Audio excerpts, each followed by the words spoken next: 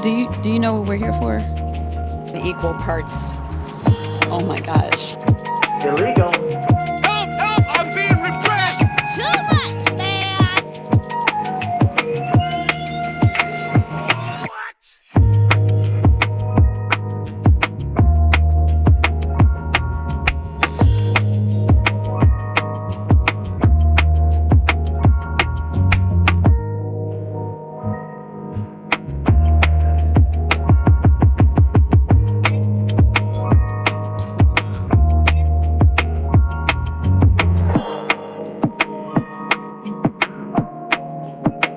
Climate and everything are the same word. You should be ashamed of yourself for having that thought.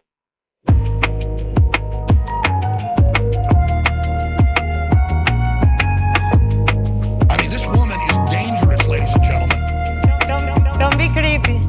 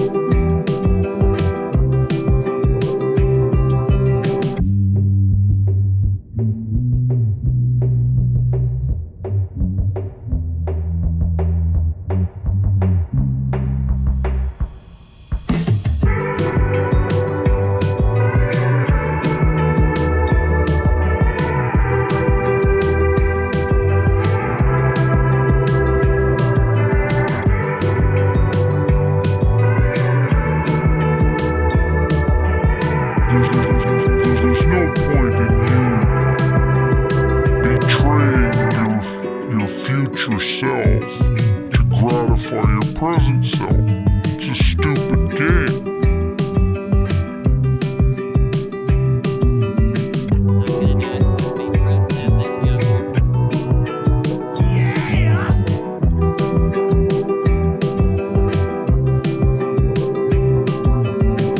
Oh, it never occurred to me.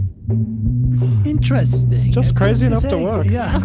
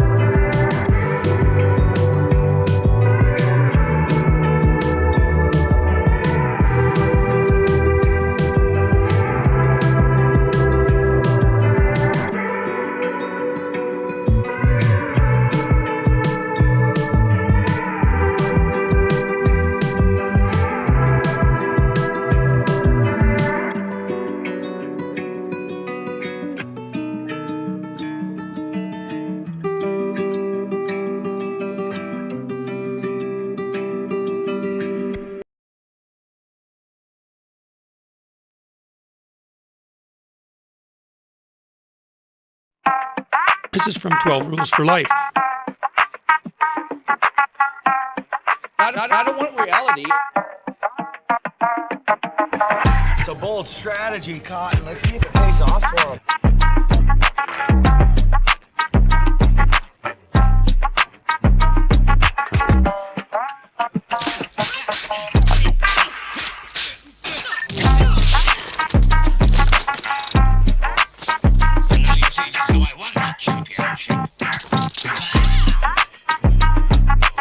I see that you know your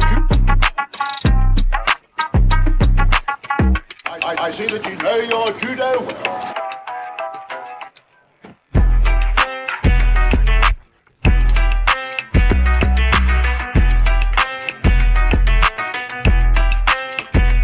That's hot.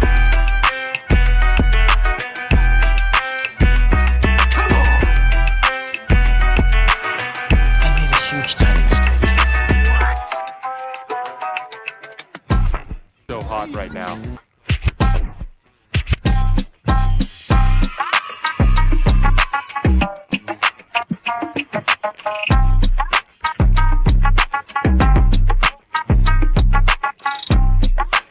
Not gonna do it. Wouldn't be prudent at this juncture.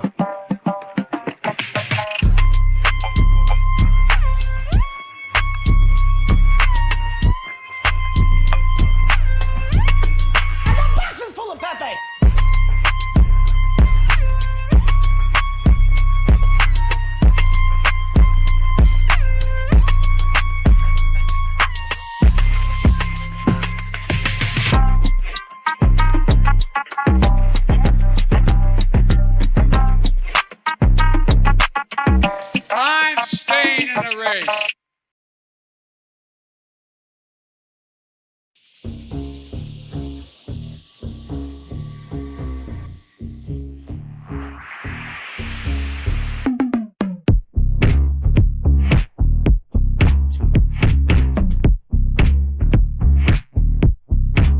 Don't be creepy.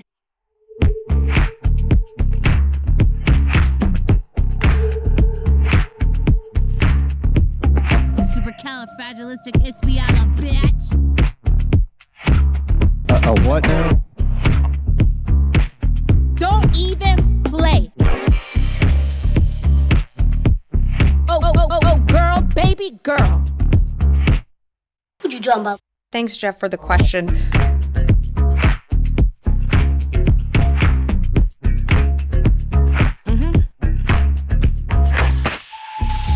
the Ice Age, how much taxes did people pay? Follow the rich white man.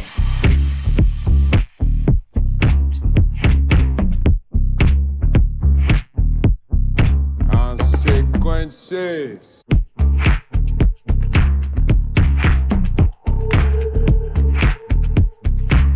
It's a great day. For being sad.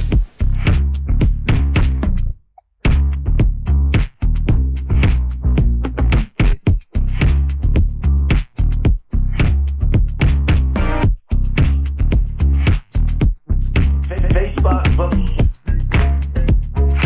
Zuckerberg. I did everything right and they indicted me. Donald Trump spent a lot of quality time with my wife. China? China. I have to have my China.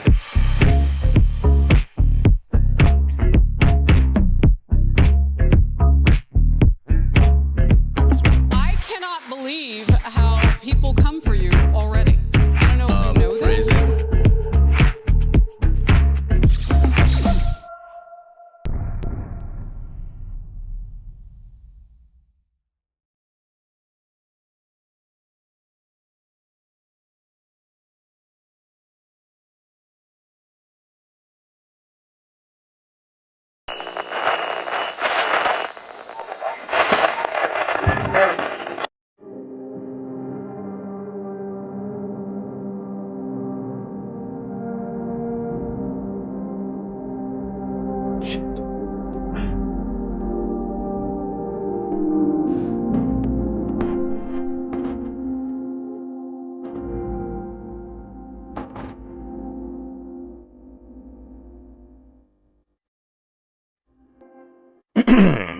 Well, here we are again, floating somewhere between Earth and space. So much to do, so much to talk about. I suppose we better get right to it. As always, don't forget to buckle up those seatbelts, space fams. These journeys through the void are often dangerous and encounter great turbulence.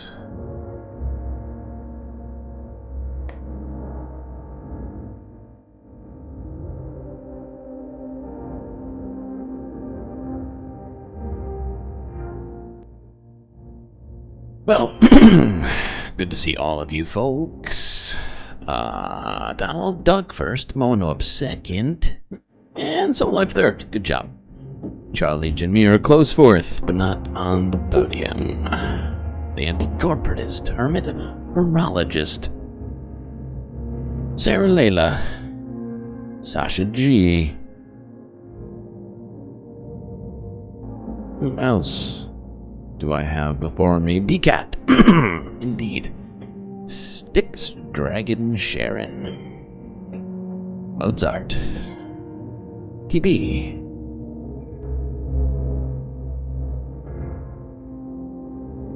Is that everyone? I think I might have gotten everybody there.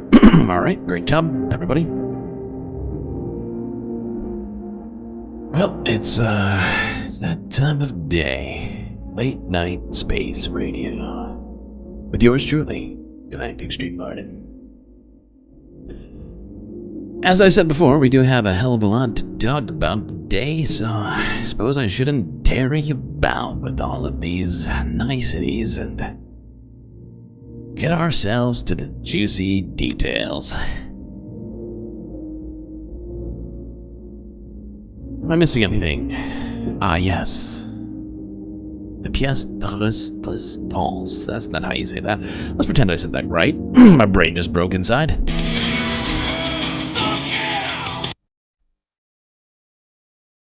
To America.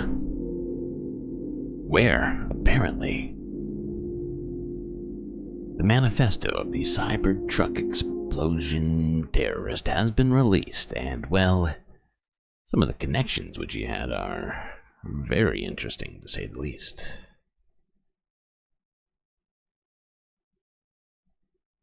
In my opinion. Okay. We've also, today, I'm going to be able to share with you some of what we believe to be his plans and motives as to why he conducted this attack. Now, before we go on, I want to just address a couple of things before we get too far along here. I want you to know that we're very well aware of a podcast that is going around today and the contents of the letter in that podcast. We've been aware of that document for a while now, and we still have not completely gone all the way through that and verified that entirely. We are in one of the two telephones and one laptop. So one telephone and one phone, one laptop. We still have not been able to get it. Great. That's super exciting. Let's move past this. This is where things get interesting. You see what I'm talking about here? That's where the manifesto conversation started, maybe? Wait, he was on Sean Ryan's pod? Wait, what? This guy was on Sean Ryan's? Breaking. Sean Ryan just dropped the emergency Matt Lila's... Blam. Holy cow.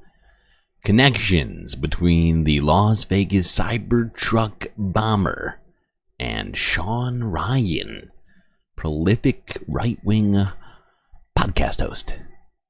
Episode allegedly posting an email manifesto from the Green Beret behind the Tesla truck.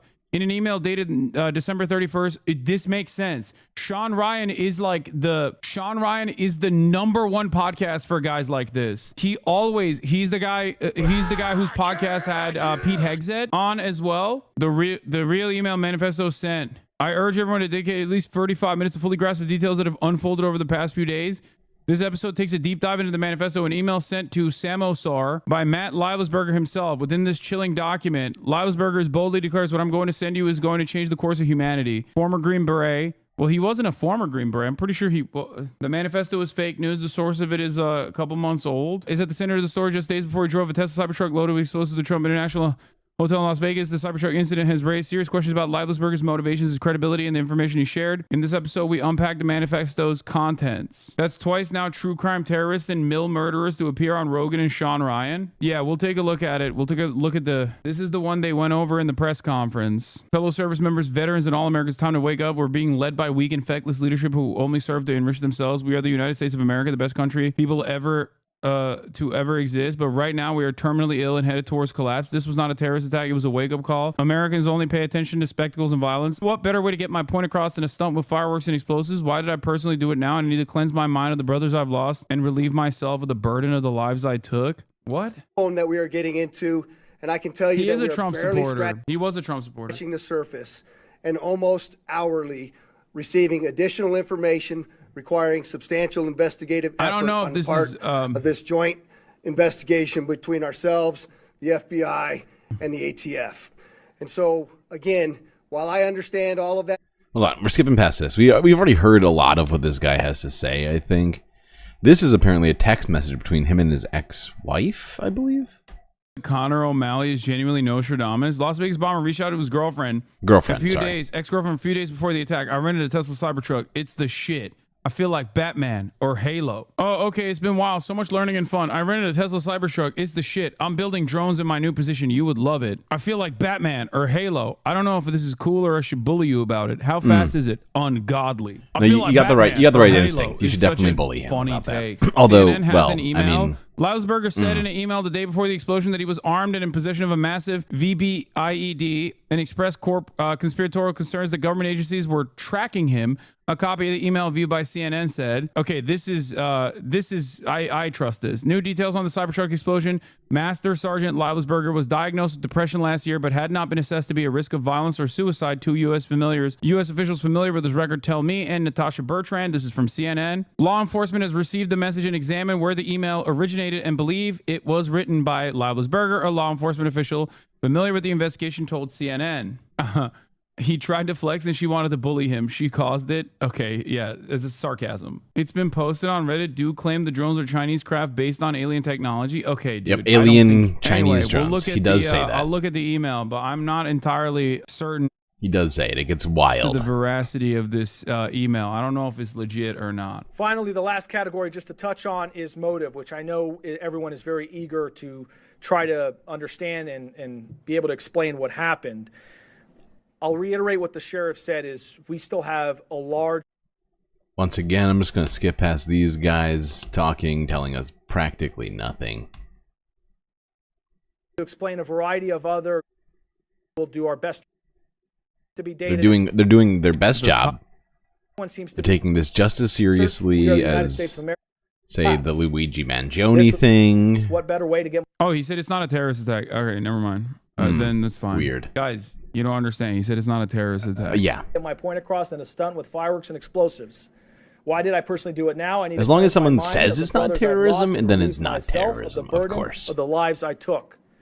I'd like to just also expand on that and understand that these are just excerpts in there. He does offer additional information that is varying on the spectrum in terms of political grievances, issues about the conflicts elsewhere, not here, domestic issues, societal issues, a variety of other things, including personal challenges as well. We are, by the way, to do, I can't remember who it was that told us recently in a very sort of what's it called? Sort of sarcastic way. I think it was Piers Morgan who brought it up. How political or ideological goals, when it relates to these things, is makes it terrorism. And while this guy claimed it wasn't terrorism, he had goals. It was a quote-unquote wake-up call. If that's not a political goal or an ideological goal, I don't know what is. Intending to release those initial letters so people can understand the best they can what the person's thought process was at one point in time. However, please understand there is still a lot more content to go through, and that may change. There may be a lot more information that we recover that explains either more or shows a change in mindset at different times. Yeah, so in terms of the so-called manifesto that's circulating online, We have strong evidence to suggest that it was the subject that wrote it, but we haven't conclusively proven that yet. And that evidence relates to other evidence that we're finding that we're able to compare that lead us to believe it was in fact him who sent it.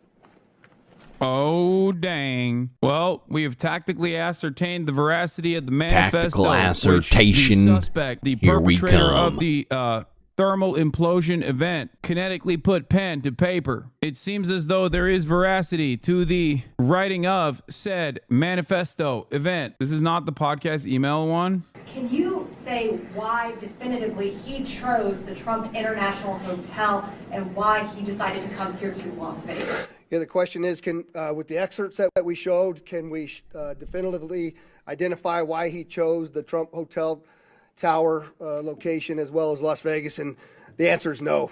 Is that a Key and Peele reference in chat? Well played. I am a terrierist. I breed and train terriers. I think when you read through some of that, you might find that there were some other considerations as well for other locations. And we can't verify all of that at this point, and so that's why I haven't talked about that publicly. Do you know what other locations he was considering, and were they here in Nevada? There was one location in Grand Canyon that was specifically talked about there, but we haven't been able to verify anything as well. Okay. On that note, New York Times wrote an article on at least one of the manifestos is circulating around that the cops have also revealed. I feel like there are two separate manifestos out there, potentially. One is this that has been delivered to Sean Ryan's podcast tactically, or at least this one guy who Sean Ryan had on his podcast. All right, let's hear what he had to. Let's hear what this podcast looks like from Sean Ryan now. Here we go. Emailed me and told me he was being watched by the FBI and Homeland Security, but they weren't going to do anything to him because he had a VBID. I'm not playing, dude. I have the email. I am shaking, man. This is nuts. And it goes from there. And I sat there for probably an hour talking to my wife. I'm shaking. I can't even think straight. Like, normal day shot, and I didn't know what I want to do. Do I sit on this? Do I do nothing with it?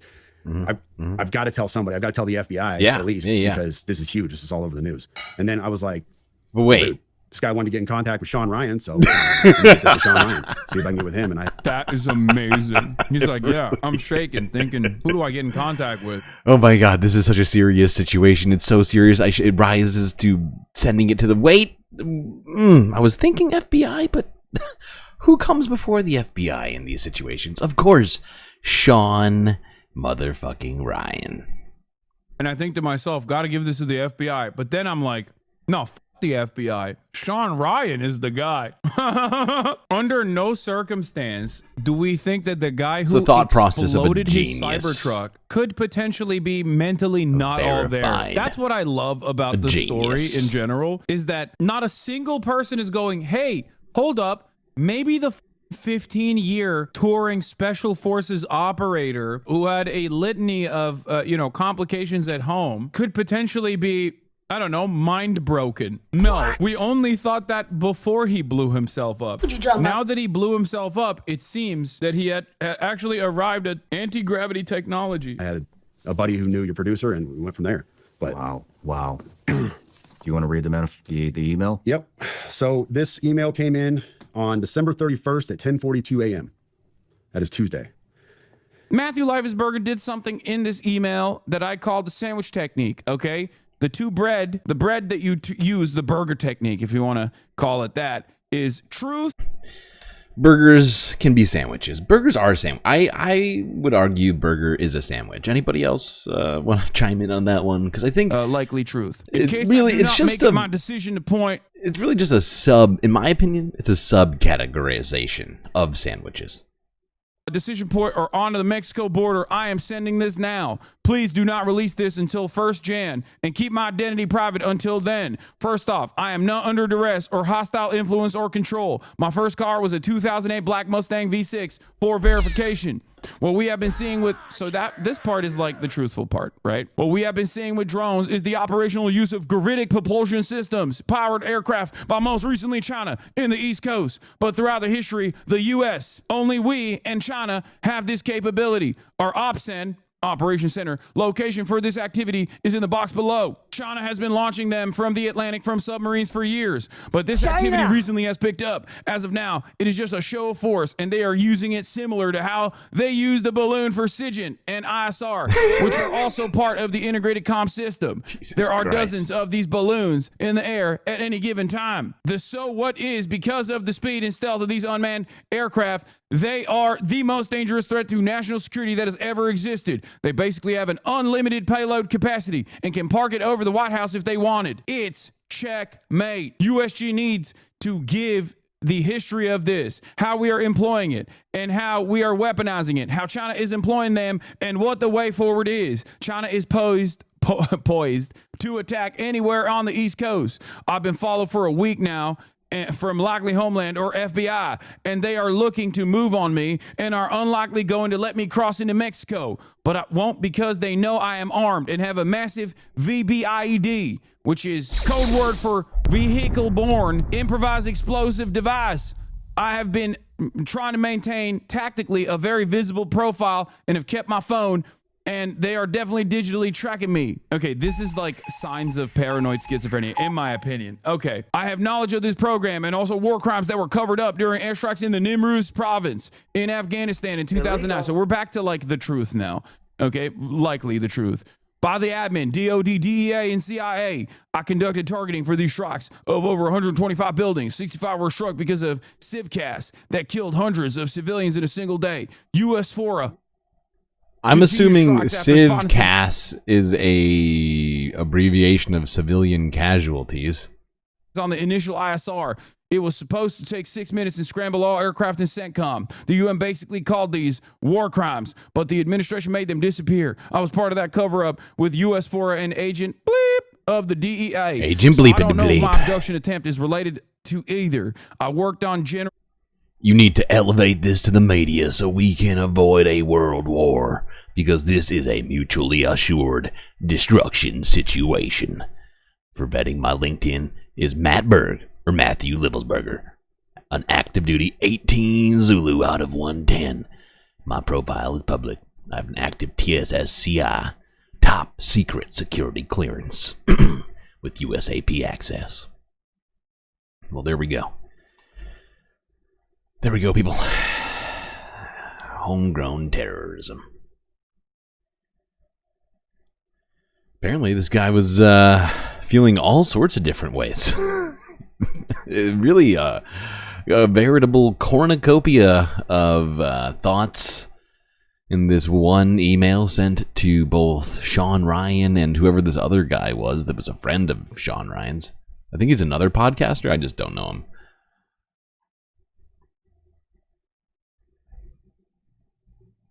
Okay, let's keep talking about this homegrown, seemingly militarized terrorism in the United States.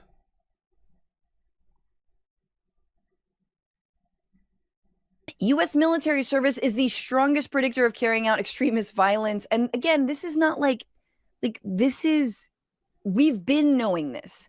There have been signs, of course, that anti-government extremists are often former military. They are, right? And I wonder who taught them how to be so violent. Maybe we could move some of this money, you know, just the police, defund the Pentagon, defund the U.S. military. We don't need all that. It's not keeping us safer. Does this feel safe? We've got veterans who are falling on hard times because, you know, of course, this country would never let a veteran slip. No, that's, come on. So this is Nick Terses in The Intercept. Both, again, he talks about, both had U.S. military backgrounds. From 1990 to 2010, about 7 persons per year with U.S. military backgrounds committed extremist crimes. Since 2011, that number has jumped to almost 45%, 45 per year, according to the data from a new unreleased report shared with The Intercept by Michael Jensen. Michael Jensen's the shit, guys. He's the GOAT. I think, is former FBI, and Michael Jensen especially following January 6th. I did a Newsbrook video about Michael Jensen. If you can get your hands on any interviews, in fact, maybe I can get him on the show. He is one of the only voices nationwide who is like, we have a clear problem between law enforcement, military, and anti-government extremism and acts of violence and terrorism, of homegrown terrorism, as we finally were able to utter. Remember when it was just ISIS? And then in the last, like, I don't know, like 4 or 5 years, and of course on Jan 6, everyone's like, yeah, homegrown terrorism. Say it with me. Homegrown terrorism. Say it with me. Like, we're like, maybe all the wars we do abroad are coming home to roost. Maybe all the PTSD, maybe all of the hate and the violence and the unchecked sexual assault in the military, and, you know, the drinking and the drugs and the substance abuse. Maybe all that's kind of coming home to our communities. In addition to the weaponry's here. All the companies that sold the U.S. military, all of their either lethal or non-lethal, but specifically non-lethal crowd control tactics, or, you know, like even the fucking tanks. Where do you think they all went after the Iraq War was over? Where do you think they all went? They all came here. They came to the police departments. That's where they sold their weaponry. That's where they sold their non-lethal crowd control, you know, weapons. They can't just shut down those factories. That would be. We've talked about this, but Michael Jensen that'd be too much. Research director at the National Consortium for the Study of Terrorism and Responses to Terrorism, or START, at the University of Maryland. Military service is also the single strongest individual predictor of becoming a mass casualty offender, far outpacing mental health issues, according to a separate study of extremist mass casualty violence by those researchers. No. From 1990 to 2023, 730 individuals with U.S. military backgrounds committed criminal acts that were motivated by their political, economic, social, or religious goals, according to data from the new START report. From 1990 to 2020. It seems like we're apparently intentionally ignoring a very obvious and serious problem here, sort of leaving a massive loophole for extremist terrorists to get a hold of guns. Weird. America. Excuse me. Successful violent plots that included perpetrators with a connection to the U.S. military resulted in 314 deaths and 1,978 injuries. Significant number of which came from obviously the 95 bombing of the Murrah Federal Building in Oklahoma City. In the latest attacks, the FBI identified 42-year-old Shamsuddin Jabbar as a man who rammed the pickup truck into New Year's revelers on Bourbon Street. The U.S. Army said Jabbar served as a human resource specialist, information technology specialist. His service included deployment to Afghanistan from February 2009 to January 2010. Staff sergeant at the end of his service said Jabbar was inspired by the Islamic State organization, according to a short address by President Joe Biden on Wednesday night, who added that in videos posted to social media, he had indicated he had a desire to kill. The FBI said it did not believe he was solely responsible for the attack and said the investigation was live. What? What is this? He wasn't solely responsible. I feel like they usually use the word active in his for rented these sorts car, of there things. was more. What might they? Yeah, both of these guys were at Fort Bragg. You are correct about that. That is accurate reporting. Do they know something they're not telling us? Mm. Is this another one of their well-laid plans to radicalize a random person, Thanks, give Jeff, them for the all the question. things they need, then try to entrap them before they kill? Probably not. I'm just asking questions. No, couldn't be. Because that's really, I mean, what Michael Jensen has blown the whistle on is the fact that the FBI really goes about Wait, Livelsberger has the exact same tattoos as Pete Hegseth. that I haven't seen it, but I do believe it. extremism I do believe that. through the most ham-fisted, dangerous ways, They which seem- really is They seem like entrapping similar people, guys. whether they be from right-wing Like, militia. 10 out of 10 chance that Pete Hegseth, in fact, does subscribe to Sean Ryan's podcast. To Islamic terrorists, sympathizers.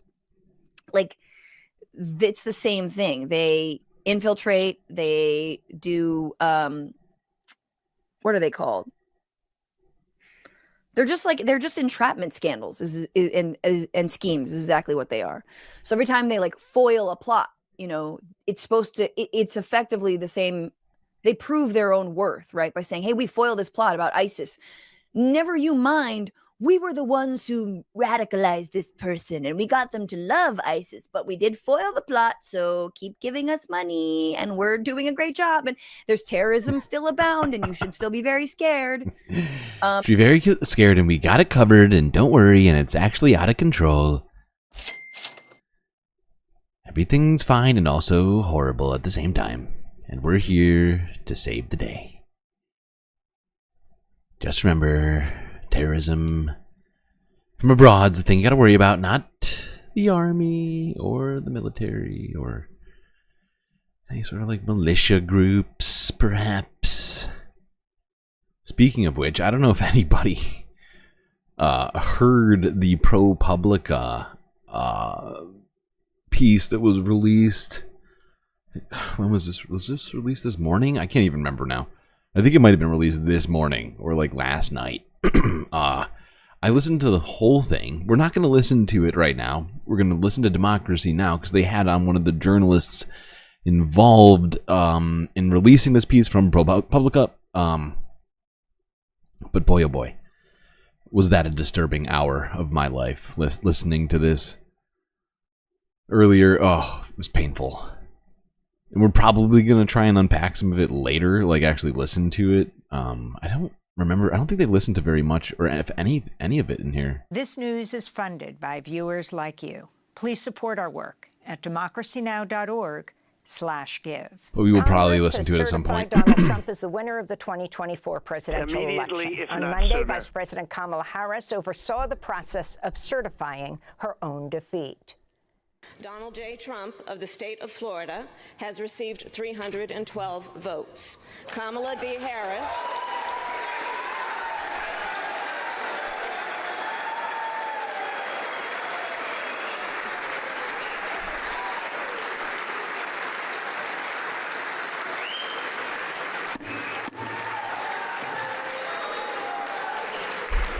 D. Harris of the state of California has received 226 votes. Well, I'm going to move past this. Hold on. I forgot they kind of talk about some of this other stuff in here. And this is not the main focus of what we need to do. Although, actually, I guess I get why they're doing this. Whatever. Fuck it.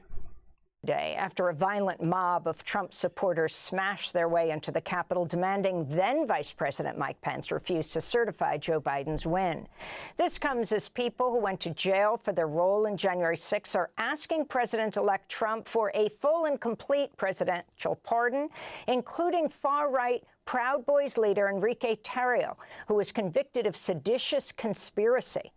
For more, we're joined by Joshua Kaplan, Pulitzer Prize-winning reporter for ProPublica, who covered the January 6, 2020 riot at the U.S. Capitol, has published a major new expose headlined "The Militia and the Mole." His related piece in August is headlined "Armed and Underground: Inside the Turbulent Secret World of an American Militia." His new piece is based on material provided by a wilderness survival trainer named John Williams, who was upset by January 6 and decided to go undercover in this same militia movement. He gathered 2 years of material, brought it to Kaplan to report on it. On Monday, Williams released another giant trove of materials on a website called Distributed Denial of Secrets. For more, we're joined by Josh Kaplan in our New York studio. Welcome back to Democracy Now! It's great to have you with us. Talk about the significance of yesterday, where you were as you covered January 6th, and then who exactly John Williams is and the significance of his revelations to you, Josh. Absolutely. So, I mean, after January 6th, which I think it's easy to forget at this point, was an incredibly violent day. I've stood on the porches of Capitol Police members who adore Trump, but were just shaken by the beatings they saw that day, the attacks they saw on their colleagues. And After January 6th, history would have suggested, and a lot of militia leaders even thought that the movement may not survive, that the backlash would be so intense that the militias would go extinct for an extended period of time. And they started to resurge in the years since and expand at a dramatic pace because, in large part, this is in some because of the policies of social media companies, but it's also because Trump and other prominent Republicans have embraced the January 6 rioters as patriots and political prisoners. And that's given the kind of license for these, for people to join these groups again and to expand rapidly. And one thing that's changed since January 6 is that militias have become much more careful at keeping their activities underground. And these files that Williams provided give this incredibly candid, detailed window inside this underground. And they reveal how these groups have united convicted criminals with doctors, government attorneys, active duty police officers and U.S. soldiers. And we know there were a number of active duty police officers and veterans and soldiers at January 6th in the insurrection. Absolutely. No, it was they were disproportionately represented in that and in militias. And at the same time, you have 140 Capitol and Metropolitan Police who were injured in this attack. Absolutely. Yes, and then also one thing that came out in these files is the dangerous vigilante operations these militias have still been doing that they had managed to keep a secret. And that ranges from armed patrols at the border rounding up migrants to trying to crack down on voters casting absentee ballots. Illegal. Surveillance of local journalists and activists, assaulting Black Lives Matter protesters. Illegal. And then also, lastly, in these files, there's this constant drumbeat of incredibly heated debate over whether they should escalate things even further and commit acts of mass political violence. So, you write, the documents laid out a Okay, that's where we're going to hold this one for now. Probably going to come back to that. The details of this ProPublica report were wild. And honestly, like, this isn't the cast aspersions or anything like that, because it truly isn't. But this does not do justice to what I mean, talking about it rather than actually just hearing the story itself just gives a completely different picture to some degree. Like, it's, the details truly do, what do you call it? Sort of,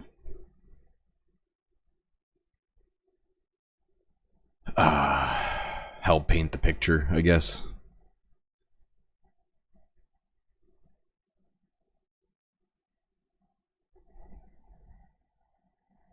All right. No. Why'd you do that? Don't do that.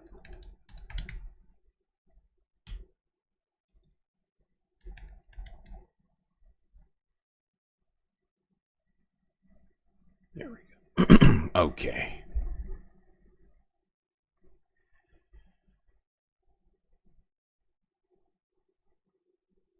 All right.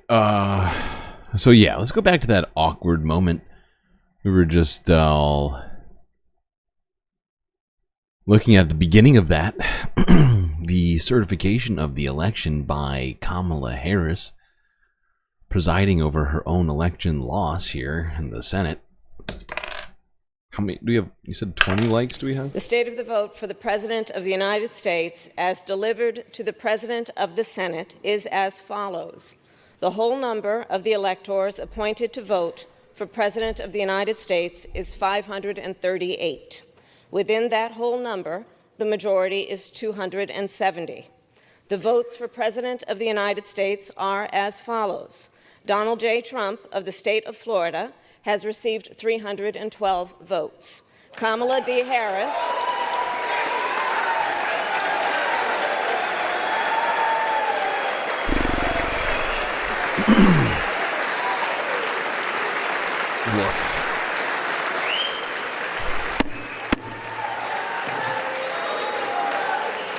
Kamala D. Harris of the state of California has received 226 votes.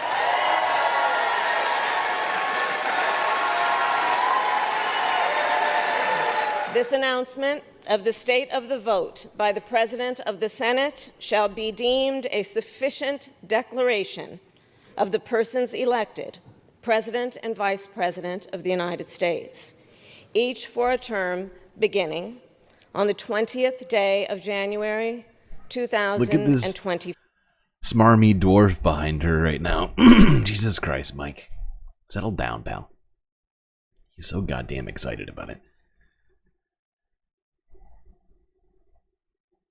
30 whole likes, 46 minutes. I don't know if that's a record. You're all getting so good at remembering to like the stream. But it's really impressive. Impressive work from all of you. Now, guess who is going to be in that room? If you don't remember, the State of the Union, most recent one by Joe Biden, was both boycotted to some degree, but also, what's the word?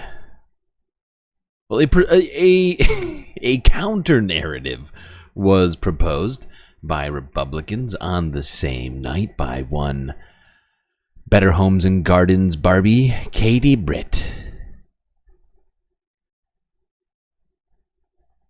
And she's going to the Senate. Hey everyone, Katie Britt here. I am on my way to the floor to actually preside over the Senate for the very first time. So how this works is the party that's in the majority in the Senate sits in the chair. So it's the vice president's chair. So this is a chair that vice presidents, Supreme Court justices. Thanks for telling us about the chair. Yeah, people sit in the chair. Many people have sat in it. And so when the vice president is not present, the president pro tem sits in the chair, and then members of that party fill the chair throughout the day. So I start at 11 o'clock as the youngest Republican female. Are you whispering? To sit in the chair. It's certainly an her energy is so annoying to me. People and women did things all across this country, both sides of the aisle, to make this a reality. We have to whisper in the sacred halls while I shoot this Instagram video. Okay, Katie, thank you. Youngest Republican woman to preside over the Senate. Historic.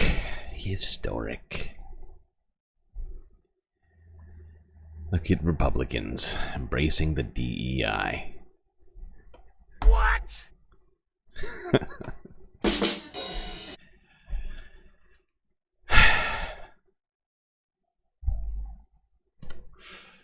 Let's talk about that Social Security Fairness Act. Got signed into law about 48 hours ago by Joe Biden. I'm staying in the race. Now, what may be the last major piece of legislation President Biden will sign into law. He's putting his name on a bill that means 3 million more Americans will now receive full Social Security benefits. ABC's Mary Alice Parks is in Washington with those details. Mary Alice, good morning to you. Thanks, Mary Alice. Good enough from you to... Let's go here.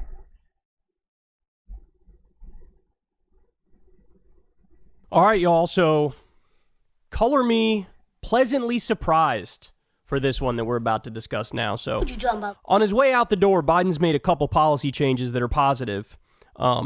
We covered a few of them recently. He's got one that I really, really hate. Well, I'll probably do a separate segment on it the next show. He's given $8 billion more dollars to Netanyahu for him to continue his absolute slaughter of innocent civilians in Gaza. So, I mean, it's just that is his legacy. That is his legacy. He's going to go down similar to LBJ, guns and butter, good on the economic front, horrific on the foreign policy front. And I don't think he's really reckoned with that fact in the slightest. He thinks like this is, oh, it's a war and we're just on the side of the good guys. Really? They have literal concentration camps now. They're graping Palestinians to death. Like, there is no plausible deniability anymore, bro. This is like pure evil right in front of our eyes. But again, we'll do a separate segment on that. I have to give you this news. This is really, really something, and it's very good. Higher Social Security payments coming for millions of people from bill that Biden is signing. Now, when I first saw that, I was like, that's great, but the devil's always in the details. Like, really, how many people are getting helped out here? Wait, ready? President Biden on Sunday plans to sign into law a measure that boosts Social Security payments for current and former public employees, affecting nearly 3 million people who receive pensions from their time as teachers, firefighters, police officers, and other public service jobs. Advocates say the Social Security Fairness Act rights a decades-old disparity.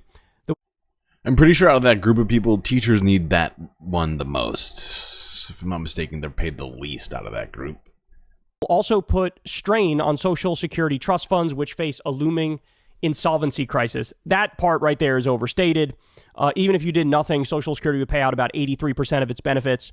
So the real answer is to lift the cap so that wealthy people pay more, and that fully funds Social Security. But let's continue. The bill rescinds 2 provisions, the windfall elimination provision and the government pension offset, that limit Social Security benefits for recipients if they get retirement payments from other sources, including public retirement programs from a state or local government. The Congressional Research Service estimated that in December 2023, there were 745,679 people, about 1% of all Social Security beneficiaries, who had their benefits reduced by the government pension offset.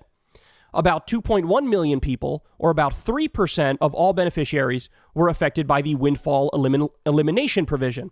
The Congressional Budget Office estimated in September that eliminating the windfall elimination provision would boost monthly payments to the affected beneficiaries by an average of $360 by December 2025.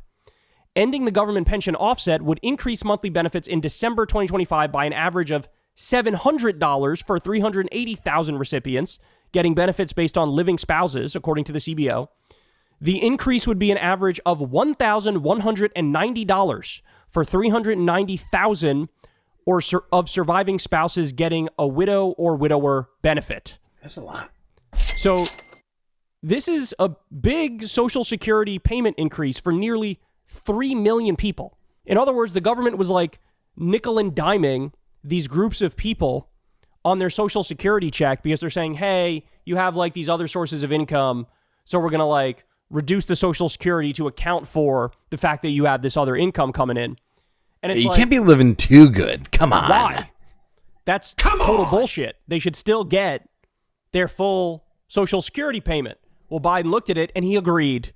And he said, you know what? Yeah. Yeah, because none of let's these people are increase their Jeff Social Security freaking payments, Bezos. get them back to normal, get rid of these bullshit provisions, which are just nickel and diming the American people. Those amounts would increase over time with Social Security's regular cost of living adjustments. The change is to payments from January 2024 and beyond, meaning the Social Security Administration would owe backdated payments. The measure, as passed by Congress, says the Social Security Commissioner shall adjust primary insurance amounts to the extent necessary to take into account changes in the law. It's not immediately clear how this will happen or whether people affected will have to take any action. Edward Kelly, president of the International Association of Firefighters, said firefighters across the country are excited to see the change. We've righted a 40-year wrong. Kelly said the policy was far more egregious for surviving spouses of firefighters who paid their own quotas into Social Security but were victimized by the government pension system. The IAFF has roughly 320,000 members, which does not include hundreds of thousands of retirees who will benefit from the change. Quote, now firefighters who get paid very little can now afford to actually retire, Kelly said. That's a good point. Actually, there are, everybody there basically should probably be getting it. I think the one group I would probably object to most is police officers. But the fact is this is technically good for people. And, you know, I believe there's like, there's one other thing that this thing covered. But, you know, we got to stop letting Republicans pretend like Social Security is going to go bankrupt. We need to stop letting them pretend like there aren't easy solutions for these things. The fact that there's a massive fucking gap due to the tax cap for Social Security benefits. Because if you make millions of dollars a year, you just pay as much as regular people, thanks to that cap. All right, let's go to this real quick. This was fascinating. I don't even understand why. I genuinely don't understand why this is happening. But let's talk about it. A judge, has blocked the release of Jack Smith's final report on his federally mandated investigation into the future president.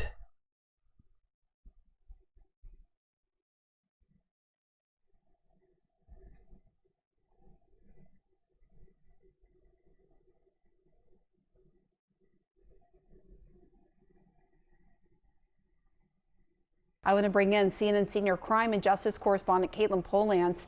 What is Judge Cannon's argument here, Caitlin? Well, Judge Cannon is not actually doing much other than saying nobody's sharing this report for at least 3 days outside of the Justice Department. So we were awaiting the release of Jack Smith's final report, the summation of all of his work, his charging decisions in both the classified documents case before Judge Cannon and the January 6th case, which is against Trump in Washington, D.C., or was. It's been dismissed now. The Justice Department said they could release it publicly as early as Friday at the Attorney General's decision if he wants to do that. And so Trump's team, the co-defendants in the classified documents case, he has 2 of them who work for him, also accused of obstruction of justice. They also are facing the dismissal of this case, but ongoing appeals. They are going to court and saying, we don't want any of this to become public because it could hurt us. And so Judge Cannon said, yeah, let's look at the appeals court here. You've asked them as well to block the release of this. I'm going to say now, today, no one who gets this report in the Department of Justice, who has it with Special Counsel Smith's office, their officers, agents, employees, no one can share it outside of the Justice Department. And once the 11th Circuit Court of Appeals makes the decision here on what to do, if they too want to block the release of it, there's going to be a 3-day window where nothing can be done. And so we're in this moment where things are running out of time. Here's what Trump said at the press conference when he was told that this had happened. The press conference. We're gonna be talking all about that press conference as we go through all this. They're not allowed to issue the report. So if they're not allowed to issue the report, that's the way it should be.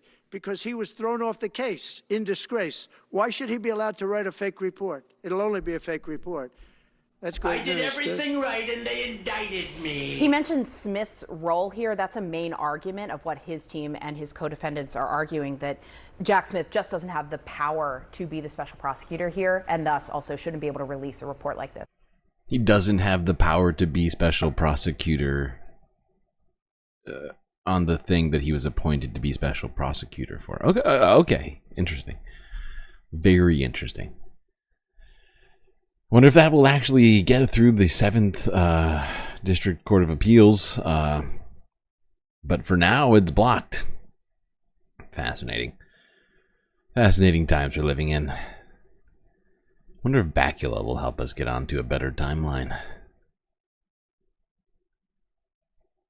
Alright, let's go here to the majority report. Talk about a guy by the name of Bernie Sanders.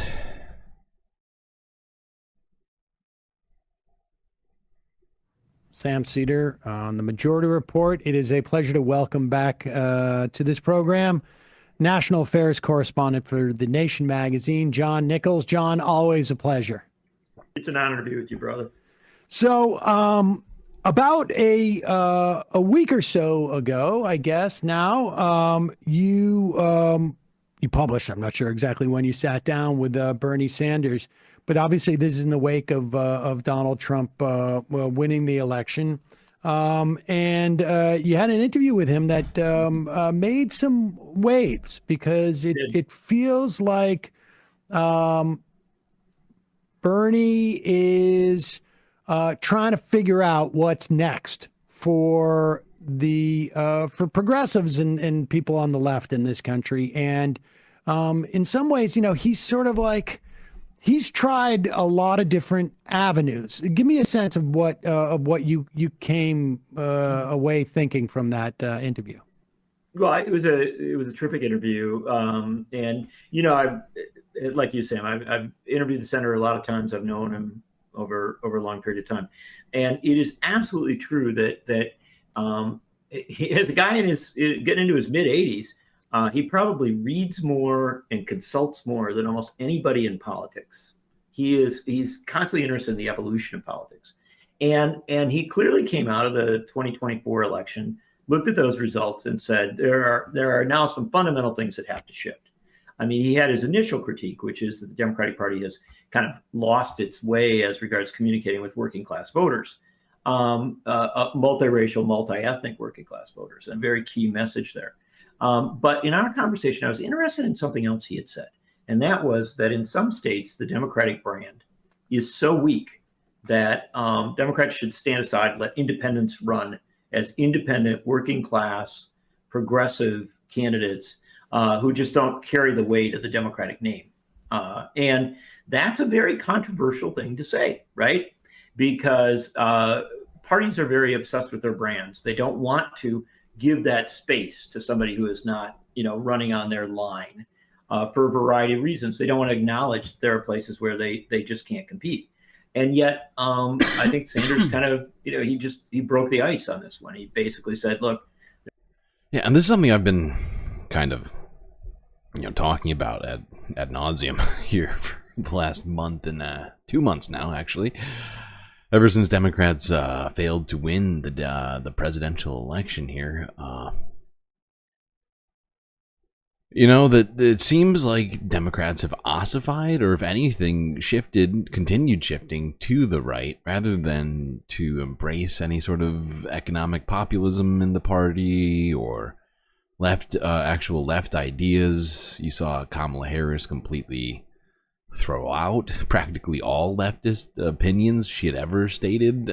She went on to that CNN interview with Dana Bash and immediately disavowed practically all of the good stuff she'd ever said. And it's, it's a problem. And Bernie is making a good point when, he brings up the fact that the Democratic brand is not where it maybe once was with working people, and it might be holding back some further progressive candidates. And I've been trying to, figure out loud on this stream what it is we do about that, and I think this is an interesting solution. Wait, hold on. Let me look at our time right now. How are we doing? We're doing okay. Right? I think we're fine. Actually, hold on. I just realized I have some more. I have a bunch of stuff we gotta talk.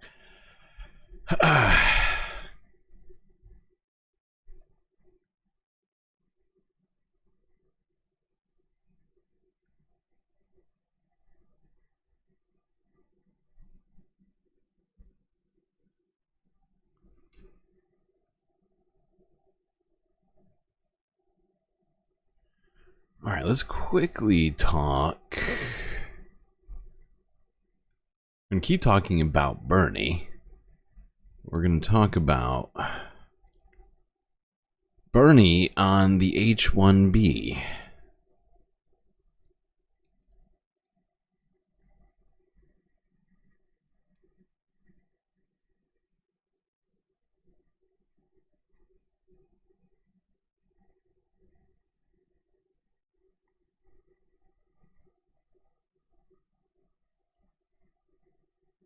You have 40 likes now? That's a lot of likes. Speaking of Bernie, he's in a little bit of trouble because he had a critique on the H-1B visa program. And I don't disagree with Bernie Sanders' critique, even though I haven't read the entirety of what he was saying. So maybe there's some stuff in there that's actually crazy and like nativist or whatever. But the H-1B visa program absolutely is utilized in a way to create further expendable and more exploitable labor. I don't know why people consider that to be racist and unacceptable to openly say. I have been saying it nonstop.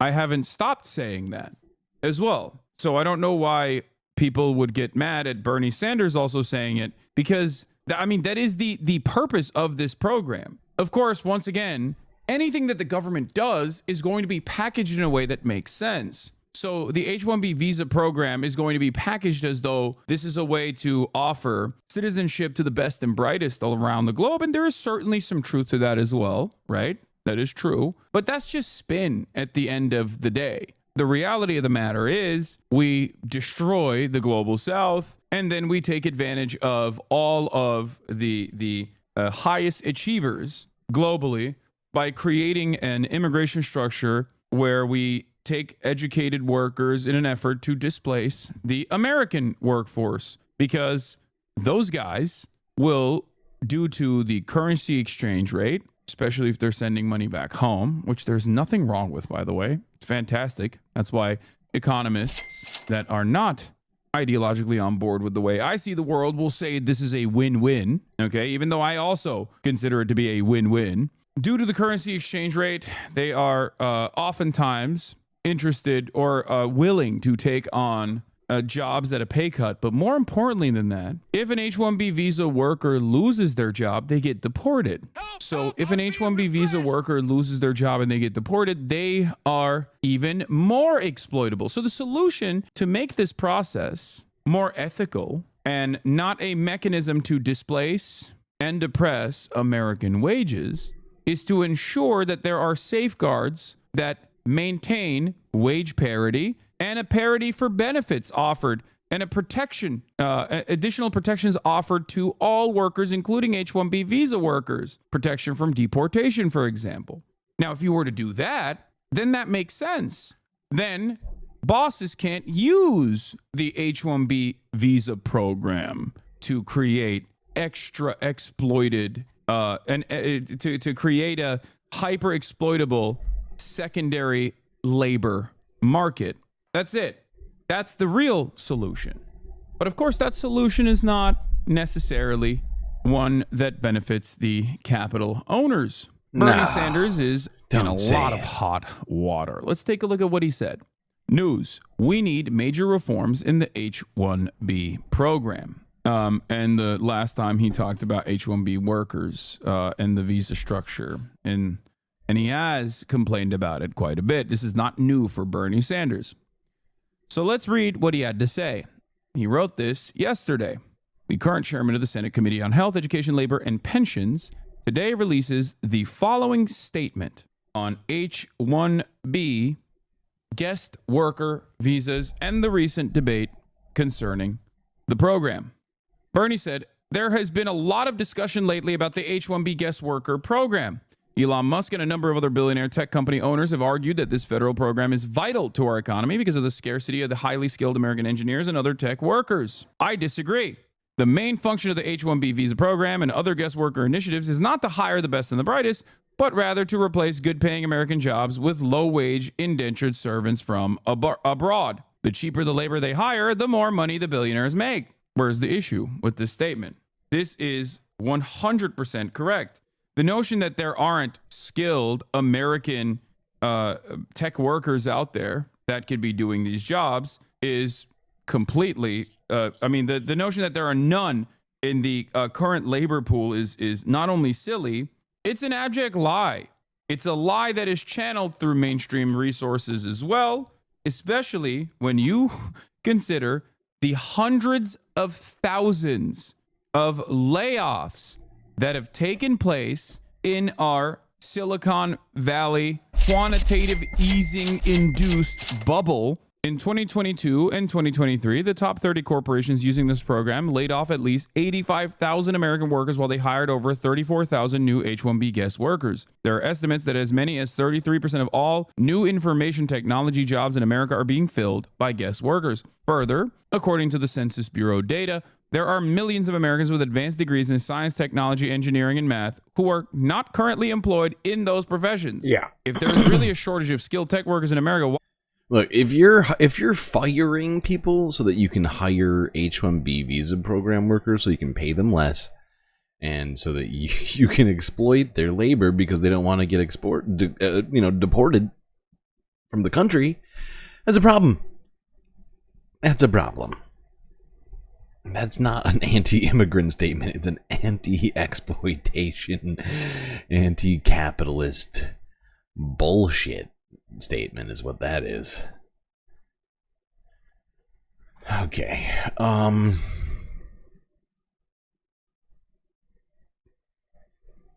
boy. We've gotten to this point now. We got some stuff to talk about. Things are gonna get weird. Donald Trump did a very, very, very, very long press conference earlier today. Now, he was like 20 minutes late for his own press conference, but it still lasted for over an hour, just of him talking. But before we get to that, let's go here to a Trump nominee who's been making her way around the Senate.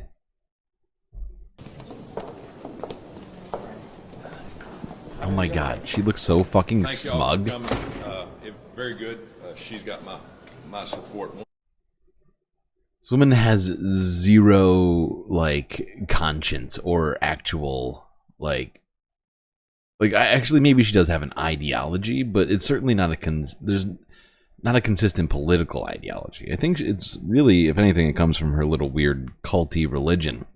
But like, it's fascinating that she can be coming out of a room with Tommy Tuberville, of all people, right? After previously claiming to be a fucking progressive, as a Donald Trump nominee, a man that she warned was a threat to democracy, and still have a smile on her face and be like pulling this move as she comes out. Watch this again. Look at her. Oh, she's got to straighten up the buttons in the jacket. Yeah, fuck yourself. Very good. Quit gloating, you weirdo. My support 110%. Don't be One of the creepy. most important positions that President Trump's going to have and under him in terms of getting our country back straight. And there's 4 or 5 people that I've met with that she'll be working with. It's a good time to know that we're going to have people that's actually going to be for the United States of America and the citizens of America. One thing that we discussed was trust. Trust is what we have to have in this country, where our people, the people that pay the taxes, the citizens of this country, can understand we trust the people that's running the United States of America, especially our intel agency. So I'm 100% for Tulsi. She's going to be great. And she's going to be great. Taking over in the very near future. She'll be super great. And going being in charge of our national security apparatus. That'll be fine. No problem there. Let's see what Tulsi had to say. I know she had words. Where are you? There we go. Right? People. Nope, not quite. Our country faces, and it's important that we all stand together to put the interests of the safety, security, and freedom of the American people first. So I'm grateful for your support. And thank you. Which ones? To continuing to meet with your colleagues over the next week or two. Are you planning on meeting with further Democrats beyond, obviously, Senator Warner over the next week or two as well? Yes, we've extended invitations to, obviously, all the Democrats on the Oh, committee, yeah. and others not on the committee, and Yeah. I look forward to meeting with. I'm sure all the Democrats are just raring to meet up with Tulsi and talk to her about her completely flexible spine.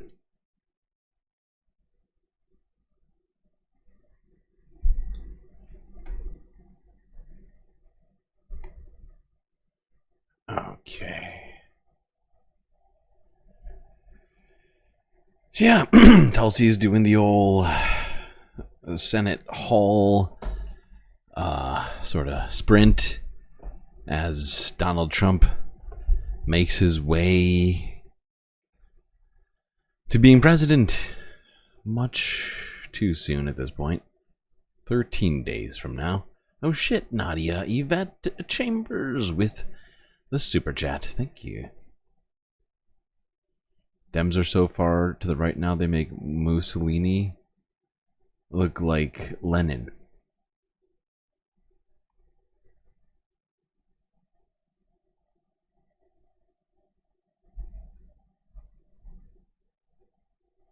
I think that's a little bit of an exaggeration, but I get the vibe that you're going for. I do get it. All right, let's talk about that Donald Trump speech I just hinted at.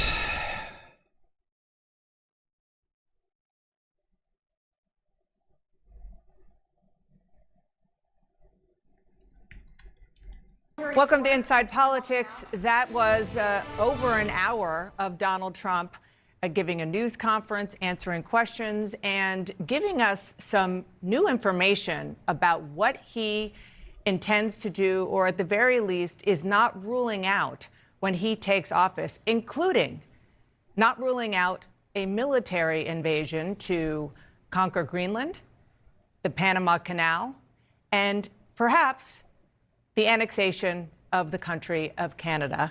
There is. Oh, that's right, I forgot. I can do this. Like, look at this sweet super chat from Nadia. Dems going so far right that they make Mussolini look like a Stalin. Look at that. Look at that. Look at how fancy and professional we look around here. It's getting wild. Out of control.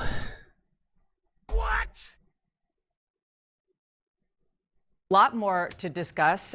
We have a terrific panel here. Caitlin Collins, you are our chief White House correspondent, in addition to all of your other titles. What's that? 13 more days to go. Yeah, okay. But you obviously have been covering Donald Trump for a very long time. Before I get to you, I do want to play David Sanger, our friend at the New York Times, his question about the Panama Canal and on Greenland, and Donald Trump's response before you respond. No, I can't assure you on either of those two. But I can say this. We need them for economic security. The Panama Canal was built for our military. I'm not going to commit to that now. All right, we were the third people that tried to build the Panama Canal. Hold on, let me look this up because I forget exactly which two countries were in there before. Panama Canal. I know France, I'm pretty sure at one point, and then I think, I want to say Spain or Portugal. It's one of the two. Almost positive. I have to look this up. Colombia. Oh my God. What? Was I? How am I wrong about that? Why do I think it's Spain? But Colombia and France both controlled Panama before us, and it wasn't. So it wasn't specifically built for us. In fact, we were just the last ones before Carter gave it back. Like, this is completely ahistorical nonsense, Donald Trump is saying. It was built for us. It might be that you'll have to do something. Look, the Panama Canal is vital to our country. It's being operated by China. China! And we gave the Panama Canal to Panama. We didn't give it to China. And they've abused it. They've abused that gift. It should have never been made, by the way. Giving the Panama Canal is why Jimmy Carter lost the election, in my opinion. Wow. More so maybe than the hostages. The hostages were a big deal. More than the hostages.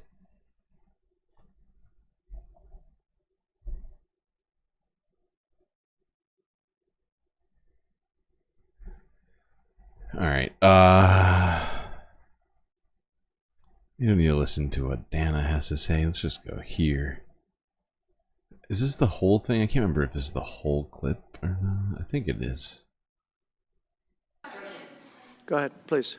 Can you assure the world that as you try to get control of these areas, you are not going to use military or economic coercion? No. And can you tell us what? No, I can't promise that. I can't assure you. You're Can't talking do it. about Panama and Greenland. No, I can't assure you on either of those juncture.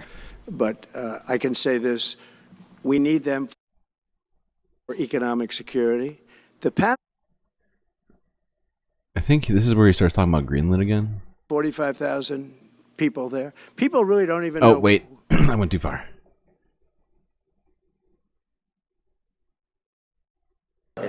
Well, we need Greenland for national security purposes. I've been told that for a long time, long before I even ran. I mean, people have been talking about it for a long time. You have approximately 45,000 people there. People really don't even know if Denmark has any legal right to it. But if they do, they should give it up because we need it for national.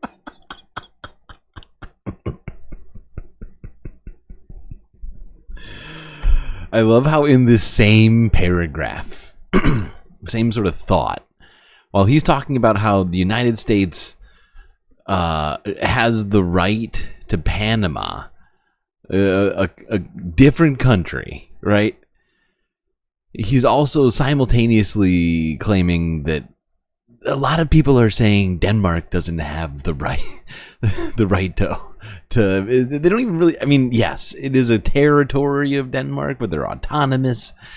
I mean, this is just this is just fucking hilarious. He's like, people say to me, sir, I don't think Denmark even has the right to own Greenland.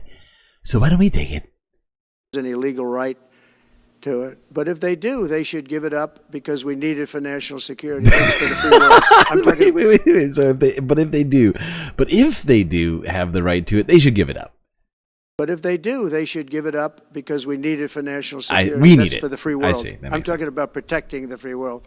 You look the at whole thing. You don't even need binoculars. You look outside, you have China ships all over the place. You have Russian ships all over the place. We're not letting that happen. We're not letting it happen. And if Denmark wants to get to a conclusion, but nobody knows if they even have any right, title, or interest. The people are going to probably vote for independence or to come into the United States. But if they did do that, then I would tariff Denmark at a very high level. What's fascinating is the very problem that exists, the dichotomy that he is talking about, is the very dichotomy upon which the United States is built, right? The reason why Denmark probably shouldn't have right to Greenland is because it was technically someone else's land. There were native indigenous people living there, and then Denmark showed up. It's like, hey, this is nice. Well, it's not great, but we're gonna hold on to this little thing. And that is the very premise upon which the United States is built. And I think it's hilarious that Donald Trump doesn't see the clear paradox here. But that's okay. He's not the smartest guy. You know who else isn't the smartest guy? His son, Donald Trump Jr. Illegal. And guess what? Don Jr. and his pal, Charlie Kirk of Turning Point USA, decided to take the jet across the, well, I guess it's, technically a little bit. They probably went up through Canada, I would assume. But they took it kind of across the Atlantic to Greenland to, look at future 50... first state, whatever. Let's see it.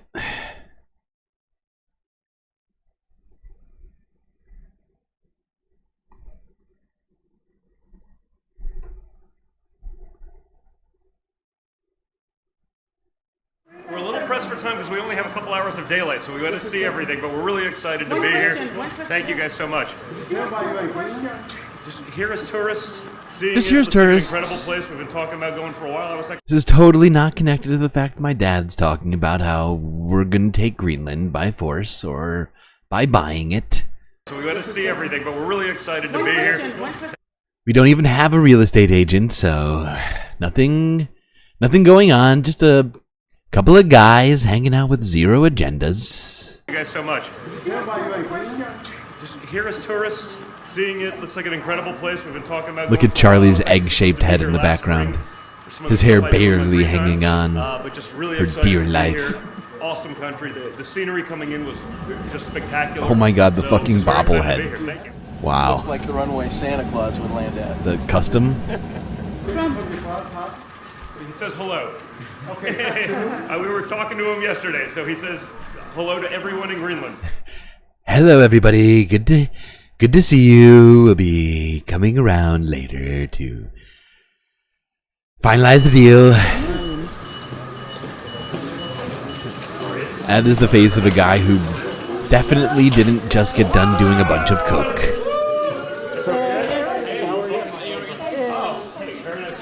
Don, how are you? Pleasure.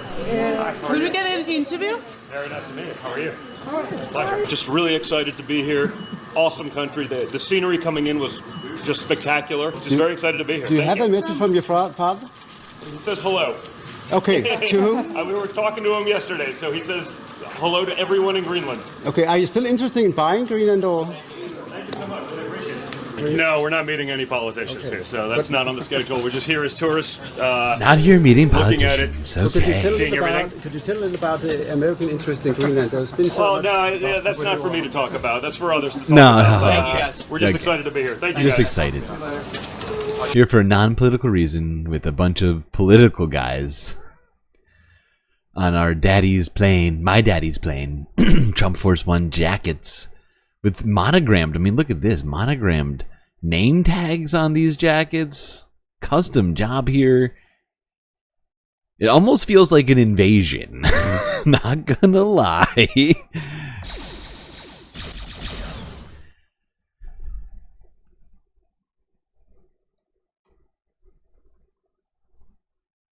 Charlie Kirk, and what's this other guy's name? This guy's in the Trump list of nominees, right? Sergio? What's this guy's first name?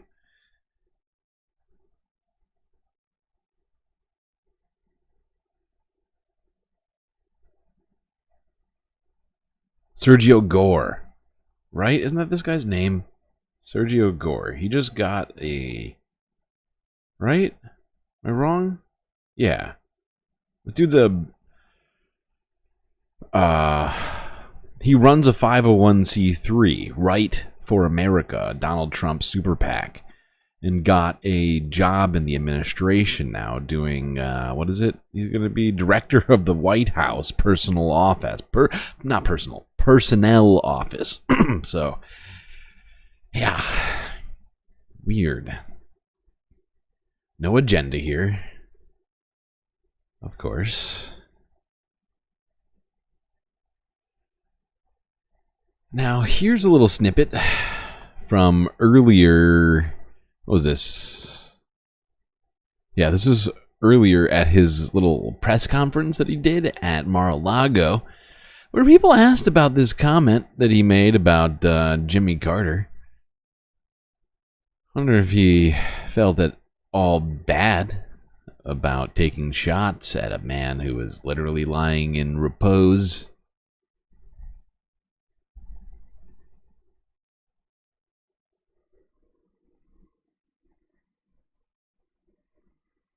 Large vote. All right, maybe one or two more questions.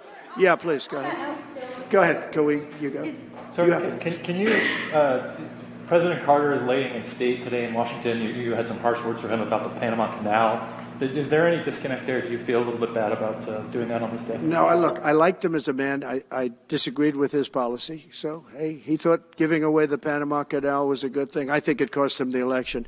That and the hostages. I actually think that was a bigger factor because that's a deal that just should not have been made. But again, this was a question that was asked of me. I didn't bring it up. I didn't want to bring up the Panama Canal because of Jimmy Carter's death.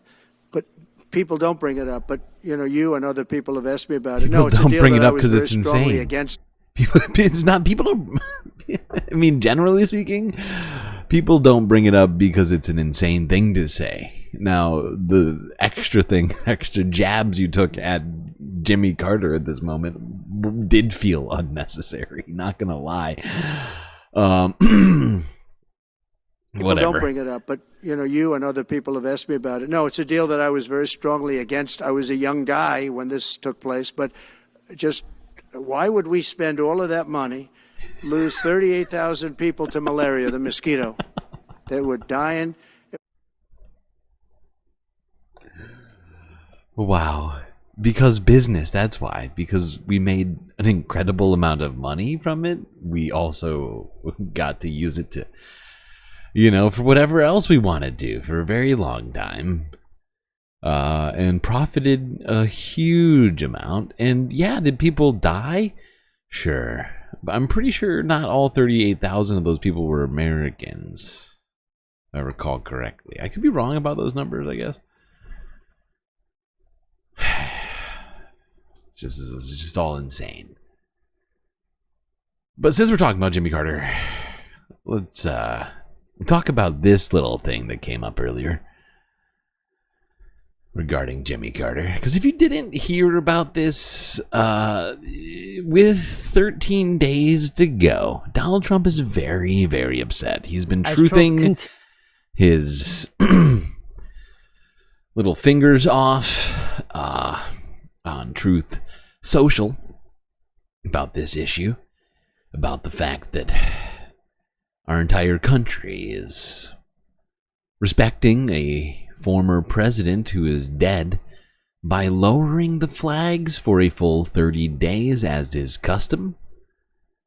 And if you're not doing the math, this means that they'll be at half staff during the inauguration. And Donald Trump feels that this is some sort of slight to him, as if the Democrats killed Jimmy Carter to just be able to lower the flags on Inauguration Day. I don't know exactly what it is he is going on in his brain on this one, but it is funny.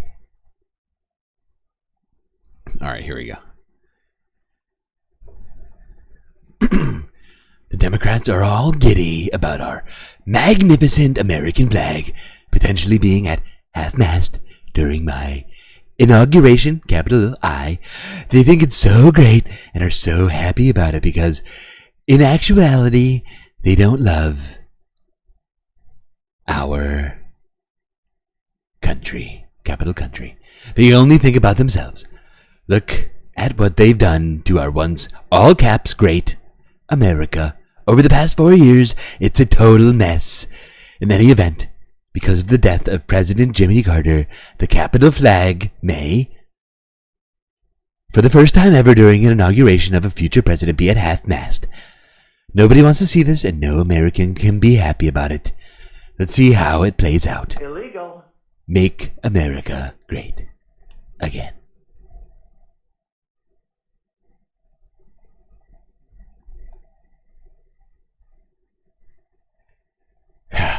Boy, poor Don. His inauguration tainted.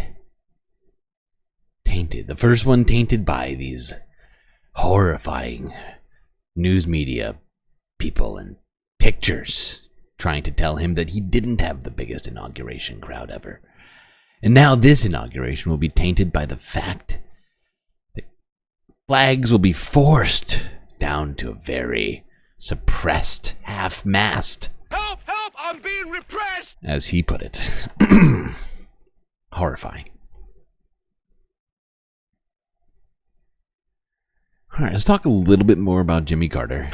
I know I said it was unfair for Donald Trump to impugn the name of Jimmy at this time, due to the fact that he was, literally lying in repose at the Capitol. We're maybe going to do that, but of course, Donald Trump has much less ground to stand on than perhaps us, considering his own policies, which are fucking insane. Certainly much more insane than the policies of Jimmy Carter, one could say.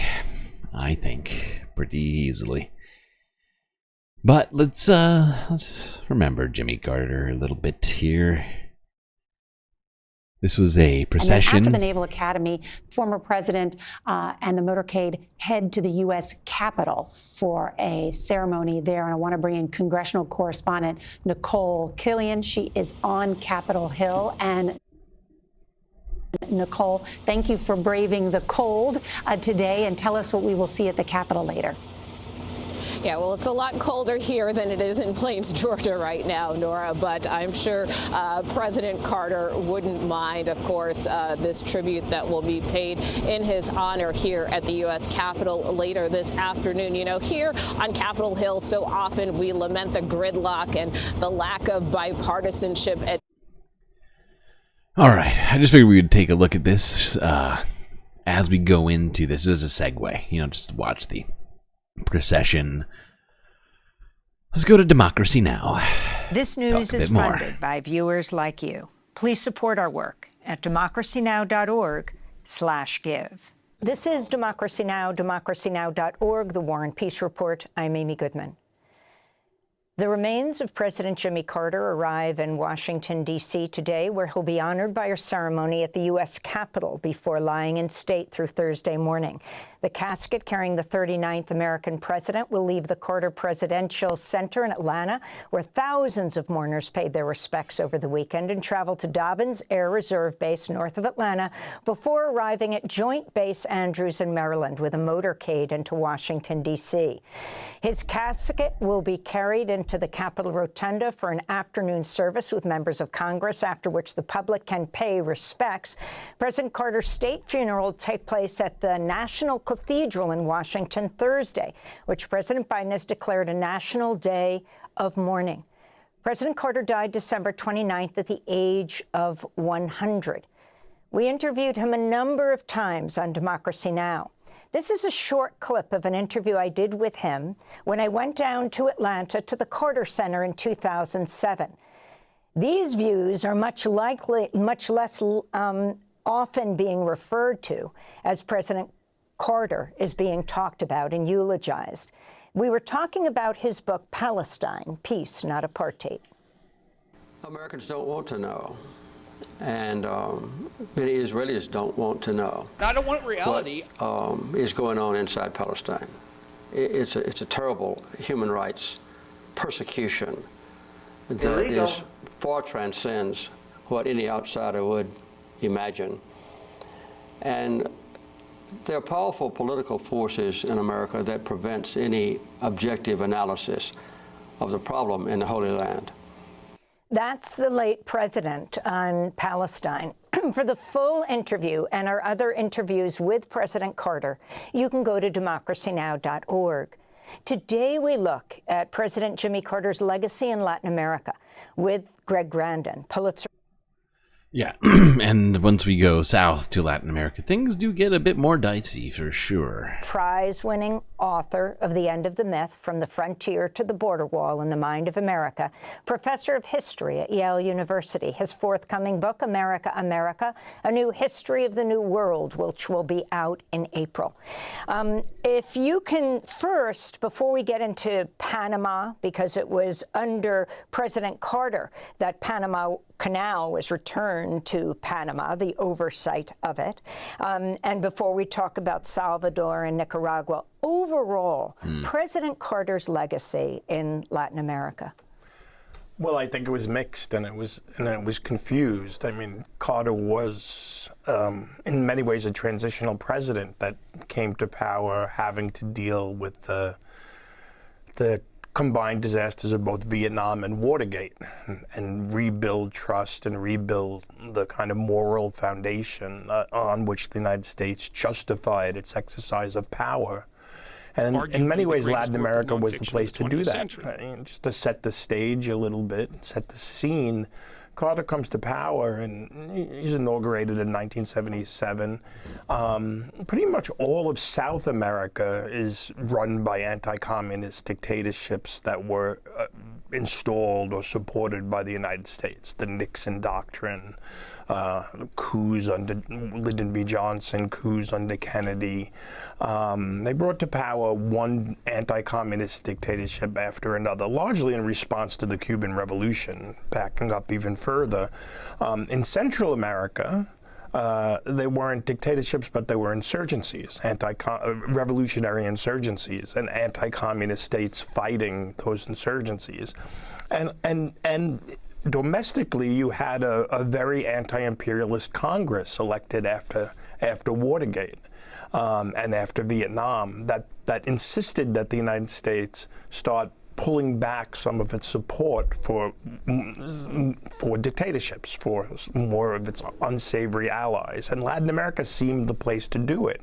And they did. They cut aid to Uruguay. They cut aid to They limited aid to Chile, they cut aid to Brazil, all the military to Argentina.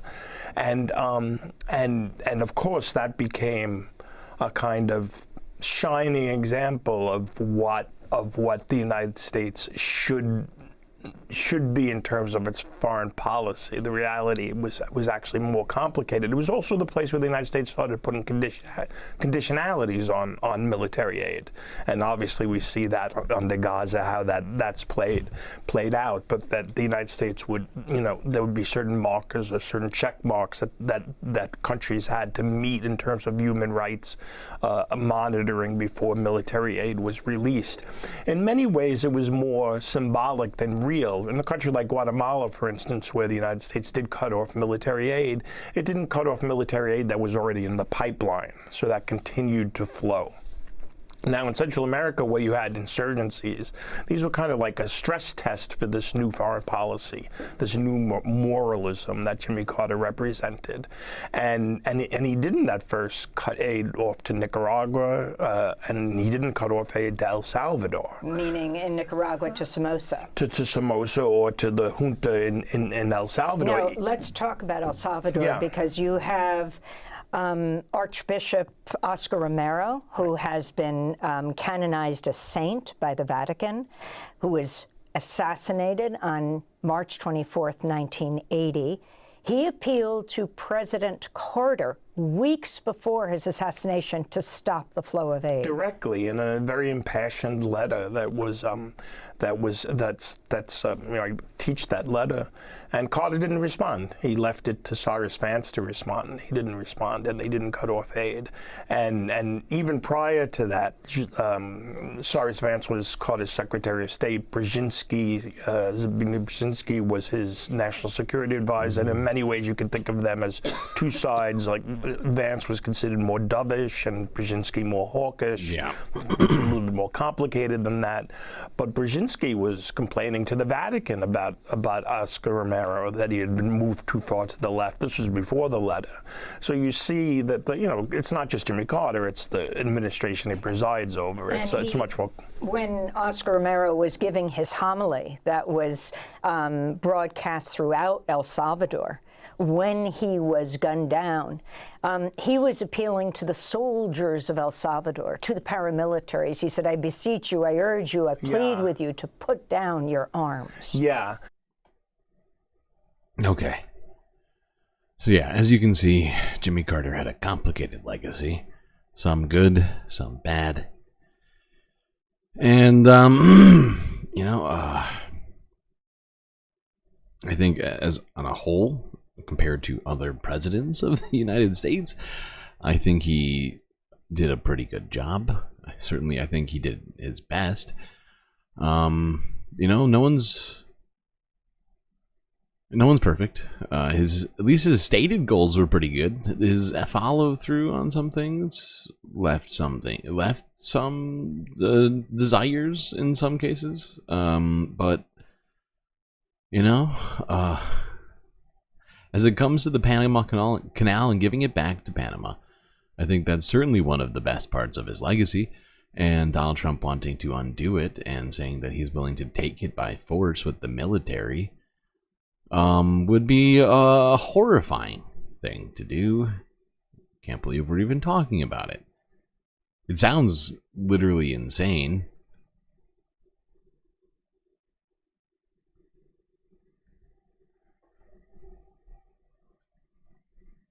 All right, we're going to stay south of the border for a moment and talk about what Mexico has been doing to immigrants in their country, recently dropping them off randomly at a resort in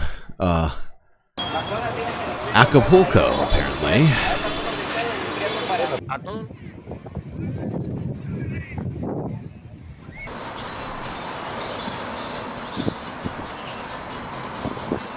Nos mintieron, ¿verdad? Nos mintieron porque they lied to us. Incluso, pues, they lied to us because we asked for support to go to Mexico City to look for a job, or Monterrey. For me personally, I wanted to go to Monterrey. And when I got here, Acapulco was a surprise.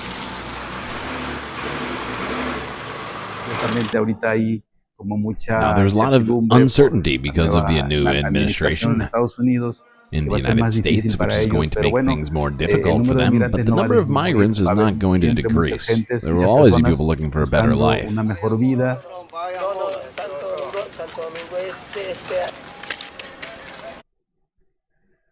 So yeah, Mexico just scooped up a bunch of migrants, found as many as they could, and put them on buses, and just took them to a random city, not the one they told them they were going to take them to. Oh boy. Monterrey is much more north than Acapulco. Acapulco is way down south on the Pacific Ocean. And yeah, I mean, I think we already talked earlier about how Claudia Sheinbaum said that she was going to help Donald Trump with deportations. So, should be interesting to see what comes here as things progress.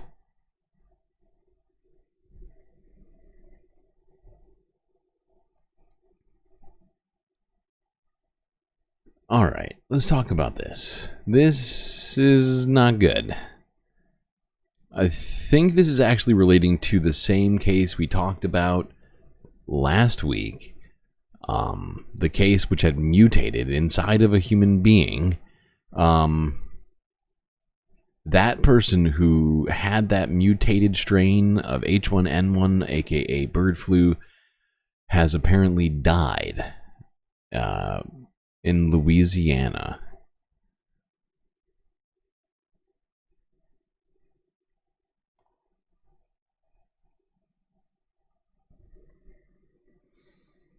All right, well, a health alert now from the CDC, the health agency, confirming that the first U.S. bird flu death has happened in Louisiana. It comes as the World Health Organization says the risk to the public remains low, but some experts say more needs to be done. Ariel Reshef has all the details.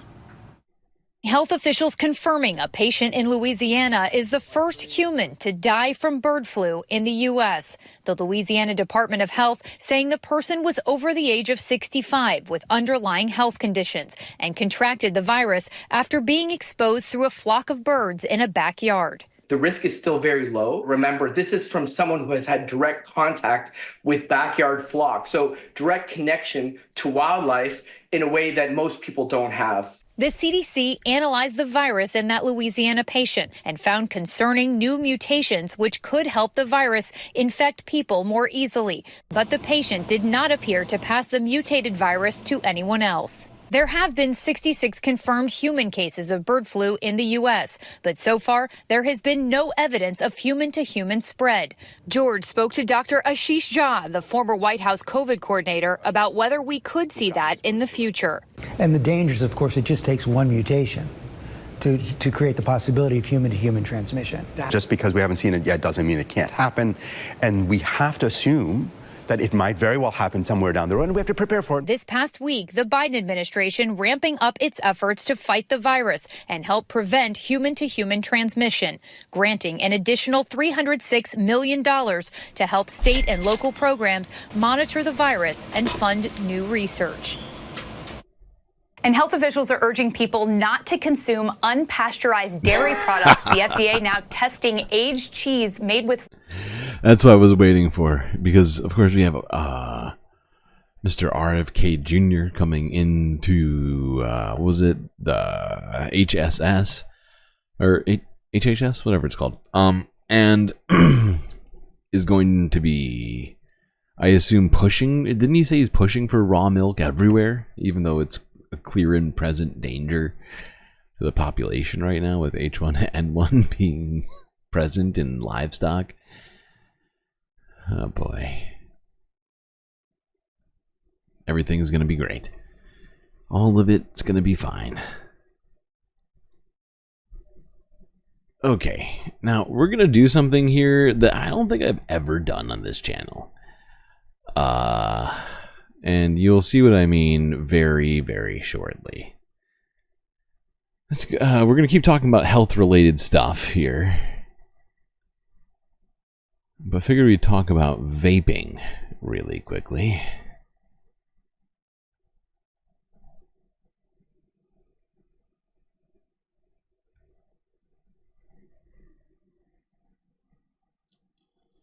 But let's talk briefly. There was a case about vaping, and the FDA, and correct me if I'm wrong in the summary, the FDA, it took a long time to basically, it has responsibility for regulating tobacco and tobacco delivery mechanisms. It took a long time to do it, and by the time they did it, a lot of these products were already on the market. So they're now going back and saying, we've determined that fruity and sweet tasting tobacco products are not, on balance, are detrimental to public health, because while the ones that taste like tobacco, you could argue are a way of getting smokers to get off their cigarettes, the ones that taste like, banana splits or strawberries are really to get new smokers and new nicotine addicts into essentially the market. And so they started to ban those. Obviously the sellers of this are like, wait a second, we want to continue to make our profits based upon the societal expense of getting more people addicted to this stuff. And also maybe, who knows what other chemicals are in there and what it's doing to people's bodies. We won't know for another 25 years probably. But is that basically the case that we're looking at? Yeah, so let's take a further step back. So recreational use of tobacco has probably been around for thousands of years. It predates the U.S. Republic. Congress did not pass a law allowing the FDA to regulate tobacco until 2009. And so by that point, tobacco products of all kinds were everywhere. Philip Morris is an enormous company. The Congress decided in 2009 that we were finally going to give the FDA the ability to do something to try to mitigate the health effects of this drug that has been around for a really, really, really, really, really long time.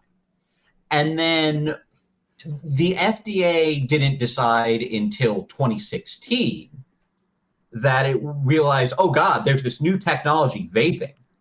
It's causing all kinds of problems too. So we want to make sure that we regulate this in a sensible way.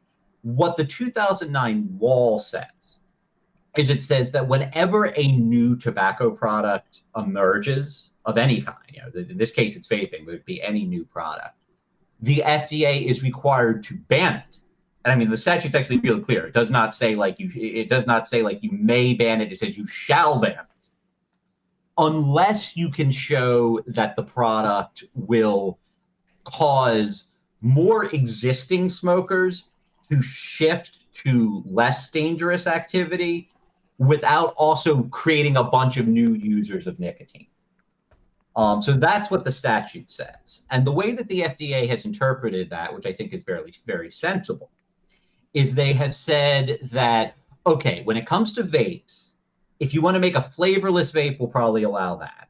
If you want to allow a vape that tastes like cigarettes, we'll allow that too. Gross. And the reason why is that vaping, while not safe, is believed to be safer than smoking. So, I'm about to do something, like I said, that I don't think I've ever done here. And I'm going to vehemently disagree with the majority report and Sam Cedar on this particular case. And I'm pretty sure Sam and Ian here don't vape. But guess who does? Yours truly. And I happen to know a great number of people who also vape. Adults who used to smoke tobacco products, specifically just tobacco in different forms, or other sort of nicotine-based things, and are now vapors. And as somebody who has been doing vaping for a very long time, I can tell you this. I have absolutely tried. Back in the day, they barely had any flavor, so I absolutely tried the tobacco flavor vapes. I've tried them multiple times. They're disgusting. They are horrifying. And if I had to switch back to them, I would just start smoking again, okay? And somebody who's been effectively pretty well quitting smoking, by using these products that they are railing against right now, I'm deeply concerned because I will almost definitely go back to smoking cigarettes. I don't have another plan, right? And I will never go back to smoking. The tobacco flavor is disgusting, okay? And everybody else who I know doesn't smoke tobacco flavor, doesn't vape tobacco flavor, okay? They just don't because it's gross, right? I know people who are incredibly specific, adult people who are incredibly specific about their fruity flavored vapes, okay? And I can almost guarantee many of these people will switch back to just smoking tobacco. And that seems to me to be a negative health effect, right? And the fact is not even that, right? This will enrich people like Philip Morris and RJ Reynolds while essentially putting out of business a bunch of minority-owned small businesses, right? Because if you walk into any vape shop in, I don't know, well, at least in New York, most of these, vape shops are owned by Arabs, black people in, oftentimes in sort of low-income neighborhoods and other places like that, and it's going to put them out of business, right? That's just the fact, right? And it's going to, in fact, get people to just go back to buying Philip Morris and RJ Reynolds' products, okay? That's my estimation. And they're not going to I don't think they're going to ban mint-flavored cigarettes anytime soon. They're not going to ban flavored alcohol anytime soon. And I just think that this is the wrong decision to make. And it's only going to help big business. And it's going to get a bunch of other people who aren't currently smoking to go back to smoking, essentially.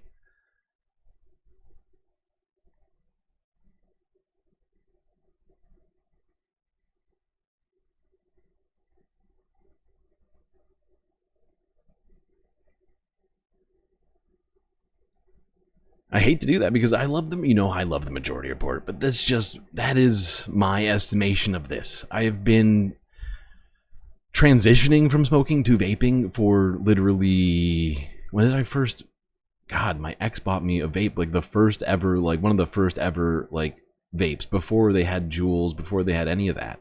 Like, God damn, it was a long, long time ago. I've been doing this for a long time. And been trying to not be a smoker anymore. And imagining going back to having to taste tobacco. Tobacco is not a very tasty leaf, Go buy a cigarette, empty it out, and put it in your mouth.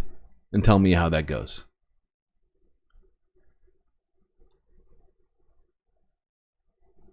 I'll tell you what, you're not going to enjoy that. Don't do it. I take it back. It's a bad suggestion. Don't do it.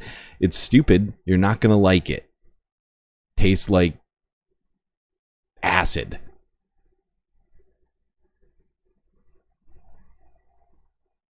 All right, now let's talk about some other business-related stuff.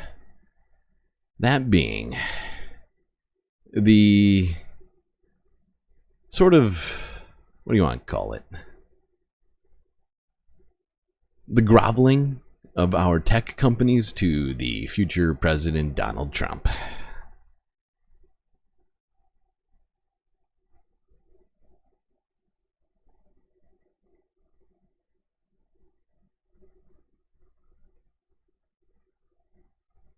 It's time to get back to our roots around free expression on Facebook and Instagram. Meta Platform CEO Mark Zuckerberg said on Tuesday his company will end its U.S. fact-checking program and replace it with a user-driven system similar to community notes on Elon Musk's X platform. Zuckerberg also said Meta will reduce the curbs on discussions around contentious topics, such as immigration and gender identity. We've reached a point where it's just too many mistakes and too much censorship. The recent elections also feel like a cultural tipping point towards once again prioritizing speech. So we're going to get back to our roots and focus on reducing mistakes, simplifying our policies, and restoring free expression on our platforms. The move marks a reversal in Meta's policy, as Zuckerberg has long championed active content moderation. despite criticism from conservatives over alleged censorship on its platform. It also comes shortly after the company named Republican policy executive Joel Kaplan as global affairs head and elected Dana White, CEO of Ultimate Fighting Championship and a close friend of President-elect Donald Trump, to its board. We're going to move our trust and safety and content moderation teams out of California, and our US-based content review will be based in Texas. Pathetic. As we work... Fucking pathetic, Mark.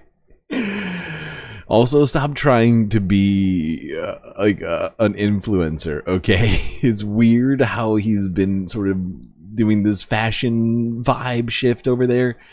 It's creeping me the fuck out, buddy. Zuckerbucks.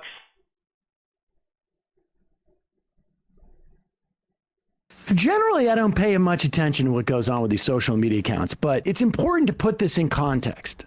There's a couple things we know. One, we know that the richest man on the planet bought Twitter. He was incapable of making it a profitable vehicle. He decided that, what he's actually going to do is just make it a mouthpiece from which he can buy the next presidential election. I mean, people assume that he started with this agenda, and I don't believe that's the case. Because I don't think it was a foregone conclusion when Elon Musk bought Twitter that Donald Trump was going to be the president. And I don't think it's a foregone conclusion. And I don't think anybody could expect that Elon Musk could have necessarily bought, I don't know, some rando Republican presidential candidate with the same efficacy in which he could buy Donald Trump. And we know now that he changed the algorithm to raise the profile of people supportive of Donald Trump and of right-wingers in general and, fashy types. We also know for a fact that Facebook and Instagram, Meta, whatever you want to call them, made a decision about a year ago to basically stop all political content. We never had a huge presence there, but I could see that our revenue, which was in the hundreds of dollars, back in our heyday on Facebook, went down to like literally tens of dollars. And on Instagram, which they own, obviously, they basically made it so you had to manually go into your settings, really without fully notifying everybody, I think, at first, to turn political content back on. So they throttled it down in the months leading up to the election. And now, as you say, they're announcing, it's back, by the way. Before we get that, the one other fact that I think people have to also understand is every piece of data we have gotten out of the election, just looking at this generically, the failures of the Democratic Party aside, shows that there was a direct correlation between consuming political news and voting for the Democrats. If you, on the end of the spectrum, the more political news you consumed, the more likely you were to vote for Democrats. For people who didn't get any political news, they almost 3-1 voted for Trump. So Facebook shuts down all of its political content a year before the election. It's stressing people out there. So. Oh shit. Thanks, Monub. Look at that. Monub gifted a galactic membership. Much appreciated. Wait, I can't even highlight it? What's it going on? Let me highlight it. There we go. Blam.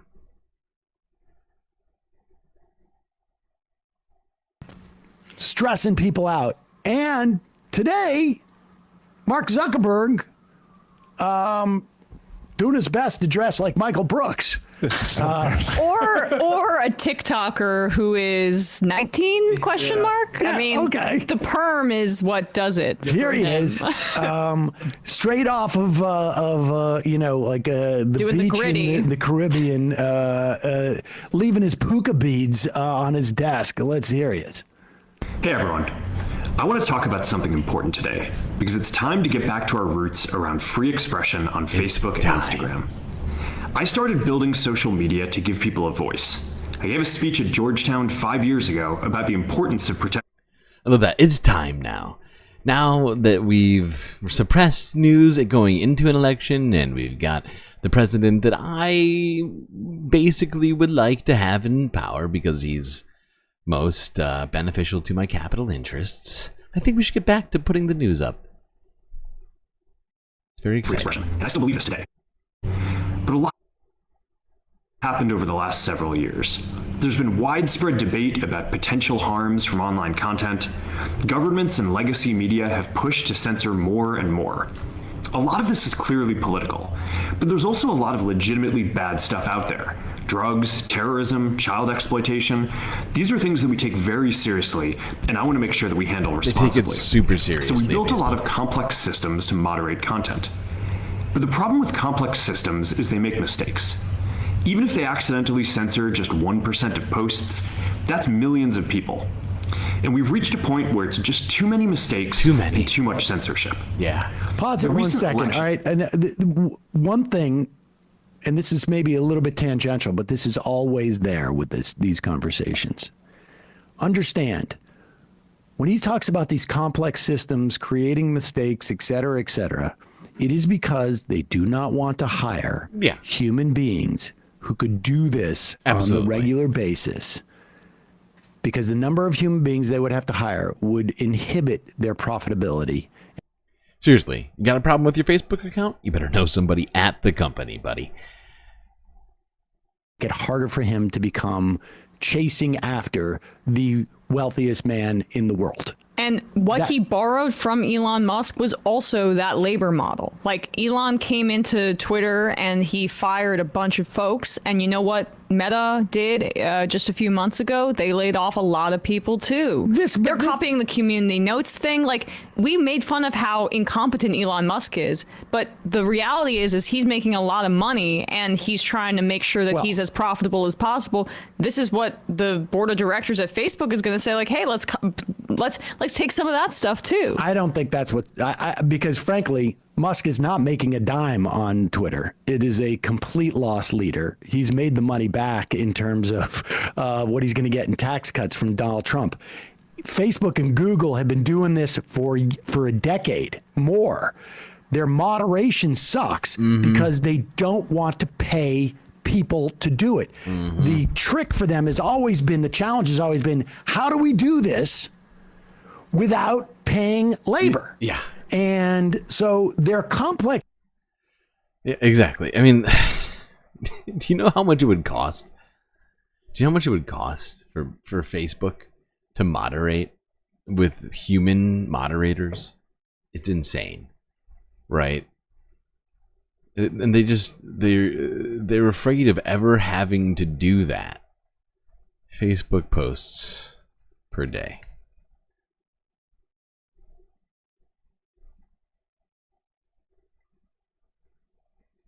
How many posts? I hate how Google's getting worse and worse with these fucking AI suggestions.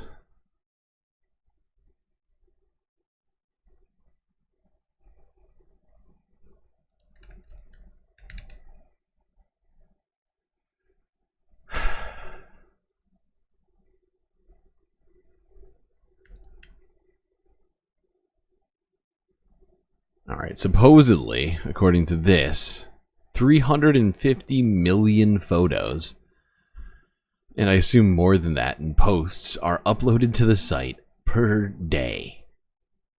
Can you imagine? They would have to employ half of the United States just to moderate the photos.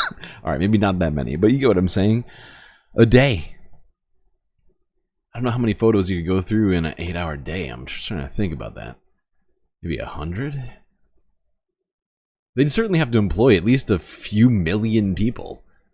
Easily. The system is so complex because you don't have a human being who can go like, oh, wait a second. This person's criticizing racists, not promoting racists. Yeah. Which a human being could do. Nuance. Right, go ahead. Point where it's just too many mistakes and too much censorship. The recent elections also feel like a cultural tipping point towards once again prioritizing speech. So we're going to get back to our roots and focus on reducing mistakes, simplifying our policies, and restoring free expression on our platforms. More specifically, here's what we're going to do. First, we're going to get rid of fact checkers and replace them with community. You're shocked by that number? Honestly, I'm shocked by that number on the downside. I don't know if you're the same place I'm at, but with the fact that Facebook has billions of users, I think they've got like 4 billion users or something. They got like half the planet on the platform. The fact that they're only getting 300 million or so posts, photos, whatever a day, that seems incredibly low. Seems like the platform's dying. Maybe that's why Zuck looks so scared in this moment. Similar to X, starting in the US.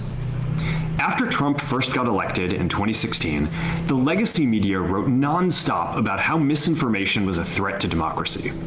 We tried in good faith to address those concerns without becoming the arbiters of truth. But the fact checkers have just been too politically biased and have destroyed more trust than they've created, especially in the US. So over the next couple of months, we're going to phase in a more comprehensive community notes system. Pause it. First off, also, this is all bullshit. Yeah. Because, I mean, we have seen where it's gone, what's happened in terms of, you know. Now, what I'm wondering to myself is, do you think those community notes people are going to get paid, or is it just going to be like a crowdsourced thing? Economic sentiment. People have biases, and it begins to change their perception of facts. And when bird flu, if the bird flu comes, and there's a problem,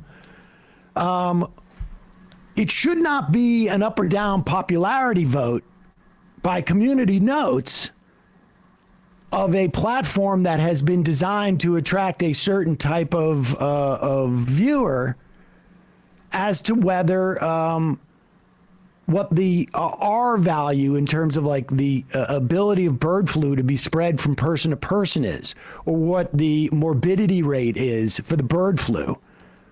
Yeah, I mean, this is did you notice what the things he listed there that were threats to the platform? Drugs, childhood exploitation, and terrorism. It sounds like he's literally just tailor making his message for the conservatives with the whole like terrorism and drugs coming over the border, and then hey, QAnon, there's also this sex trafficking here too. In the same way that earlier on last year, his letter to Jim Jordan and the Republicans basically framed it and said, we were, quote, repeatedly pressured by the Biden administration to remove social media content that would have been critical of them. So he... Yeah. Ay, ay, ay.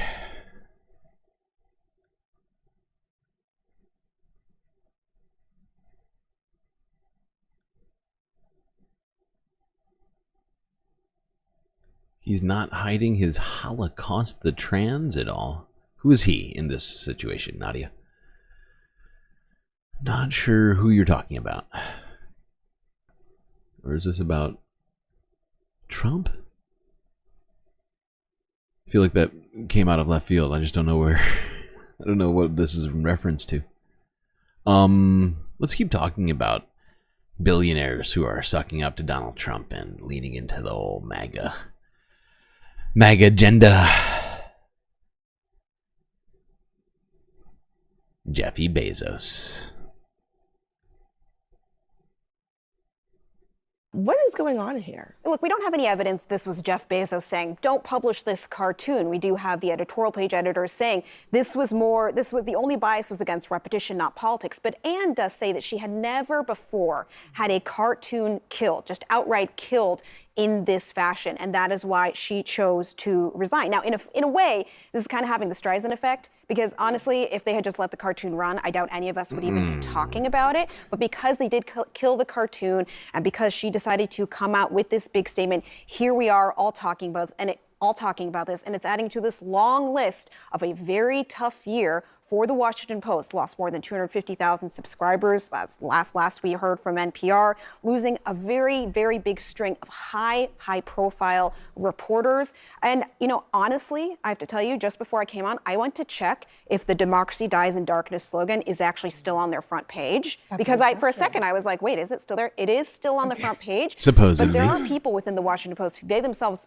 wonder what does it how mean? much longer that slogan that came about in the 2010s and the height of the sort of Washington Post versus New York Times reporting on the Trump administration, how much longer that slogan will actually last for.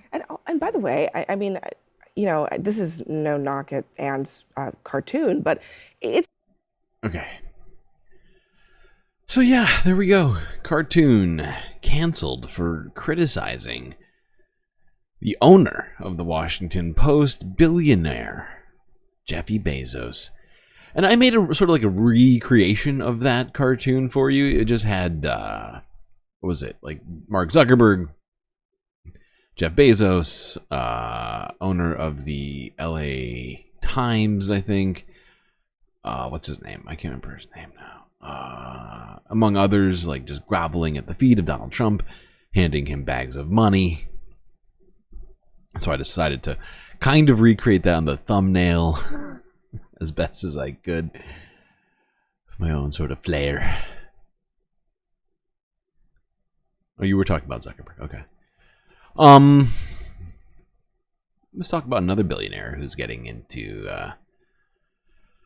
well, this billionaire is going to be not only getting into Mar-a-Lago, but getting into the administration. Elon Musk, owner of Tesla, who is again in hot water, at least his company is, over another U.S. probe into more questionable business practices.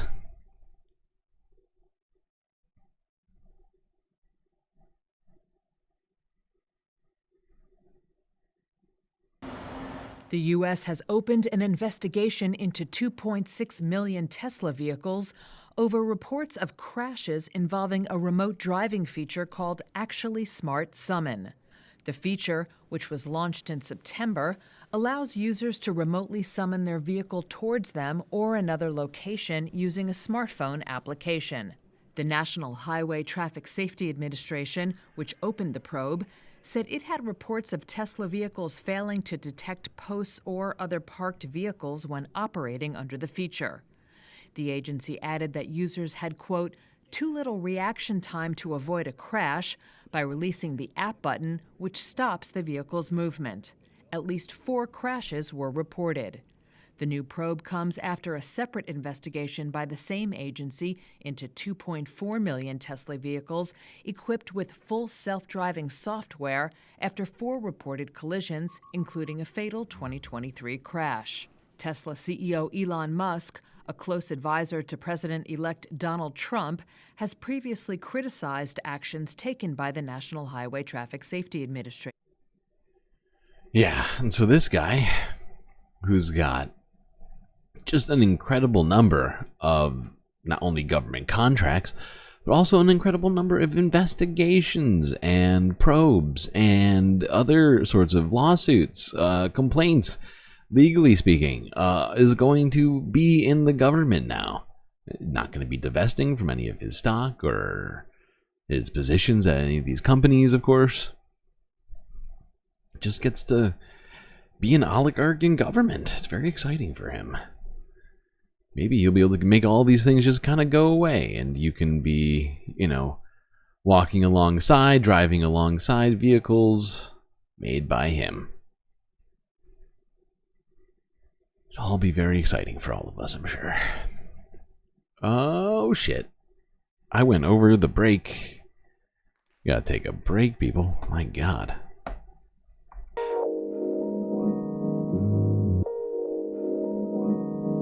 Well, it is that time. Time for that sweet, sweet galactic intermission.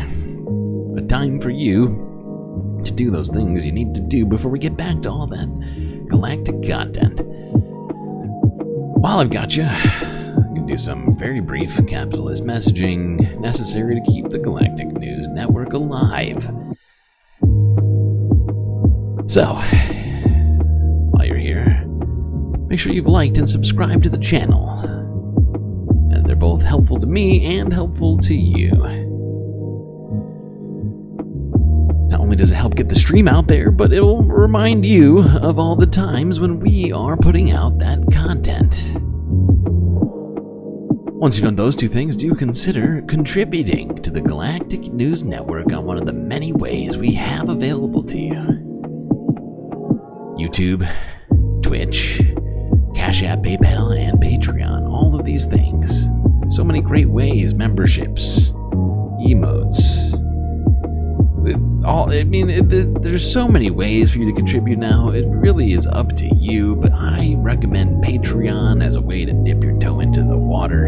Only $3 a month to get yourself into that galactic patronage, and you will be utterly overwhelmed by the number of benefits that you get as a patron, avatar, shout out, and so much more. So do consider, weigh those options on this space break. Grab yourselves a snack, and I'll be right back. What's happening?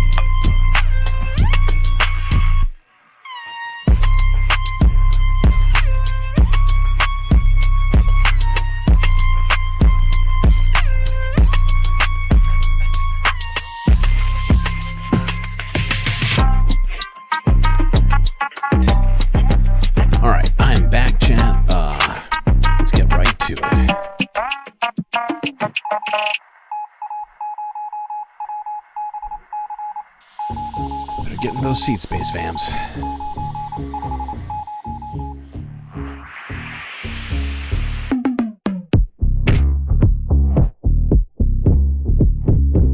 We have got a bunch of environmental news to talk today. We're going to start off in California, where some unexpected stuff is happening.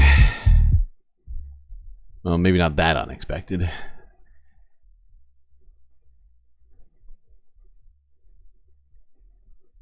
Start off here. This was from earlier in the day. 6:33 right now. Well, the windstorm that we're expecting is going to be much stronger than the Santa Anas that we typically get, and we know that the Santa Anas are powerful, can cause a lot of danger. Exactly. So we are now looking at the possibility of a lot of damage, downed trees, power outages, and more. NBC4's Brittany Hope is live in Pasadena, where, Brittany, since you got there at 4 a.m., we've been watching the winds continue to pick up every single hour.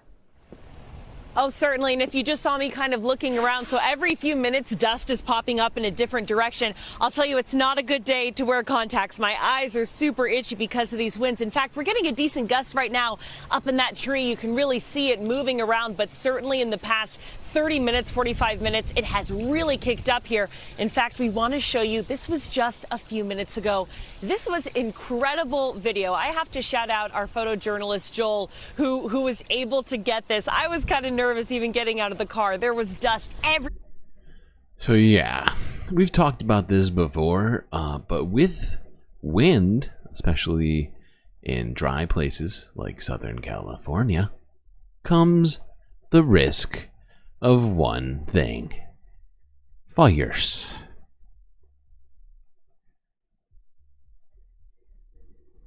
To breaking news now in downtown LA, where firefighters are battling flames in a boarded up commercial building. This is a live look at the scene now on West Pico Boulevard near Hope Street. The fire's been burning for nearly an hour now.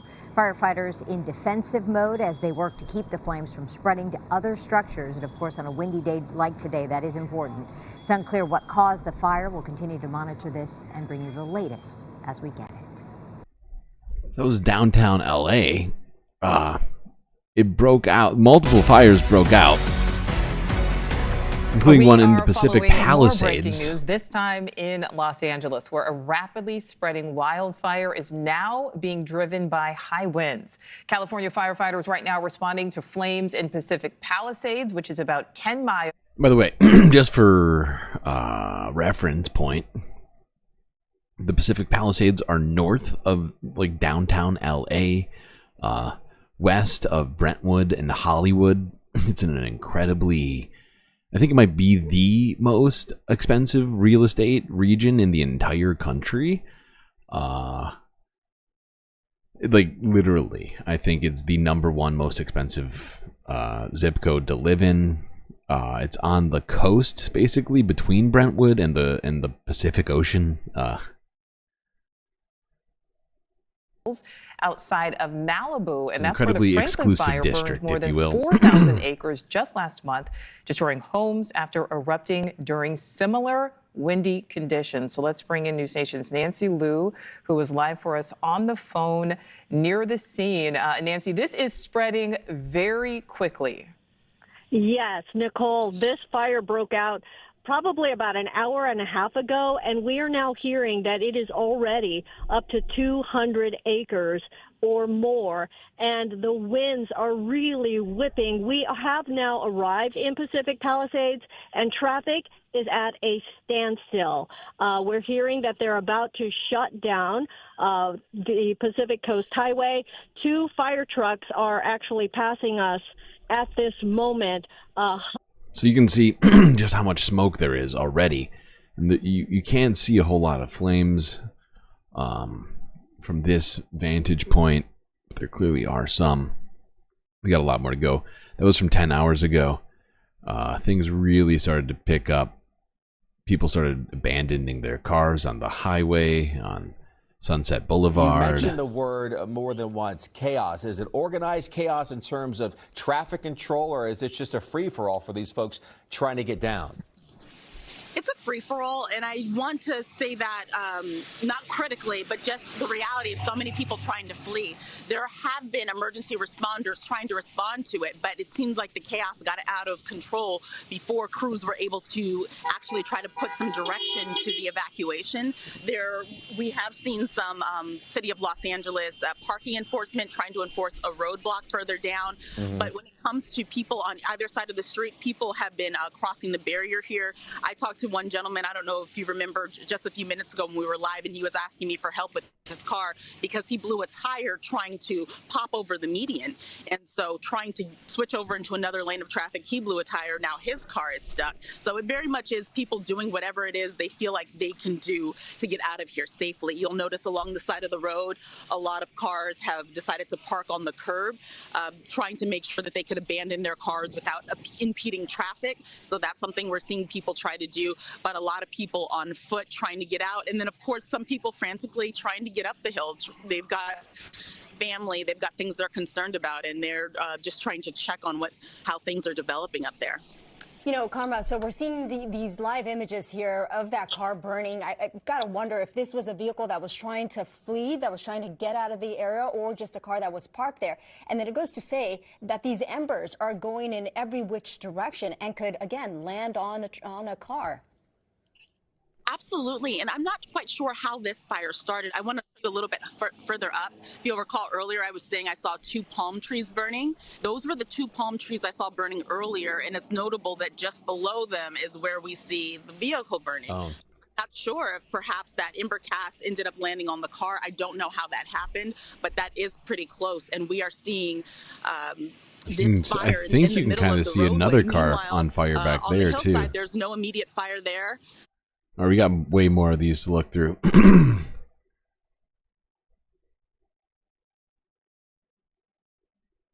This is from ABC from like 9 hours ago, I think.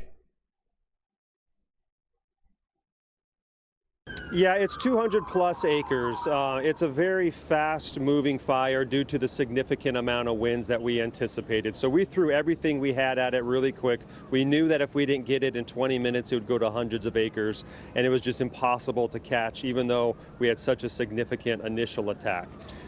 It'll continue to go from there. The fire is in Pacific Palisades. It's mostly affecting the Highlands community.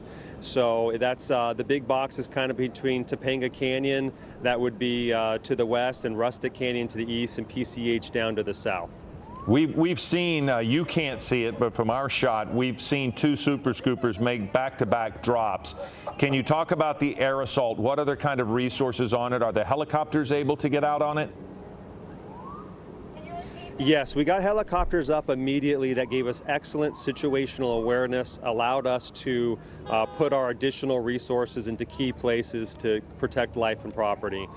You know, the folks out here and in Los Angeles County can really be proud that we arguably have the largest initial attack of aviation resources in the United States when it comes to automatic and mutual aid between LA County, LA City, and Ventura County. So the point of that is that we absolutely hit this hard from the ground and air, but that just shows the power of Mother Nature. Even though we threw everything at it, it's a very fast-moving fire. What this means to you and to the public is we want you to now ensure you know the ready, set, go. If you're in Pacific Palisades, you are absolutely in the set mode and should be moving to the go mode. That means you should have your predetermined plan. So you have everything that you've determined was important to you and to your family and your belongings. You should have those in your vehicle. Your vehicle should be backed up inside of your driveway and a means of rapid egress. We do. Wow, I'm on Zillow right now looking at these at like the places for rent and for sale in the Pacific Palisades, and it is insane. You can't get a studio for less than I take it back. $2,200 a month. That's wild. But hold on. Let me show you the stuff that's for sale here, because this shit is wild. Holy cow, look at these places. Oh my god.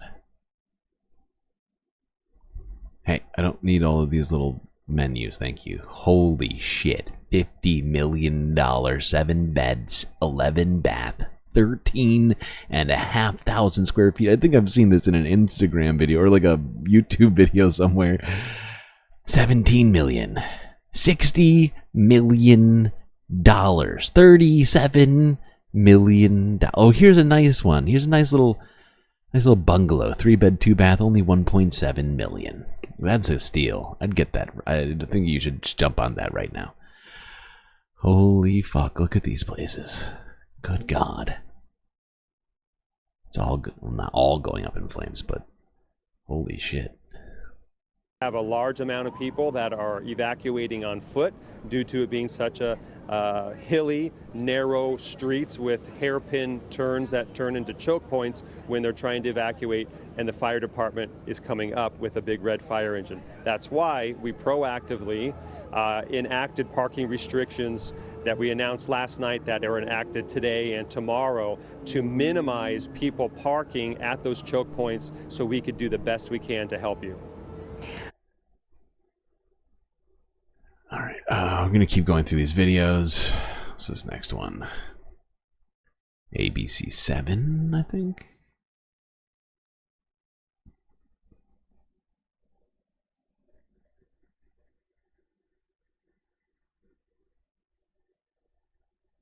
Josh, another example of firefighters.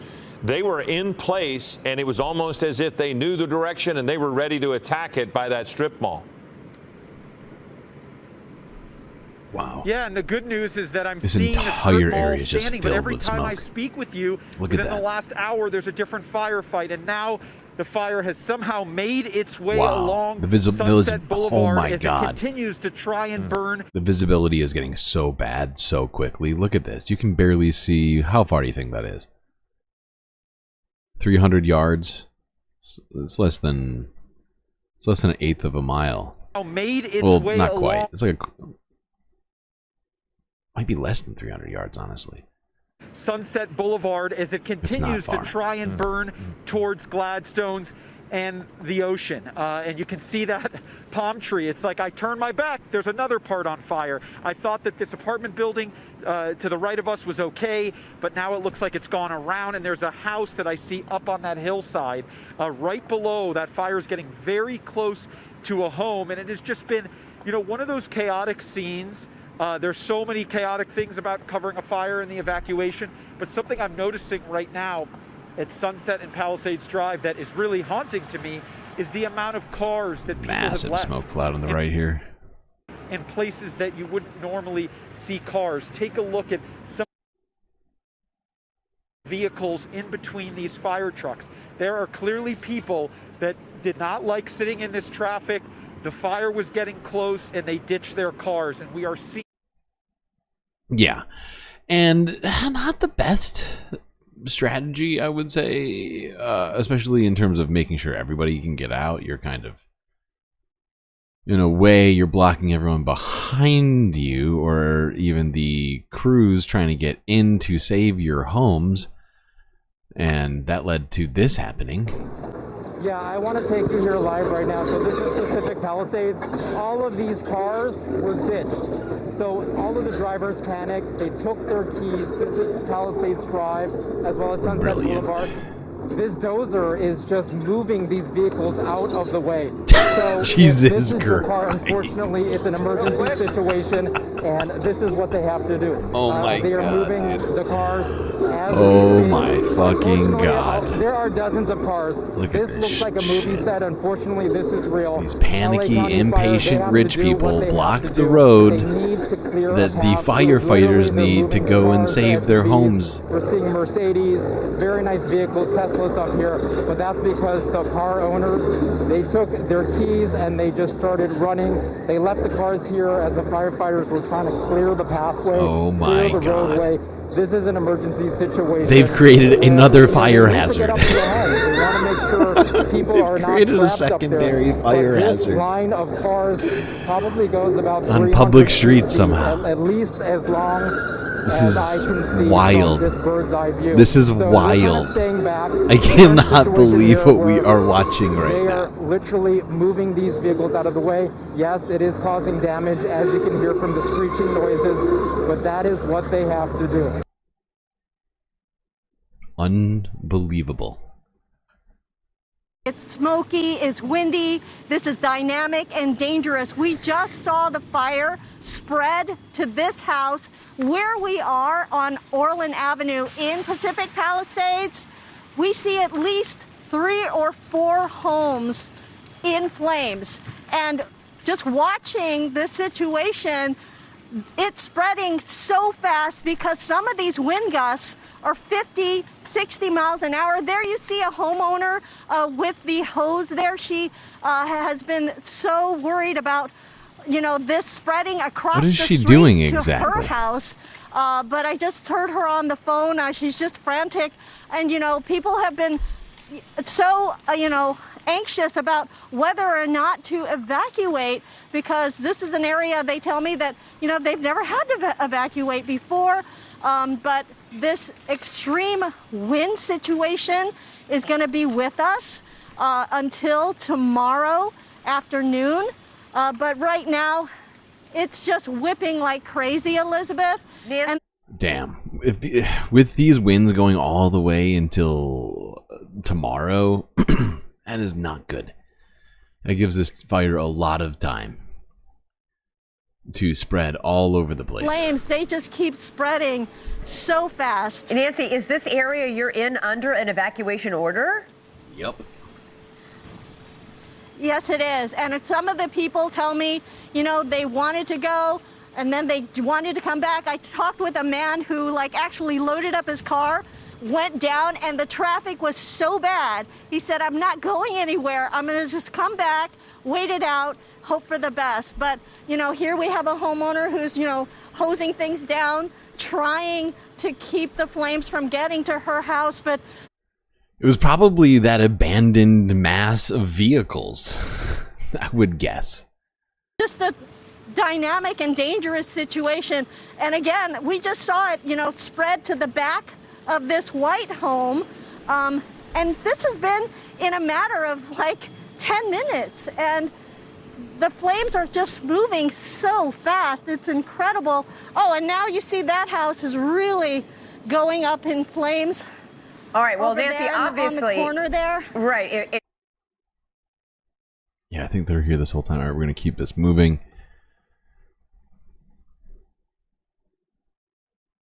This next one's from like 6 hours ago, I think.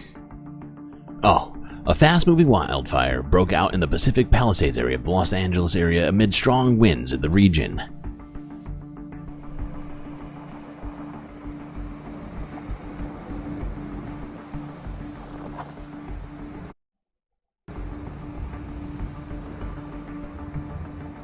Yeah, that smoke cloud is massive, and it's flat against the ground. We talk about this a lot. Well, not a lot. We talk about wildfires all the time, so I bring this up pretty frequently.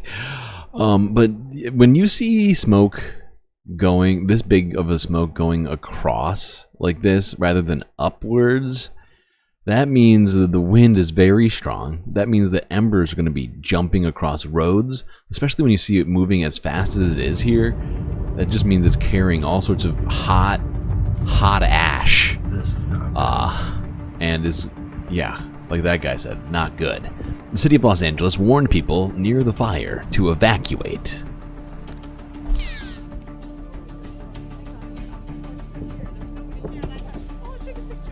Yeah, look at that smoke. It's barely going up. It's practically going downwards. Like, look, it's going down the mountain. You see it? It starts from the top of the mountain, it's going down the mountain first before it goes back up. That's how fast this wind is moving. That is intense. That is real bad. I mean, you can kind of see it. It's hard to tell sometimes with the palm trees, but you can see it there with these palm trees, how much they're leaning. Whoops, I went a little far.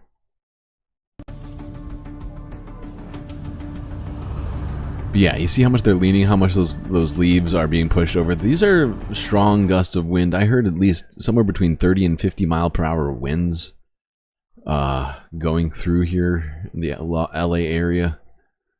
We have an extremely dangerous situation developing here in Southern California as people are racing to evacuate their homes as a wildfire explodes in Pacific Palisades. There was a major traffic jam forcing people to abandon their cars on the road and run toward the coast for safety. What you're seeing here is a picture from the airport. You could see how much the smoke was blanketing the city of Los Angeles, and here is an idea of the fire that they are dealing with. So again, that is the smoke, a view there from Los Angeles International Airport blanketing the city. And then you could see those flames shooting into the sky in this neighborhood. In just a matter of hours, the fire consumed nearly 800 acres of Damn, it's up to 800 now? in this country.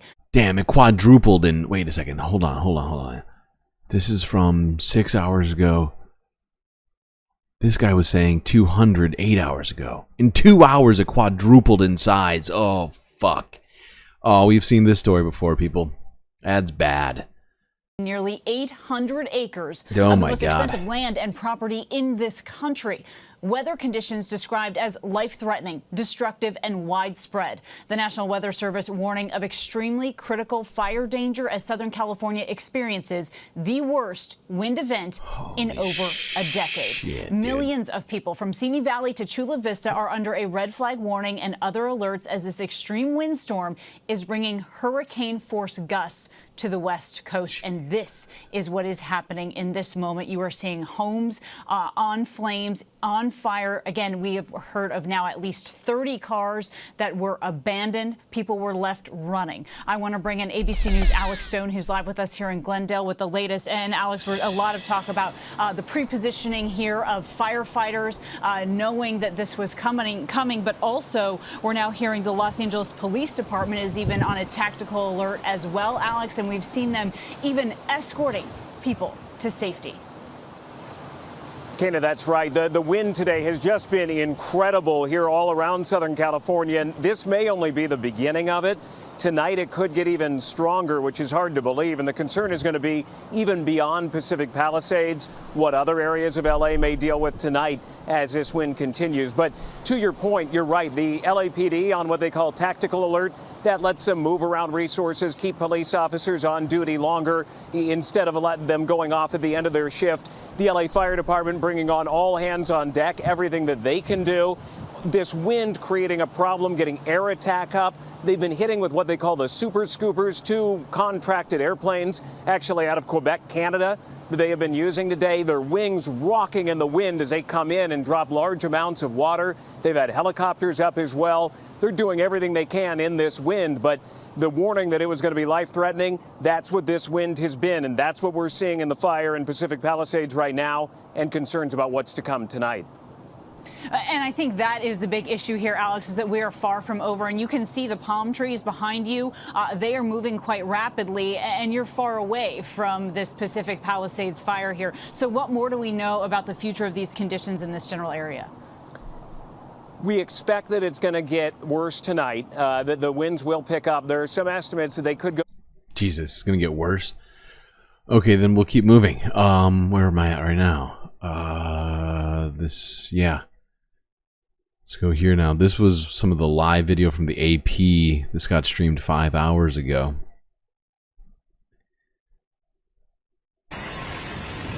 Oh, it's really, if I recall correctly, it's really choppy at the beginning.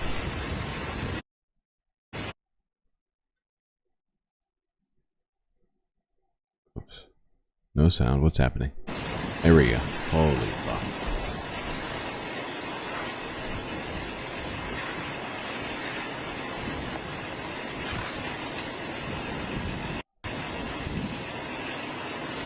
This house is just going down in flames. These guys are trying their best, but this thing is not gonna last. Oh, the video's so bad.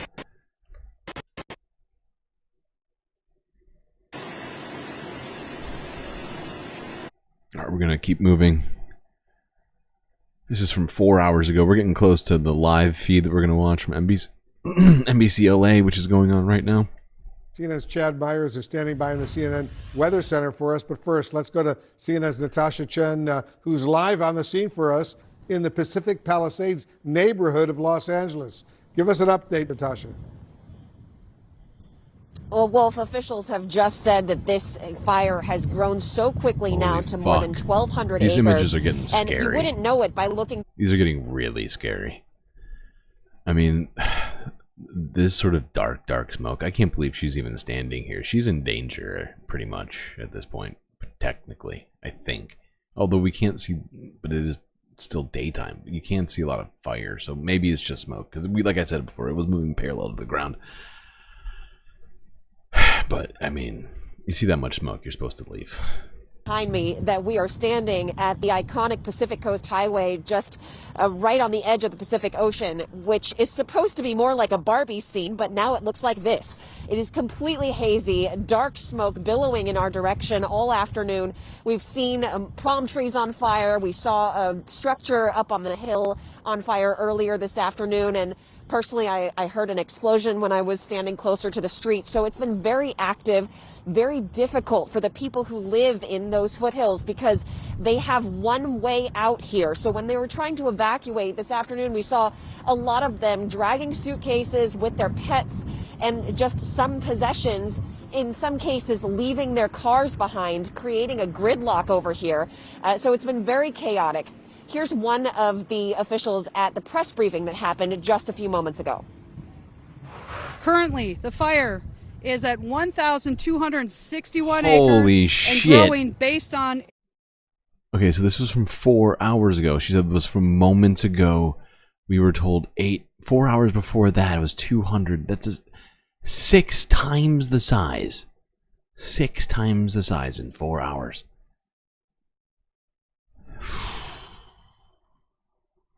reconnaissance. The fire is being fueled by a combination of strong winds and surrounding topography, which is making it extremely challenging for our personnel that are assigned to this incident. What makes this so dangerous is that there are very high winds for today, tomorrow, making it very easy for the flames to jump. And in fact, there are some utilities that are preemptively shutting off power. There are more than 8,000 customers, for example, with preemptive power shutoffs right now. Well, yeah, and they shut those powers, all those off because of the risk of electrical fires. I think this is the live feed from NBCLA now. Even yep. more, Oh, the gusts fuck. Now, I'm not even going to say they're gusts anymore, Michael and Colleen. These are just Oh, it's locked. strong, They won't even let you strong. scroll? Wow, okay. What just happened? What's happening? Let's see if we can talk to him when he comes back out. Holy shit. He was watering his lawn. He was watering his roof. He was doing whatever he could. You know, you get into that mode that you think you can save your home.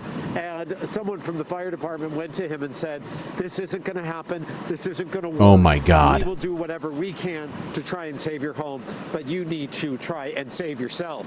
And that is what this man apparently is doing. We saw a couple of other people, honestly, walking up the street like we saw a short time ago with that guy on a bicycle trying to get out of here, a little bit dazed. He was just sort of like, I guess I'm leaving. You know, it's just one of those things where, again, 2,900 acres? Fire, as we have.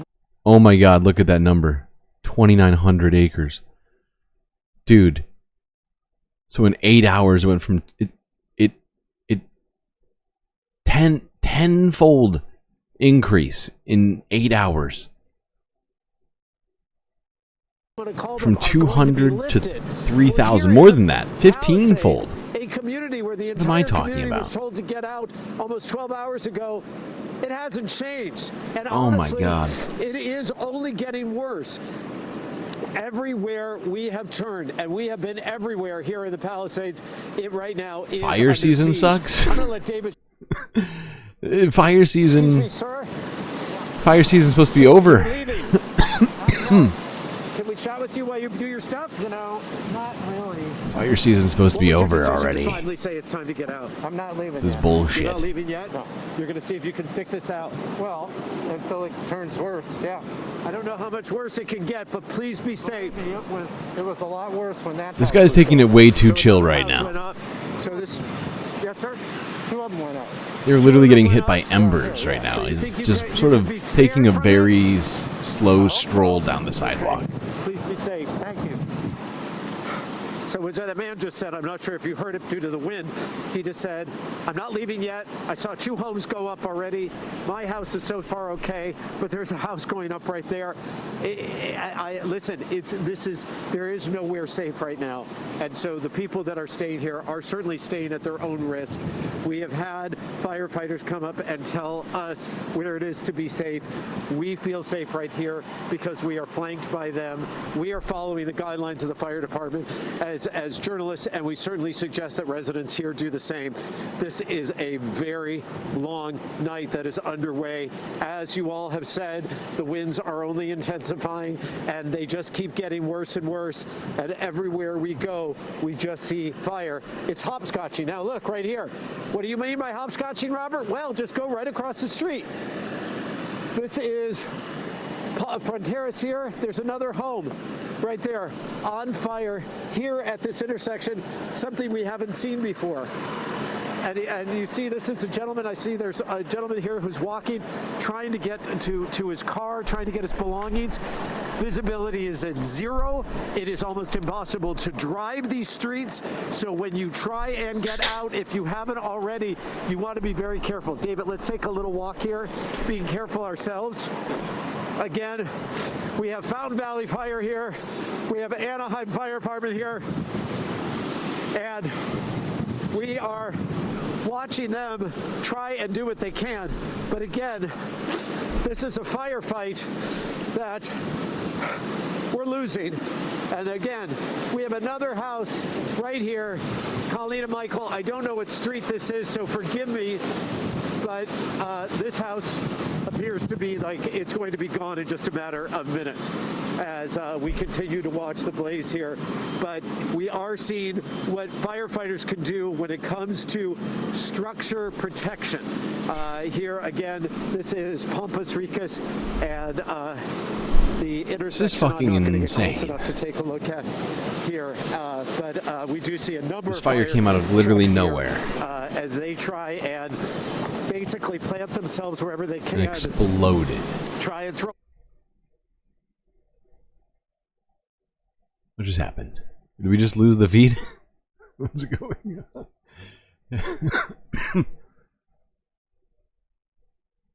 Oh my god, the live stream is offline.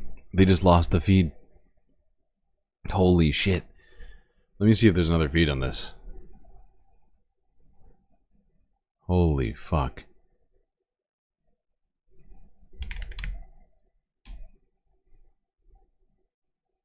Wow.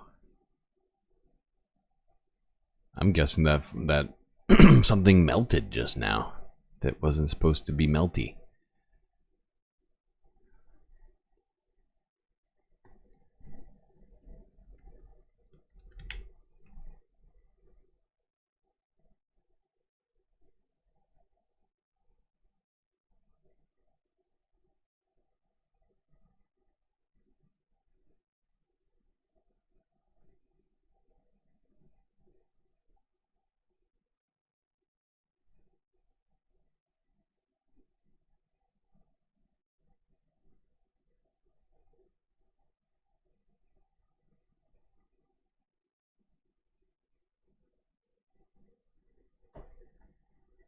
Here we go.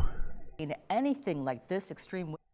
The hillside of Malibu to Duke's Malibu covered in burns. My source tells me no less than half a dozen people who didn't evacuate when they were supposed to are now suffering burn injuries. What? Also, a 25-year-old LAFD firefighter has sustained a It serious made it to head injury Malibu? and has been rushed to a local hospital. I want to take you to my computer here. I want to show you this is the Palisades fire that we are talking about. The evacuation zone has significantly expanded. Duke's Malibu, if you're not familiar with that area, is right off of Las Flores Canyon Road. That is where this is happening. My source tells me he has been up in the area throughout the day, and tonight there are people that are living in these homes that didn't evacuate that are now trapped calling 911 for help, and some of them being injured. LAFD confirms they have multiple burn patients who have been walking out of the hillsides, not even driving. They have been injured, burned, and then their only resource was to walk out of the hillside to Duke's Malibu, where now there is a rescue operation underway to try to treat these people and get out. We'd been telling you all day there had been no injuries. Unfortunately, that is no longer the case,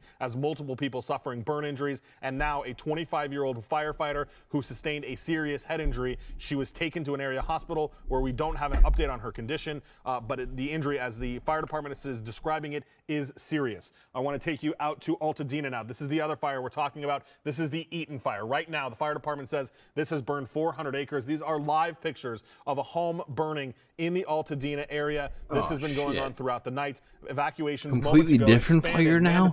You're kidding me. The city of Sierra Madre. We're continuing to follow those new evacuations back at the Palisades fire. Evacuations have also been forced into the Calabasas area as well as into the city of Santa Monica. And again, new tonight at People 10, think I'm drinking Monsters over here? Injuries. I'm drinking dollar teas, okay? They became entrapped by fire, and their only I resource don't have money to be drinking Monsters like that. Down to PCH, to Duke's Malibu, where they are now getting treatment by first responders. You know, we certainly don't like to hear about injuries, but and we're wishing that firefighter well, and thank goodness Duke's Malibu was there and open to receive those people that waited until the last minute and walked out of the hills there. And we certainly wish them the best, hope their injuries aren't as severe, but you know, it's when they tell you to go, folks, we can't say it enough. Ready, set, go. So we're going to talk about that second fire that exploded tonight in the Altadena area in Eaton Canyon. That's right. As you can see, Nicole Comstock standing by with a fire burning right behind her. Nicole. Yeah, we're actually in Pasadena right now on Woodland at Del Rey, and unfortunately you can see this home has been totally destroyed by this fire that started in Eaton Canyon at about 6 o'clock this afternoon, or this evening I should say. We're about 1 mile south of Eaton Canyon, directly down from Altadena Drive. It's unbelievable how this fire has spotted a mile away, and not only spotted enough to catch, you know, shrubs and bushes and trees on fire, but to fully engulf a home here. Just across the street here, there was another home that had fire burning right up to the backyard. And if you look to the left here, I don't even know what that is that's on fire, but it looks like it could be potentially another structure. It looks like something up there is burning too. So kind of all around us here now, we're seeing that this fire has spread from Altadena down to Pasadena in this residential area with a bunch of trees and a bunch of homes packed in here, and it is burning right through them. And on the other side of these homes here, I think there might be 2 other homes behind at Del Rey and Woodland here in Pasadena, and then there's a preschool behind it. And we were hearing from another photographer just a couple of moments ago. Oh, holy fuck. Those might be on fire. I had no idea how far away this was. The flames are very close. Oh my god. I'm just going to walk down the street a little bit here. See, I don't know Los Angeles well enough to know this, but for the fire hose here, Chris. I just realized that this is super far away. So fast out here tonight. You can see like this, I mean, not super far away, but it's like almost on the other side of Los Angeles. It's like on the northeast side of Los Angeles. We've been talking about how this is on the northwest side. The other fire, the one over in what was it? Dry brush in front of their homes. Fuck, I just you can broke see all of the black smoke that's just billowing off of this thing. Just unbelievable that this is happening in Pasadena. You know, and you can hear these explosions. Propane tanks. Pasadena. Or something that not Pasadena. Someone's storing Pacific Palisades. on their properties here. We're gonna go around Pacific Palisades are on the northwest side of Los Angeles. And this is like literally, I don't know exactly how many miles, but it's like, it's 45 miles from Simi Valley. Oh my god. Thank you for that information. That's insane. It's like Los Angeles is surrounded by fire right now. This is insane. This is, when I was researching this, in my brain, this was still only, you know, like a 500 acre fire. Now I have no idea. I mean, if you combine them all, right now, we're talking about 4,000, it sounds like maybe 5,000 acres on fire right now in Los Angeles. This is fucking insane. And this is maybe half a mile down the street from where we had crews evacuating. And this is all like literally weather center. Like in, like pretty much in LA proper, right? Not the actual downtown area, but like the suburbs are just burning to the ground right now. Trying to keep them as comfortable as possible, but it's so cold out here and there's so much smoke. And, you know, they're just sitting in the middle of a 7-Eleven parking lot. Is Pacific Palisades on fire trying too? to figure out where to put them. It's very much on fire. 3,000 acres on The fire. city of Pasadena has been The Pacific Palisades fire is the biggest one of all of them. It's 3,000 acres in Pacific Palisades. They're saying this one's 400 acres right now. And there's another one. There's one in what did they say? Oh God. They're all over the place. They're just popping up because the wind's so fucking fast. And they were taking them to the Pasadena Convention Center, which sounds like where they have an evacuation shelter set up at this point. This is just one of the neighborhoods we're seeing a home burn down. You know, we heard in Sierra Madre they have more evacuations there. Altadena, it sounds like maybe closer to Eaton Canyon, they had a structure on fire there. So with the winds, Oh my God. And remember, people, this is going to go for another 12 plus hours, actually. 15 plus hours. and then moving into even 7 o'clock. This is the wind specifically. Not just the fires, but the wind. The wind that's at this level, hurricane level winds pushing these fires faster and faster, further and further. It's going to be happening. These winds are going to stay at this level, like you see right now.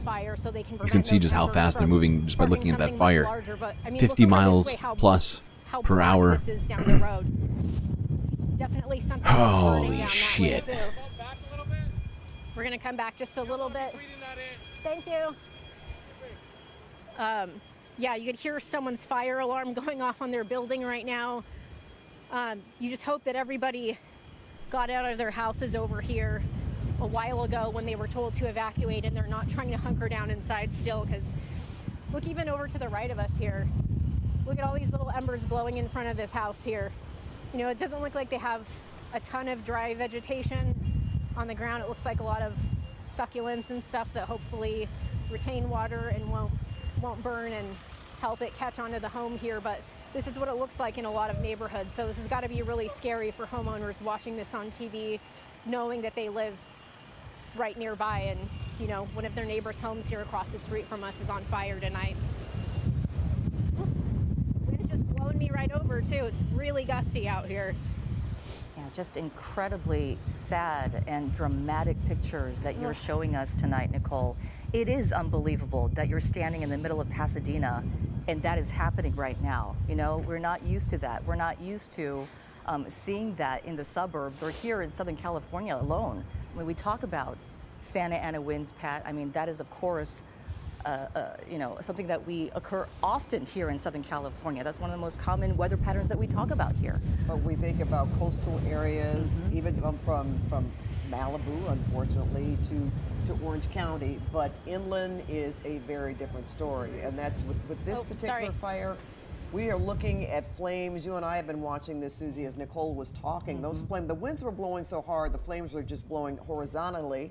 Okay. And which you could tell, that's why those See, this is Altadena, right? Because it spread. So that's what I was trying to remember. I was trying to remember the name of it. Now I see it on the chevron here. But yeah, so this is in Altadena. Pasadena also got hit. I think they're technically separate places, but this can present a lot if I'm not mistaken. As we are seeing, even so, there's just fires basically just popping up all over LA this right is a now. picture in Eaton Canyon, but we also have fires that are burning into Santa Monica. And when I heard the location in San Vicente, I mean, there are buildings over there as well. Sure. So that's something very, very different that we are seeing tonight. And again, this is a historic fire. The thing is, we still have our firefighters out there fighting this from the ground. That's right. And we have flames raging all over as we've been talking about.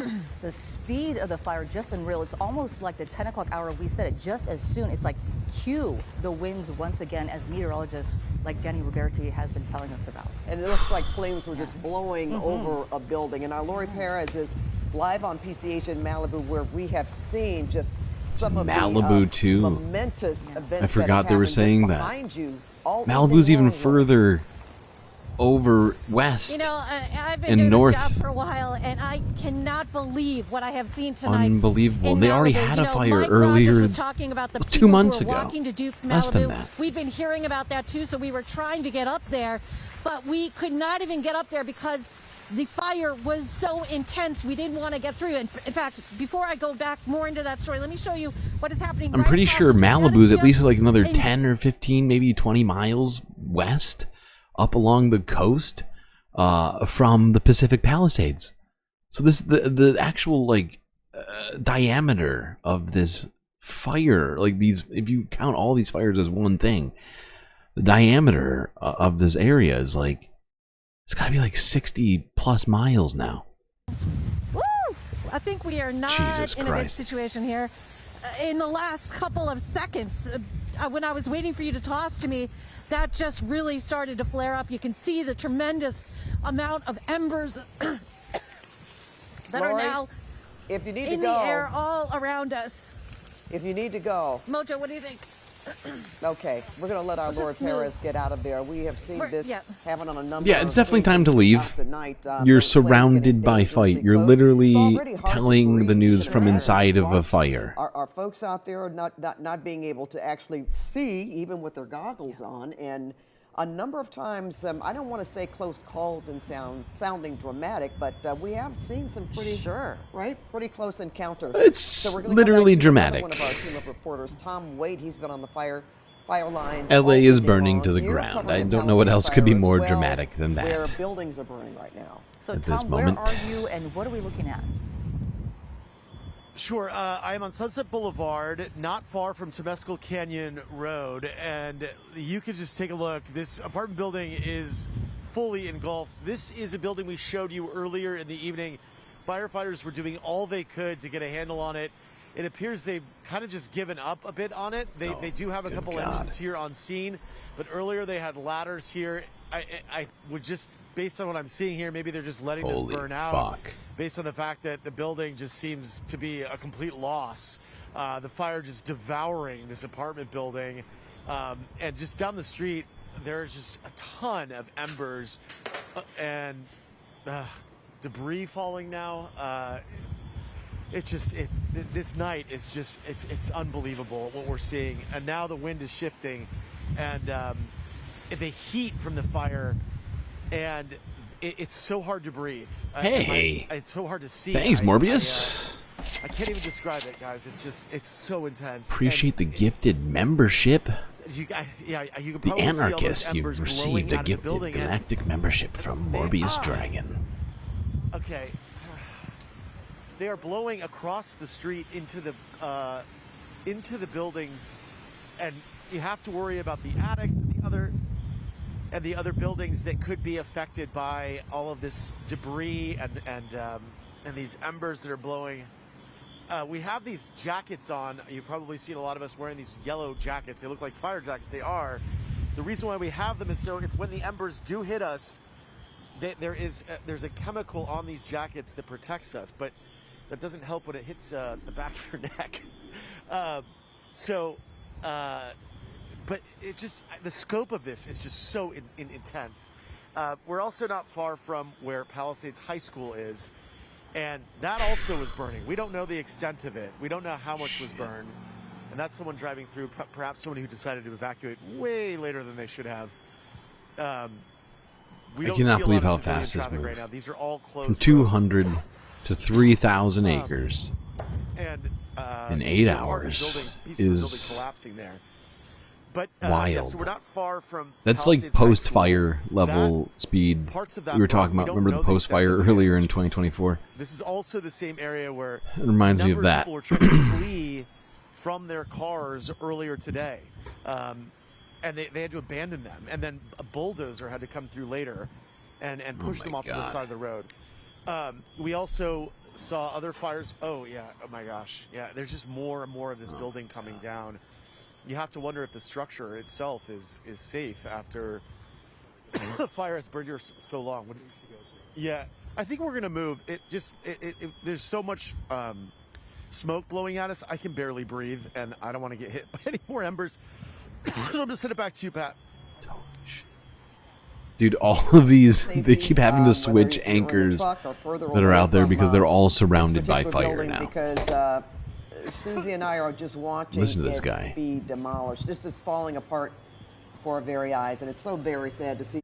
Duke's Malibu with those injuries. Absolutely. Meteorologist Danny Roberti is standing by with a look at conditions right now. This and is next insane. to her is the Eaton fire burning, Danny. Yeah, so we're going to talk about conditions at both of those fires, but also just what we're seeing all across Southern California. I know this is a very difficult night for so many families and communities here in Southern California. So we're going to show you what we're seeing right now and what happens next. We're in that window for the strongest winds. These are just numbers, but when you see our reporters out there, just numbers. you can see how It's very incredibly true. erratic, powerful, and strong Numbers are these numbers. winds are. We're talking gusts nearing 60 miles per hour in many areas. We've seen gusts close to 90 miles per hour this evening, and they could very well strengthen going into tonight. 90 59 miles mile per an hour hour. winds through Burbank, Simi Valley, it has strengthened. 65 mile per hour winds there, 60 mile per hour winds through Malibu, and even through those areas that don't normally get in on the Santa Ana winds. That's what makes this really unusual and rare for us. Pasadena, Altadena,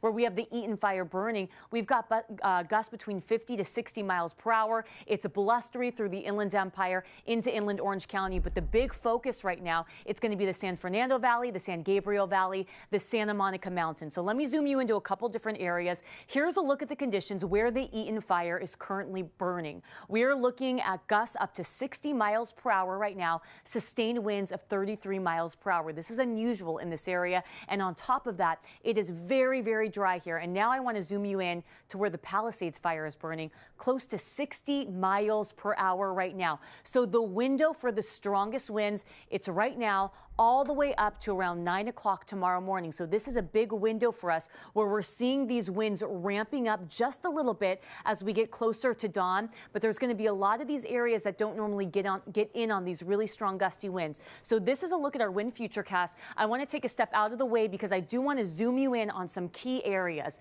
This is going to walk us through hour by hour when we see the strongest winds and when they finally move out of here. So here's a look at around midnight. So in just the next couple of hours, you can see some strong winds developing right there through Simi Valley. The 210 corridor is going to be a big concern. San Fernando over towards Pasadena, Altadena getting in on the potential for some gusts between 50 to 70 miles per hour. You see that through La Cañada, Flint Ridge. We've got this over through the Inland Empire as well. So as I bring you over, Rancho Cucamonga close to this, up through the mountains, of course. Now, what we could see tonight are some breaking mountain waves. What happens with these, we could get gusts hitting the ridges of the San Gabriel Mountains, and then they kind of break through and drop into some of our foothill communities. So we could see pockets of 80 to 100 mile per hour gusts. That's what's going to make this difficult going into tonight. So here's a look at 2 to 3 o'clock in the morning. Those purples are indicating the strongest winds. 8 o'clock tomorrow morning, we're going to actually see a little surge of winds right there through downtown Los Angeles into Inglewood, over towards Torrance into Santa Monica. We're continuing to see that through the Palisades. I'm going to zoom us back out, because once we get to tomorrow morning, we're going to see a little surge in those winds, even through Inland Orange County, areas like Rancho Santa Margarita into Silverado, and then also into the Inland Empire. We get to Wednesday, late morning into early afternoon. It's still blustery out there. Here's the good news. Winds start to die down in the afternoon. Now, we're not out of the woods in terms of fire. So that's what is that from? This is on West Coast time. So it's not going to really clear up until... I'm trying to do the math on this right now.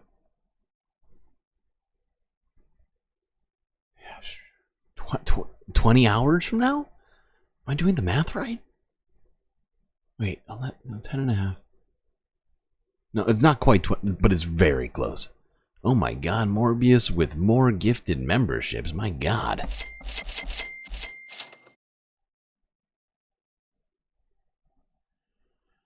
You're a beautiful, beautiful soul, Morbius. Wind warning that blankets most of Southern California. I mean, we're no stranger to this. We get the Santa Ana winds, and yes, we do get high wind warnings, but we're not used to seeing widespread winds of this magnitude. So that's what makes this very odd for us. And then on top of that, we've been talking about the fire danger. I mean, we're seeing it out there right now. And what's so hard is that these embers that you're seeing on the side of your screen, I mean, they can fuel or they can fan out miles away to help start other fires, and they can move quickly, and it can be very unpredictable with these gusty winds. So we've got strong winds, low humidity, fire danger is elevated going into the next 24 hours. Now, typically this time of the year, we're not really concerned with red flag warnings. We don't normally see them in January, and that's because we normally get enough rain by now. Yeah, but it's actually hasn't been enough rain here in the South California region, unfortunately. All right, I'm going to take a look. There's a couple of other videos I threw in here while I was watching this. Just like some like short vids put out by news organizations on what's been going on here. Let's see if I can switch to that. Yes.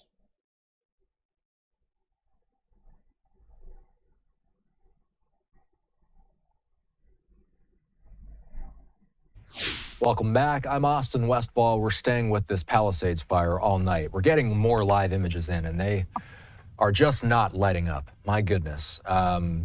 This is something that we don't see often in Los Angeles proper, which is fires that are hopping structure to structure. It's not uncommon for us to see wildfires, of course, in Southern California.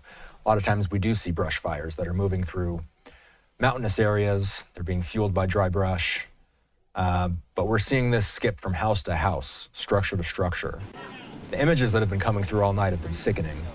And once the sun comes up, we'll perhaps get a clearer image of what exactly we're dealing with here. We have David Acuna standing by. He's with CAL FIRE. David, we've of course been talking about the Palisades fire. I'm also hearing of something happening in Altadena now as well. What do people need to know? So we have another fast-moving brush fire just east of Altadena called the Eaton Fire.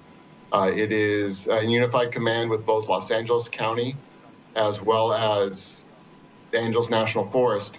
This fire is moving so fast that evacuation orders haven't yet had time to populate, but they are incoming. And we need people to evacuate their homes if and when they are ordered as quickly as possible, particularly in the areas where there is narrow drive access.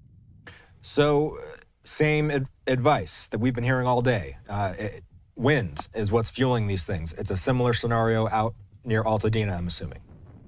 It is exactly the same scenario. The winds are affecting the entire region from Ventura all the way down to San Diego. And so everyone needs to be very cautious. And I do want to mention that when the reporter mentioned that somebody ran back in for a picture of their deceased mother, which I completely empathize with, I understand.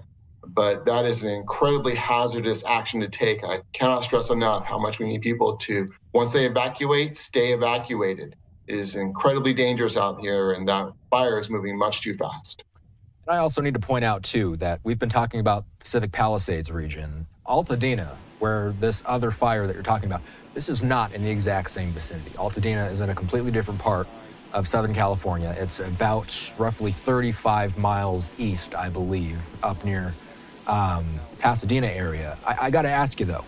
So when we talk about embers going from one place to another, starting a whole nother fire, we're talking about a distance between Altadena and the Pacific Palisades, roughly 35 miles. Can embers be carried that far, or could this have been a complete, unique situation that started off on its own? No, so the wind is traveling from northeast to southwest, so it is a completely different fire. Wow. When we talk about these images that we're seeing on our screen here, and I'll take them in full, you've seen massive fire after massive fire over the years. What's your reaction when you see the carnage that we're watching in the Palisades region tonight?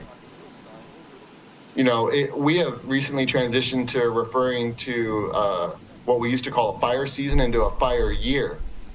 We were present with a fire on December 31st, and here we are now with a series of fires in the very first week of January. So it truly is a fire year anymore, between climate change and the location of homes close to the areas where wildfires can and do start, plus just the timing of the Santa Ana winds, and up in the central and northern California area, they have other winds with other names, but the same principle.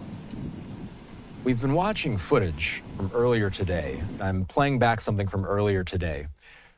We saw that there were some cars that had to be moved out of the way in order for fire crews to get to where they needed to get to in order to do their jobs. Are scenes like this a common occurrence? I wouldn't say common.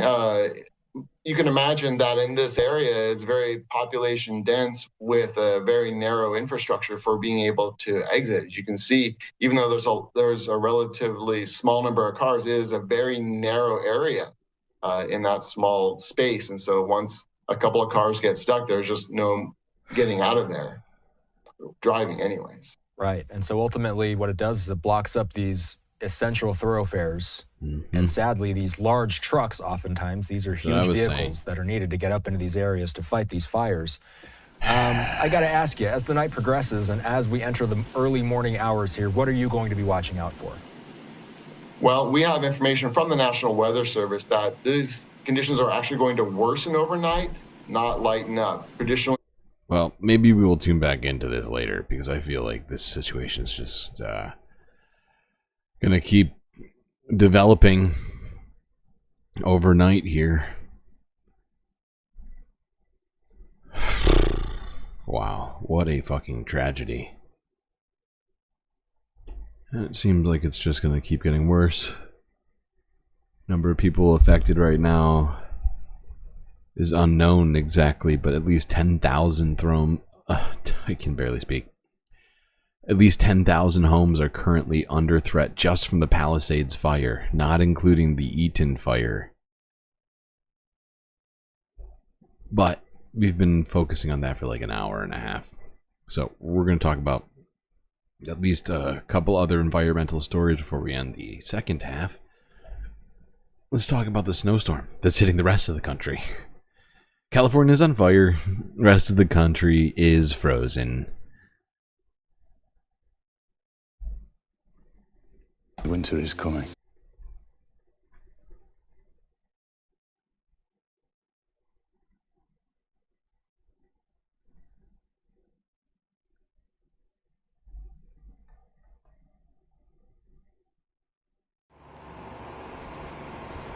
Federal offices and public schools in Washington, D.C. were closed Monday as the first major winter storm of the new year swept across the U.S. mid-Atlantic.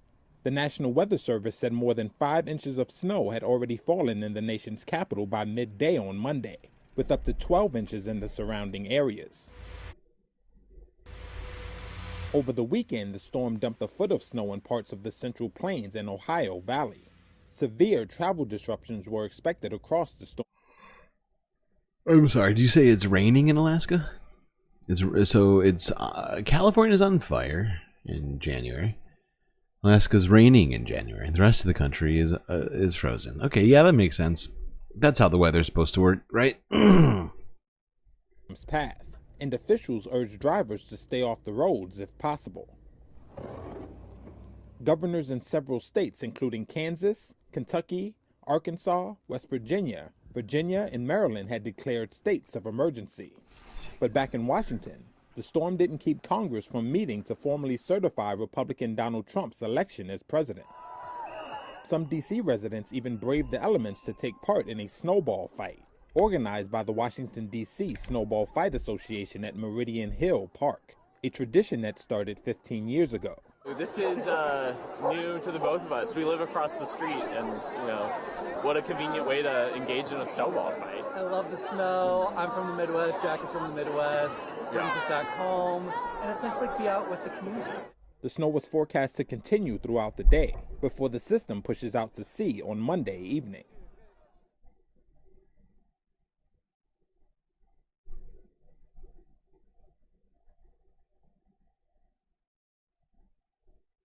A major winter blast of snow, ice, winds, and plunging temperatures in the U.S. stirred dangerous travel conditions from central and southern states all the way to the East Coast on Monday. Oh, couldn't be worse.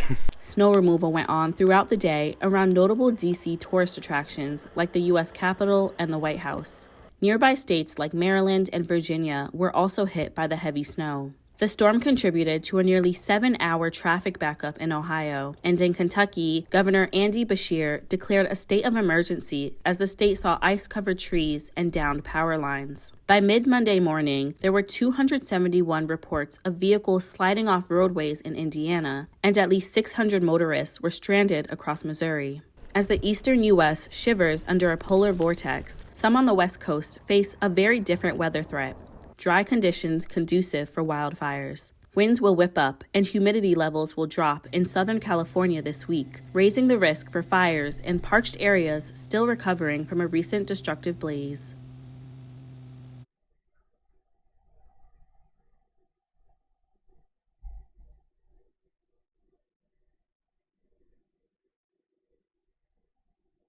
At least 5 people have died in the winter storm that has seized parts of the U.S. in its icy grip, leading to mass school closures, travel chaos and power cuts. 7 U.S. states, Maryland, Virginia, West Virginia, Kansas, Missouri, Kentucky and Arkansas, have all declared emergencies. More than 2,300 flights have been cancelled, with nearly 9,000 delays also reported owing to the extreme weather. It's caused by a polar vortex of icy cold air that usually circles the North Pole but is reaching further south. Thousands of people were left without power early on Tuesday across states in the storm's path. Here's CBS News correspondent Rob Marciano in Washington with the latest. The sun is coming up, but the brutally cold has set in. We are in our nation's capital, and we don't often get snow like this here in Washington, D.C., and it is beautiful watching on the television screen. There's the monument itself. You can see traffic's flowing okay on the main roads, but a lot... You know, honestly, this whole snowstorm doesn't seem quite as bad as, like, after watching that whole, all those fires happening in California right now. Just seems less bad, although it is bad, and 5 people have actually died already from this storm. And many people are left without power and also in freezing temperatures, which is bad. Frigid temperatures settled over many U.S. southern states, more commonly associated with warmer weather, and leaving many unhoused residents to seek shelter from the cold. Salvation Army is going to be kind of on night shift, and we're on the day shift to make sure that people can get out of the cold. Thank God that we have the availability to be here for them and let them inside, because it's not fun to be outside and cold when you don't want to be. In the morning, you wake up, you don't know really where you're going to go, what you're going to do, what's going to happen today, but you know here is going to be open. So you know you got a cup of coffee coming, a hot shower, and your clothes be washed. Homeless population, you know, oftentimes they are the people that are forgotten and marginalized, and so we want them to know that, you know, that we're here for you, and then, you know, that we have a place for you, and we have a hot plate for you as well too. What I'm seeing, this winter weather is not anywhere near the magnitude that we've suffered through in 2021, or even the couple of more severe winter storms we've incurred since then. Everybody else would say it's probably like, you know, 30 or something below. You know, they be freezing out here sometimes. They're doing this now, this cold night thing where if it's below a certain temperature, they let us come in and rest till the morning, then they feed us breakfast and stuff. So it's quite... Yeah. All the way deep south down to Florida, seeing freezing temperatures from this storm. We got a few more videos on the state of this situation. It is a frosty start here in the nation's capital after a beautiful snowfall that you can see behind me that left behind somewhere in the range of 6 to 9 inches, depending upon where in the district you are. But the conversation today, absolutely the Arctic air that has come in as the system has left. It was in the single digits in terms of wind chill this morning, between 6 and 9 degrees. It's warmed up considerably since then. You can see the sun behind me and a lot of activity out here on 14th Street over my shoulder. The roads are slushy, which is to say a lot of this ice is melting. The sun is out. It's still awfully cold, though. We have not even reached 32 degrees. That's the high for the day in D.C. And the broader narrative here is it's part of really a cold snap that's affecting so many cities, from Atlanta, where the high is 38 degrees, to Dallas, where it's 40, New York, 31. So I think we've hit peak dragon in chat here. We've got like 16 dragons all talking at once. Out of control. Eastern side of the country right now experiencing this situation. As far as the ripple effects in D.C. specifically, kids, many are out of school right now, not just for D.C. public schools, but somewhere around 8 different counties in Virginia, 5+ in Maryland have no school today, and the flight situation as well. DCA has already seen 110 flights canceled today on top of the roughly 500 yesterday, so that travel backup continues as well. That's the latest in Washington. Sam Brock, NBC News.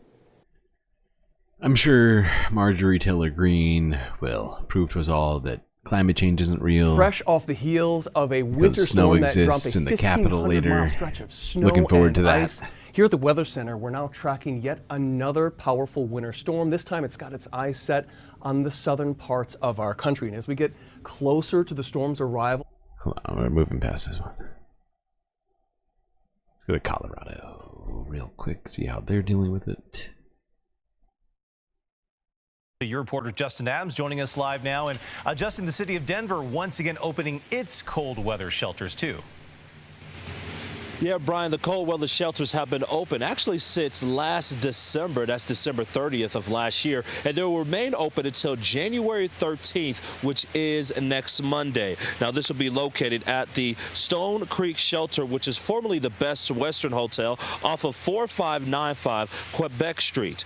The Best Western is broken into 2 parts. One side is the Salvation Army that houses people experiencing homelessness. The other is the warming shelter. There will also be other cold weather city facilities located at 2601 West 7th Avenue and 375 South Zunai Street.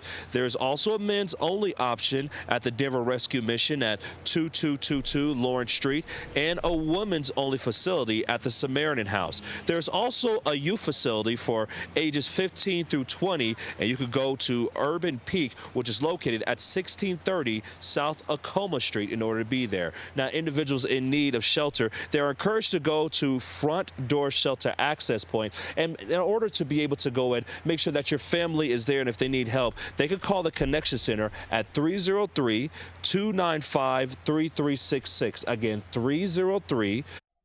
Okay. Going back to the Capitol. I put these in the wrong order. That's my bad.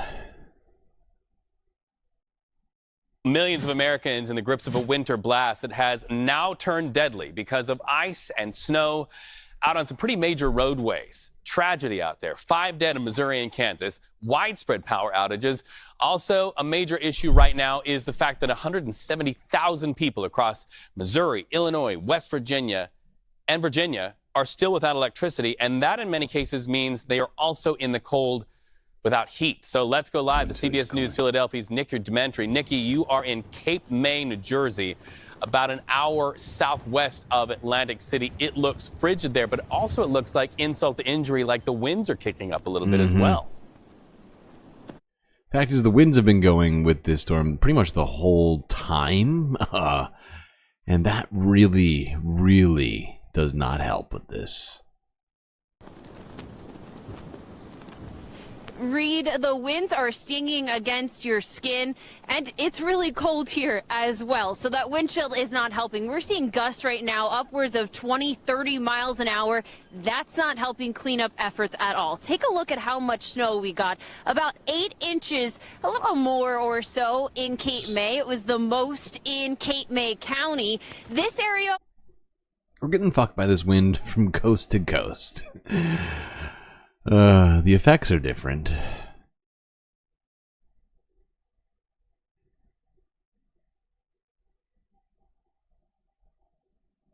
But sucks either way. Snow, sleet, and rain, a messy combination, but also dangerous one if you're behind the wheel. While we have a little bit of a break from the worst of the winter weather, now is the time, of course, to prepare. And joining us now is Robert Sinclair, Senior Manager of Public Affairs for AAA Northeast. Robert, good to see you. Good to see you, Chris. All right, so freezing temperatures can obviously negatively impact car performance in several ways. If you could give us a few specifics out there for those who are gearing up for the winter. Well, let's go with the top two, the ones that we get calls for. Flat tires and dead batteries. Batteries lose power as it gets colder. Batteries lose about 30% of their power when the temperature is near freezing. They lose 60% of their power as the temperature gets near zero. The chemical reaction in the battery slows as it gets colder. So it makes it more challenging for starting your vehicle. And tires are also negatively affected by cold. A lot of people think tires hold up the car. No. It is the air in the tires that holds up the vehicle. And grade school science, heat expands, cold contracts. So for every 10 degrees the outside air temperature goes down, you lose about 1 psi of pressure in your tire. Well, there you go, people. There's a few vehicle care suggestions from AAA. Thanks, AAA. Now, before we stop talking about this this snowstorm, this cold front that's been going across the country, let's see how the wildlife is dealing with it.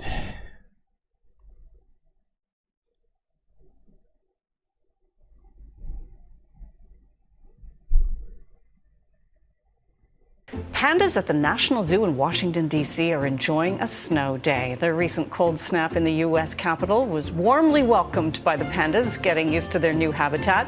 Snowflakes stuck to their fur as the pandas frolicked and somersaulted in the snow. And this video of Bao Li and Qing Bao comes ahead of their public debut later this month. China sent the giant pandas to Washington last year in an effort to warm relations between the two superpowers. All right. Well, it seems like the panda bears are enjoying the snow. But there's another group of animals that are having a tougher time adjusting. Big old boy struggling. Floridians brace for it pretty much every year. He fell right out the tree. Massive green iguanas, falling down from trees as if they're frozen solid. And well, in the winter, they kind of are. So let's explain how that happens. Green iguanas are an invasive species in Florida. They're actually native to Central and South America. And these reptiles don't handle the cold very well because they rely on external heat sources to regulate their body temperatures. Once the temperature drops below 50 degrees Fahrenheit, that's when experts say green iguanas start feeling sluggish and lethargic. But it's not until temperatures drop below the mid-40s that you really start seeing them fall out of the trees. It's at that temperature range that the reptiles go dormant or get cold stunned. They may look dead, but don't worry. He's still alive. It's just how their bodies remain operating until the temperature... I can only imagine what that lizard's thinking right now. Completely frozen. You got a random mammal moving you around. Some warm-blooded dick. You're like, hey, I'm alive. Stop messing with my tail, please. That's what I'd be thinking. But hey, they really can't do anything about it. Physically incapable of warming their blood on their own, leaving them completely vulnerable to these sorts of cold snaps. Now, while California's on fire, the rest of the country is under snow and freezing cold temperatures. England is flooding. I know I said that with a really excited tone. Not really. Probably an inappropriate tone to use, honestly.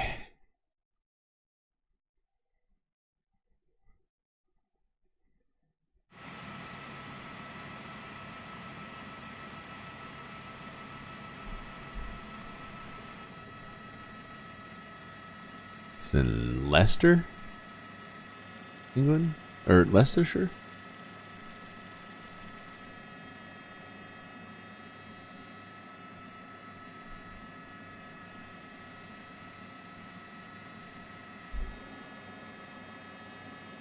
That doesn't seem to be doing a super good job of stopping the water. Oh, God.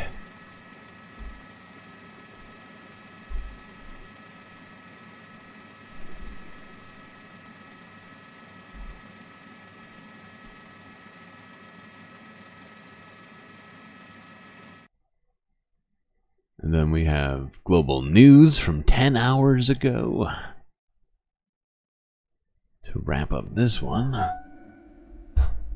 Tewkesbury, England. That's a pretty castle. The flooding is not so cool, though.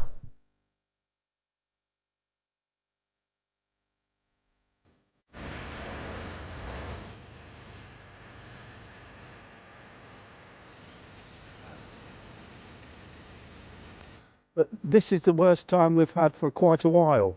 In fact, I think it was a year ago when we had the similar flooding, but not as bad as this. But the damage caused in this area is tremendous to the shops and the expense that people have to go through to maintain these properties. A severe flood warning indicated life-threatening conditions was issued for the River Soar in Leicestershire.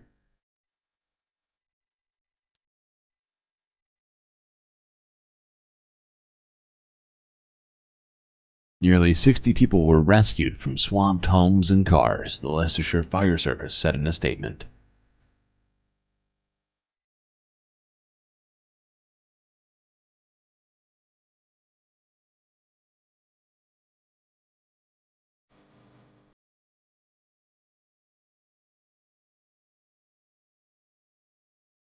All right.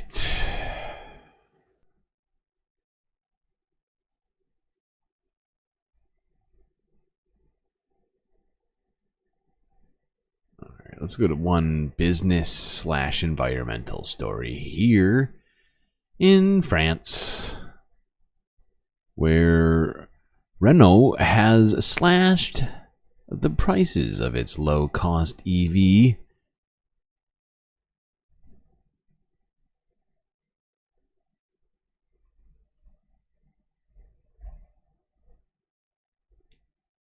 Renault's Dacia brand aims to speed up electric vehicle sales in Is that Europe. how it's pronounced? It cut the price of its low-cost EVs. I always thought it was pronounced Dacia. Electric vehicle sales in Europe. It cut the price of its low-cost EVs by €2,000 or just under $2,100 in France on Tuesday. It's part of a wave of expected discounts in Europe this year in response to stagnant EV sales. Car makers are expected to rely on price cuts to push EV sales and help them meet tougher new emissions rules in the EU. At least 1/5 of all European sales by most car companies must be EVs to avoid heavy fines. But trade data showed only 13% of vehicles sold in the region during the first 11 months of last year were electric. Dacia is the region's leading low-cost brand. It said it was dropping the entry price of its electric Spring model to around $17,600, which closes the gap with China's Leap motor. The Chinese...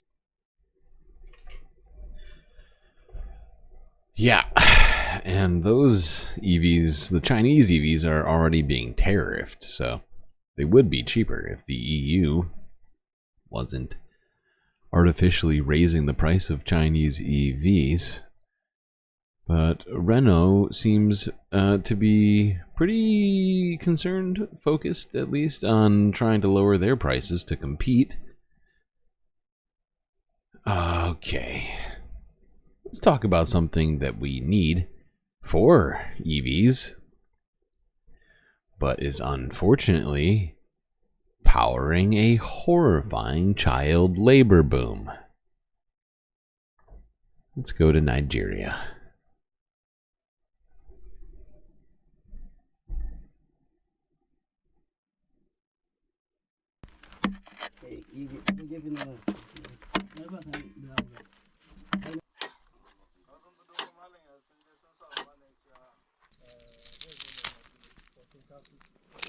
So what they're picking apart right now is lithium, as you can see there. I know that mining activities are dangerous, and there are disadvantages, but every profession has its own disadvantages, including driving, and death is unpredictable. Someone might be riding on a motorcycle, and a driver could knock him down, and he dies. For us, we know that once we enter into the mining shaft, we know there's a possibility of disaster happening. Yes, sir. This is lithium. We call it ambigolite. Another way around, cast. Su yaran leburorin sukan je wurare da These yawa child suna laborers aiki. go to different minings Suna for work. aikin When nan, someone comes and wani sees ya them zo working, suna looking for what aiki, to suna eat, wahala su nemi abin da they za chase su them ci sai away. kore su. But because we are privileged Mu to kuma have the da mining Allah ya sa sites, muke if the da children wurare come to da my muka mining samu, site and they find muka lithium, siya. then they can Idan sell sun it zo and feed sun ga wani abu themselves. a filin mu cewa We will suna tell so them sun ga to abin go da za su ahead je and su help nemi abinci. themselves. We cannot To za stop mu the ce mu kids ba from ruwanmu. trying In to kun make ga their za ku daily iya yi, ku wages je ku nema. because the Ai, majority of mu us ba are za mu iya poor. hana mutum ya nemi abin And we da don't zai have ci ba. anything. We have Saboda to mahi work so yawan we mu can eat. talakawa ne ba mu da komai. Dole kuma a yi aiki. Now, I would point out the way he phrased that was a little suspect. My mining site. So he basically has a mine full of children? It sounds like he's profiting off of these children mining lithium for him. And this whole situation is gross. I'm sure he's selling that shit directly to Elon Musk and people like that. Oh, God.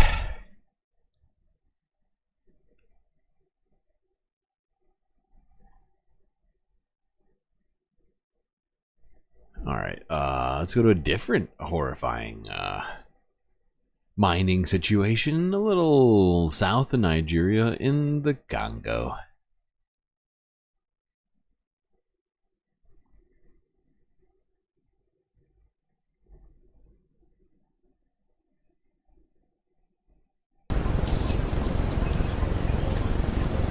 It's in the copy.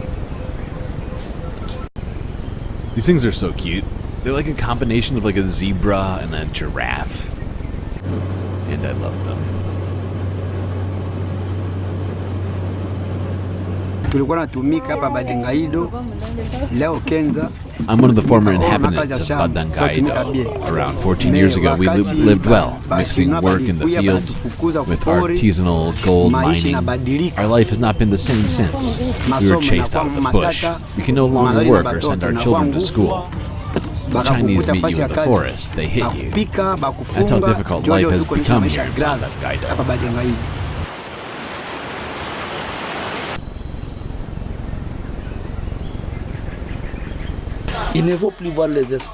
You're no longer seeing some species that used to be well protected here in our time. We've seen protected species such as okapi, elephants, antelopes. We even saw monkeys, but it's no longer easy to see them.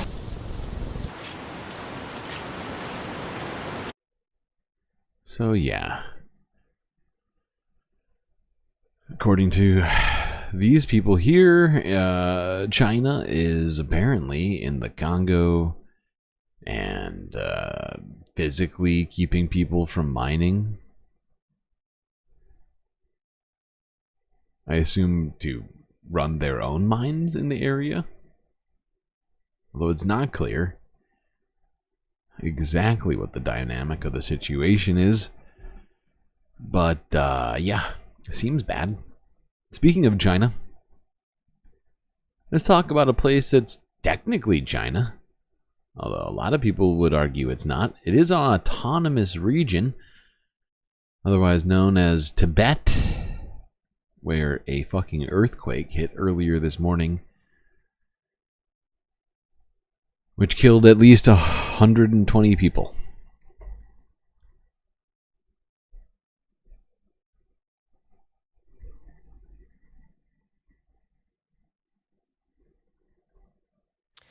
A strong earthquake has shaken a mountainous region in Tibet, killing at least 95 people and injuring 130 others. The Ministry of Emergency Management says 1,500 fire and rescue workers have been deployed to search for people in the rubble. The U.S. Geological Survey says the magnitude 7.1 earthquake's epicenter was about 75 kilometers northeast of Mount Everest, which straddles the border. The quake also shook buildings in neighboring Nepal, Bhutan, and India.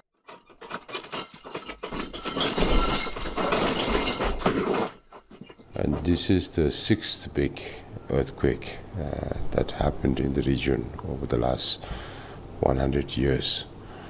So it happened around 9:05 in the morning. It's quite close to Indian border.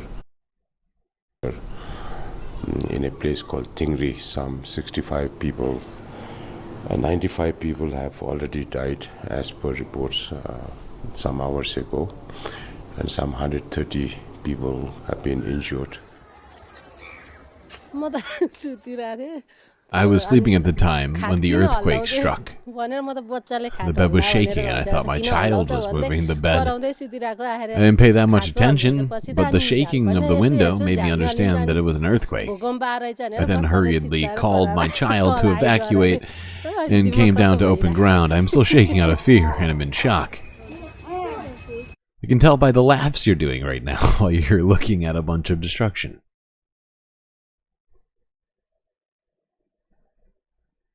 Okay. Yep, perfect timing, almost.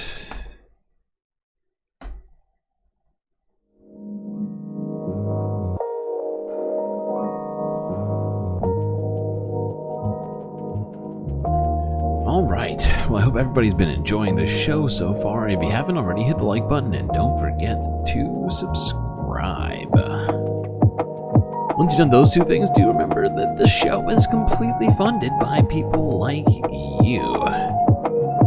All sorts of great ways to contribute now, pretty much every possible way, aside from merch, something I still am not sure I'm going to ever do, but am strongly considering.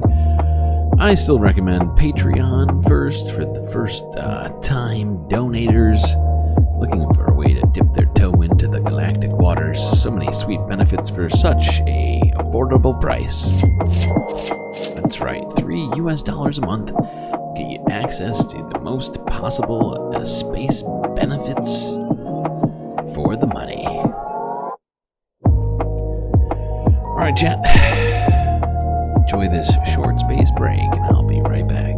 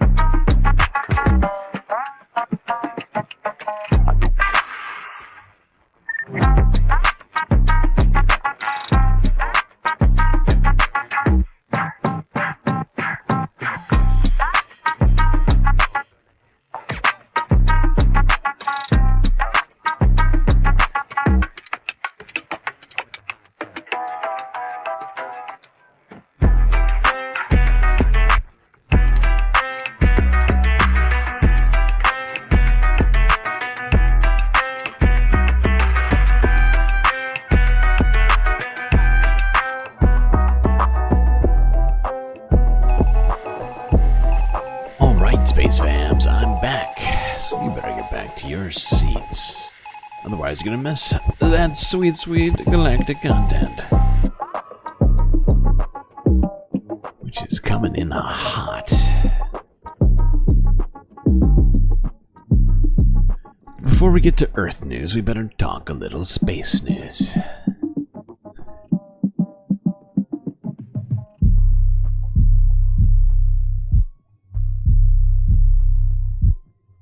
This is what I've got for you today. On that front, a discussion of space sports. What? That's right.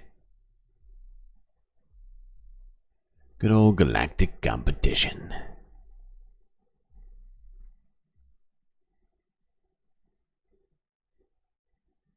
Well, there you go, people. Short and sweet on the space news.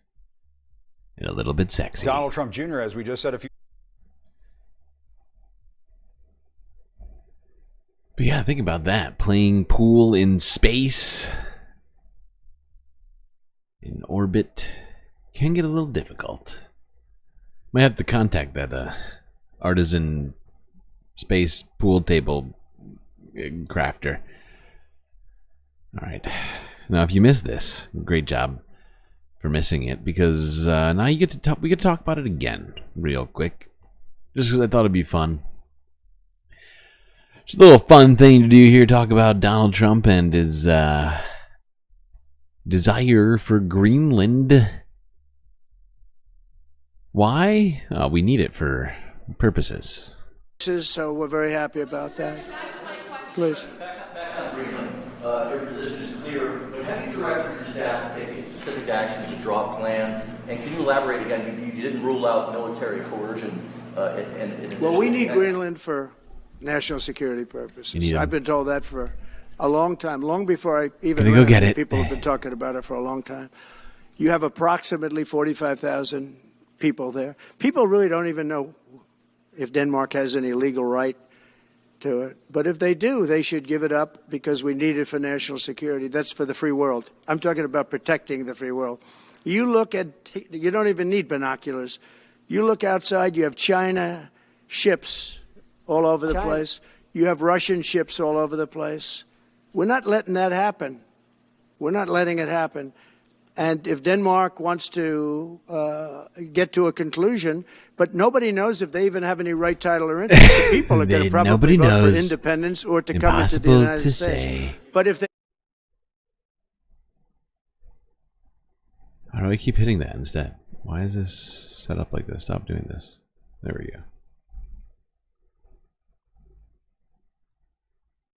Alright. I figured for... what do you call it?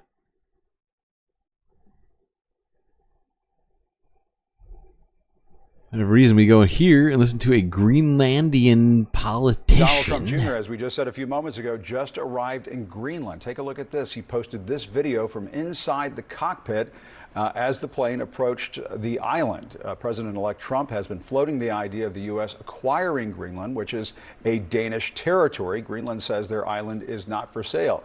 CNN's Fred Pleitgen joins us now. Fred, what are officials in Denmark and Greenland saying about this visit? Come on. Come on! Well, first of all, they've been saying for the last couple of years, ever since the first Trump administration, that Greenland is not for sale, and they continue to say that as well. It's quite interesting to see that video of what they call Trump Force One descending there into nuke Greenland, which what appeared to be a Trump action figure in the cockpit, on the cockpit dashboard there. We do have some sound, actually. It was not an action figure. It was clearly a bobblehead. Get your toy references correct. My God. Well, that's weird. So I guess Greenland not for sale. Apparently, that's unfortunate for Donnie. Let's go back in time to around the time when we were first starting this stream, 11 long months ago. Around that same time, Denmark got a new king and queen.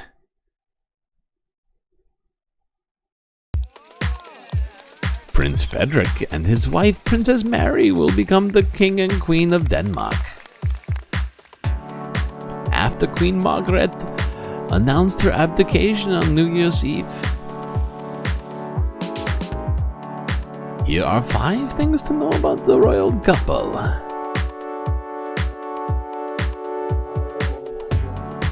Australian-born Mary Donaldson met Prince Frederick in a Sydney pub during the 2000 Olympics.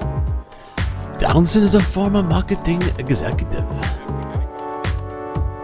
She took a deportment and etiquette course in Sydney.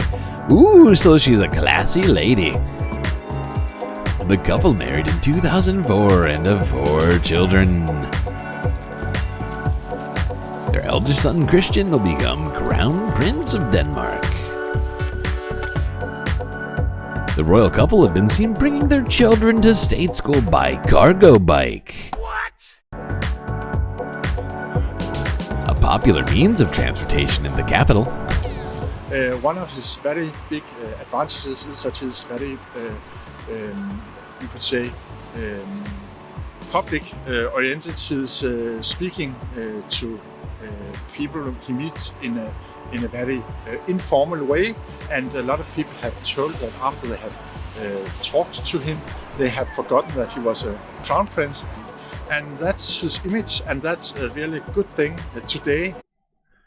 So there you go. There's some information about the royalty of Denmark, the people who supposedly are in, technically control of the territory that Donald Trump is threatening to invade, where a sort of prerequisite invasion has happened already, where his White House chief of personnel, his son, and his son's best buddy went to sort of get a lay of the land.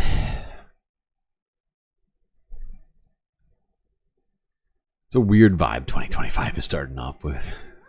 Really, really weird vibes 2025 is giving me. A really fascinating situation it's been.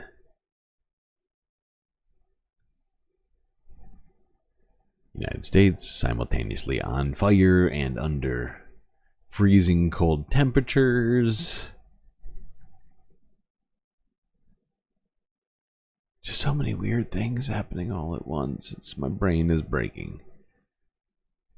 All right, where do we go now?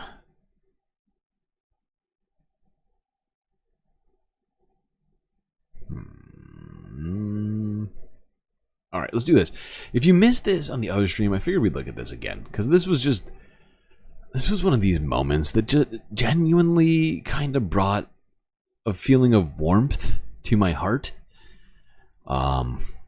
This was 2 Amazon representatives speaking at the Trade Union Congress in the UK, being questioned over recent strikes, and let's see if they can manage to answer a single question. If Amazon's such a great place to work, as you've said, that's what you hear time and time again from your team, why have your team in Coventry gone on strike so much? I think it's important to note that we absolutely support their right to do that. That hasn't answered. Aren't I a good guy? Excuse me, I've obviously we've sat here for quite a while now. I feel like I might need to get lessons from you both at some point in how to not answer the question that was asked directly. If you're that good an employer that you've explained to us so far, why have your workers in Coventry gone on strike so much? I think they're executing their rights, as we absolutely would protect their ability to do. I've shared some data around that building about how employees are telling us it's a great place to work. What I would love to do is invite you, sir, to come and see the building yourself. I really apologise for interrupting you. My question was why. You haven't answered why. You've told me that, again, it's a great place to work and you've got all this data and I'd love to come and see what you do. Yes, but why? That's the one thing you haven't answered yet, which is the question I actually asked you. Why? I think that's a good moment for me to, again, extend the invitation. But it's a good moment for you to not... No, sorry, I'm really sorry. I'm going to really push this point. Okay. It's a great opportunity for you to not answer my question. If you are such a great place to work, and I'd like to congratulate you, you said you won an award recently on being a great place to work. If you are that great a place to work, why? have your workers in Coventry gone on strike so much? Our employees have the right to join a trade union or not to join a trade union, and we totally respect that. I'm pulling teeth at this point. Neither of you answered that question so far. I'll ask it once more. Yeah. I'll ask it once more and then I'll give up because I don't think I'm going to get an answer. Why have they gone on strike so much? What is the reason behind it? You talk to workers every day, you've told us, and that's what your teams do. You know, while watching this and a few other videos recently, I've started to come to the conclusion that, you know, the people of the world, we need to find a way to genuinely unite against the very, very, very small group of people that seem to be oppressing all of us. It doesn't even seem to be country by country, right? Like, we got problems with Elon Musk, and you got problems with Elon Musk. We got problems with Jeffy Bezos and Amazon. You got some problems with Jeffy Bezos and Amazon. We just need to learn to work together to kick these people off of planet Earth. But not in space. So we need a better place. Hell, I guess. When you ask them, why are you going on strike? What's their answer back to you? Why are they striking? They were demonstrating their right to support the trade union that they were a member of. Wow. Simply put. Oh, sorry. Supporting a trade union isn't a legal reason for people to go on strike. What was the legal reason that they went on strike as set out in the paperwork that needs to be supplied to the employer in the relevant notice period? You mean the ballot for strike action? Yes, that's right. What was the legal reason? There are multiple scenarios over the recognition attempts that the GMB has made. We're not talking about recognition. We're talking about the 37 days of industrial action at BHX4 in Coventry. Paperwork needs to be supplied to the employer that lists the reason for strike action. What was the reason given for strike action on those 37 days in answer to my colleague's question? Mr. Morgan? Please repeat the question. In order to take industrial action, a union needs to win a ballot. In order to have a legal ballot, they need to supply to the employer some paperwork that lists the reason, and it needs to be a legal reason. Supporting their union is not a legal reason. It needs to be a legal reason as to why they wish to take strike action for that ballot to go ahead and be lawful and not be challenged in the courts. What was the legal reason on the paperwork supplied to you why your workers at Coventry BHX4 went on strike? That's one I would be willing to write back on. I don't have the information top of mind, or I can't recall it. She's so nice. We have been, over the series of 2 years, working She's willing with to the write GMB back. through this process. So thoughtful. So we have responded back and forth for So helpful. several claims, several allegations, I would say, that simply we don't recognize. So please let me come back on that one. Okay, Mr. Morgan, you don't know why the people went on strike? I think, just to reinforce Jennifer's point, that we'll write back on that. I don't have that detail. Okay. You're required to be open with us as a committee. You're sure you don't want to lay out why the people went on strike now? I guess I fully understand our responsibilities as in front of the committee. You didn't even answer that question.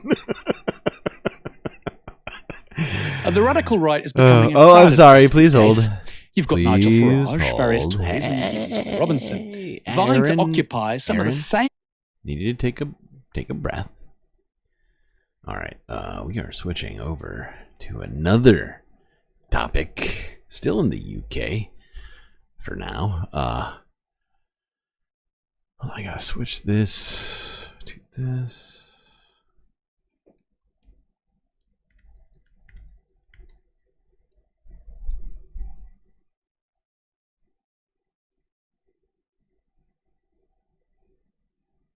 All right. Yes. Let's talk about this situation. UK, dealing with some stuff recently. And, you know, we recently talked about what Elon Musk has been doing in the UK, saying a whole bunch of insane things on Twitter about how the king should abolish the not the prime minister, the entire parliament.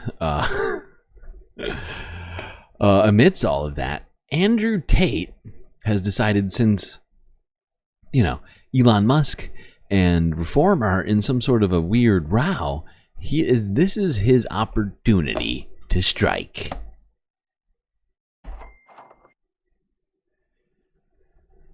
And he's starting his own political party. The radical right is becoming a crowded place these days. You've got Nigel Farage, various Tories, and even Tommy Robinson vying to occupy some of the same ground which is to the right of the last Tory government on issues like migration and law and order. But now, a new contender has entered the fray. The Nazis couldn't cross the channel, but these random men on dinghies seem to cross just fine. Every ship, every plane, every soldier will serve only the interests of the British people. There is no justification for sending men, weapons, or resources to foreign wars when Britain is under siege at home. The military's focus will be singular, the protection of our homeland. We shall fight on the beaches, we shall fight on the landing grounds, we shall fight in the fields, we shall never surrender. This was their final power. He's talking about taking on the Nazis, the Battle of Britain, blah, blah. He's just showing the Wehrmacht. What? Andrew Tate, TikTok, and Churchill. That's 2025, people. Yes, Andrew Tate is hoping also, he says, to follow in the footsteps of Winston Churchill and become the UK's next Prime Minister. Launching his political party, the self-proclaimed Top G said this: "Yes, bruv. The Britain Restoring Underlying Values Party will restore the once great Britain. As leader, I'm held fully accountable. If the plan has not been It's one of the dumbest fucking names I've ever heard. The BRUV Party. Britain Restoring Underlying Values Party. Doesn't even make sense. Might as well vote for it. In 45 days of power, I will step down from leadership. No delays, charter. Below, join the movement." I'm not going to share the link. So let's have a look at that charter. The heavily AI-dependent manifesto begins with this mission statement. Look around you. Look at what we've become. A nation, as he's saying, look around you. What, he's looking at his home in Bucharest, under house, I don't know. A nation that once ruled the waves, that stood as the beacon of strength and freedom, now cowers under its own shadow. Our streets are dangerous, how would he know? Our borders are wide open, and our culture, it's being eroded. This isn't the Britain our ancestors fought for. This isn't the Britain they died for. And this cannot be the Britain we leave to our children. Which Britain they did deserve die for? what brave men died for. They deserve what you've struggled for. We must end the generation. Now, it's not clear which Britain he's talking about. Is it the Britain... Was it the one that had all of the colonies? What is it? Want to go back to that? Is that what he's saying? Take back Hong Kong and India and all the other ones. Africa. Maybe that's what he's talking about. It's unclear Included sometimes amongst what he Tate's means. policies is what he calls harsh migration control, pledging both an end to small boats arriving in the UK and a start to mass deportations. Yeah, it's just weird. It's a weird vibe. It's a really weird vibe that he's sort of getting into here. The fact that he's doing this, but you know, there's a bunch of money sloshing around right now. Elon Musk, you know, said all this stuff, and now even Nigel Farage is distancing himself from Elon, so he's thinking to himself, maybe I can get myself a cool 100 mil and run for prime minister.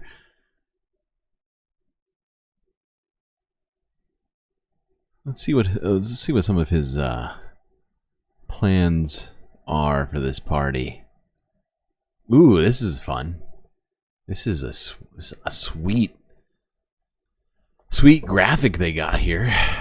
Restoring masculinity and strength, the foundation of a thriving nation.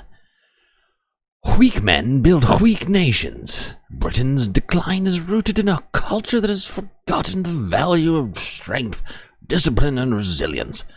To restore our nation's greatness, we must rebuild its backbone. Strong men who protect, provide, and lead. Oh, okay, that's the backbone. Okay, cool. Boxing and wrestling schools. Okay, get that in there immediately.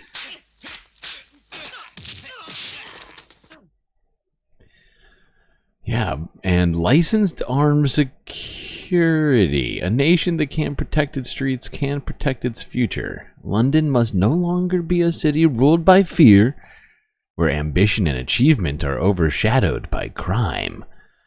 This is weird coming from a guy who's currently indicted in Romania? But okay.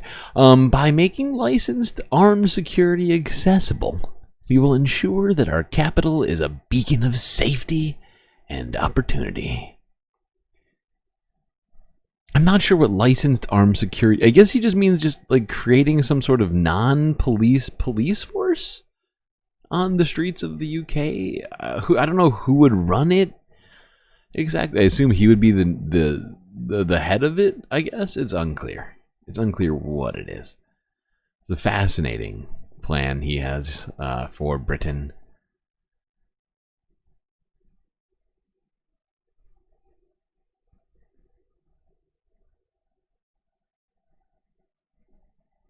Here is a tweet of his earlier.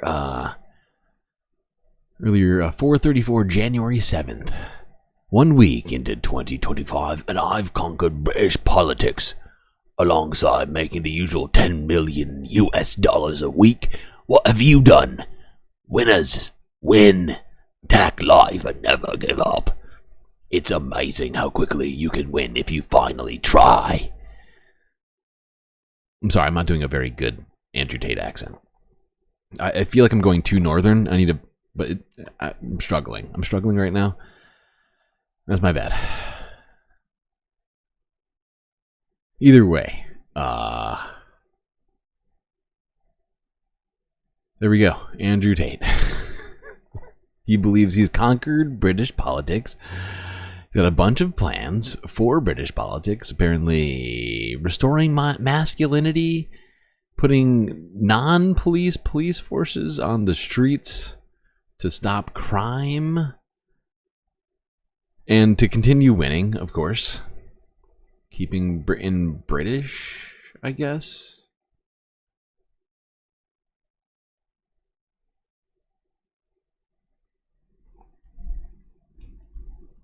Now,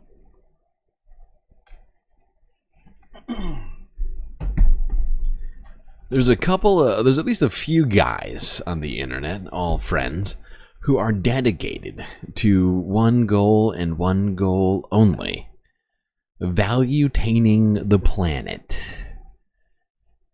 With that said, let's go to the PBD podcast to talk about some of this British stuff.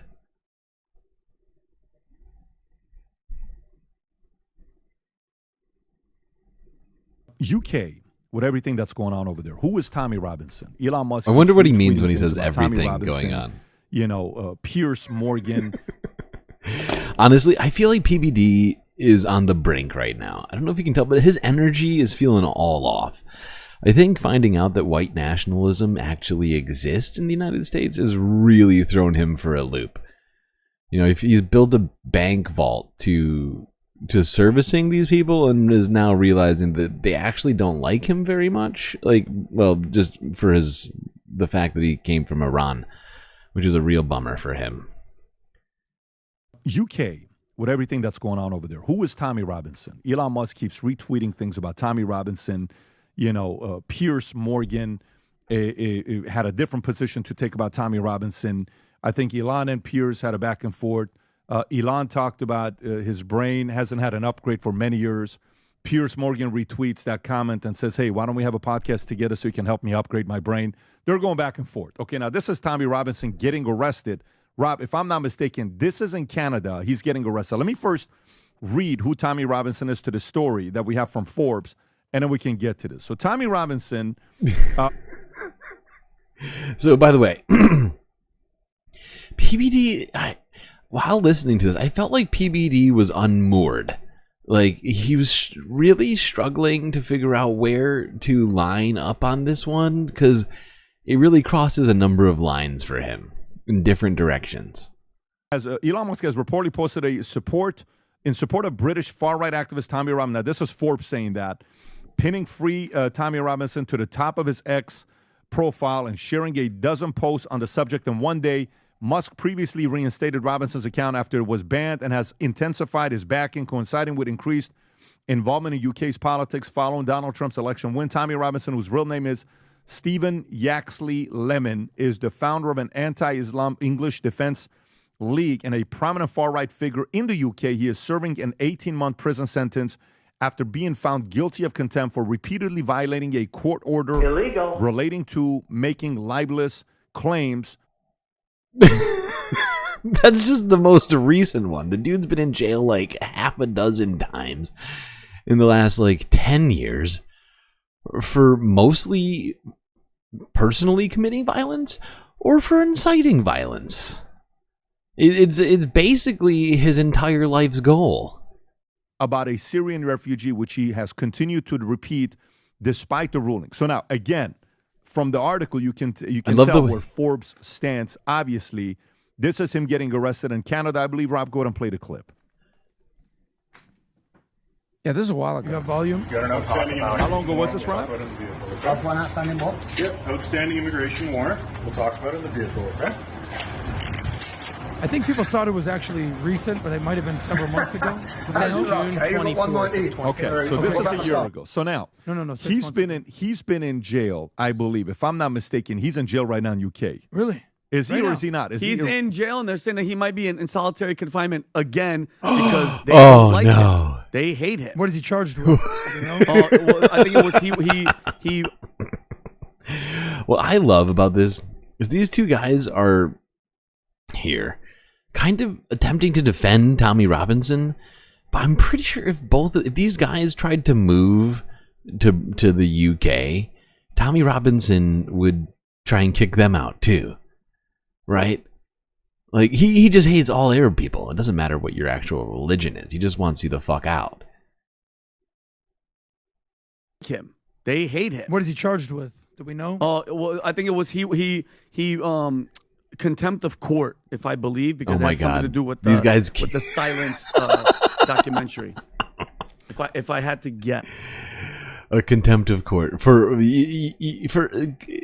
what's funny about this is that they're focusing on this technicality, but the technicality is for a thing, right? And it's like, what did he do? You know, like what was the actual you know, what did the court tell him to do originally that he decided, no, I'm not going to do that?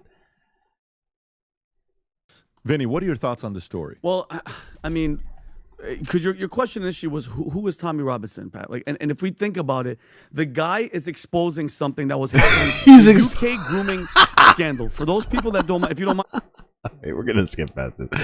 We're gonna go to here, but this is just fucking hilarious because they really do spend a bunch of time talking about how Tommy Robinson's just trying to, break open the scandal, when basically Tommy Robinson's entire existence is trying to get rid of people like Vinny and like PBD, by any means necessary, violence encouraged. Like genuinely, like he started something called the English Defense League. It was part of starting something called the European Defense League as well. Both like adamantly anti-Muslim groups, but like if you're from the Middle East, they're not going to make a lot of distinctions about you, even if you're not Muslim, right? They don't want you there either.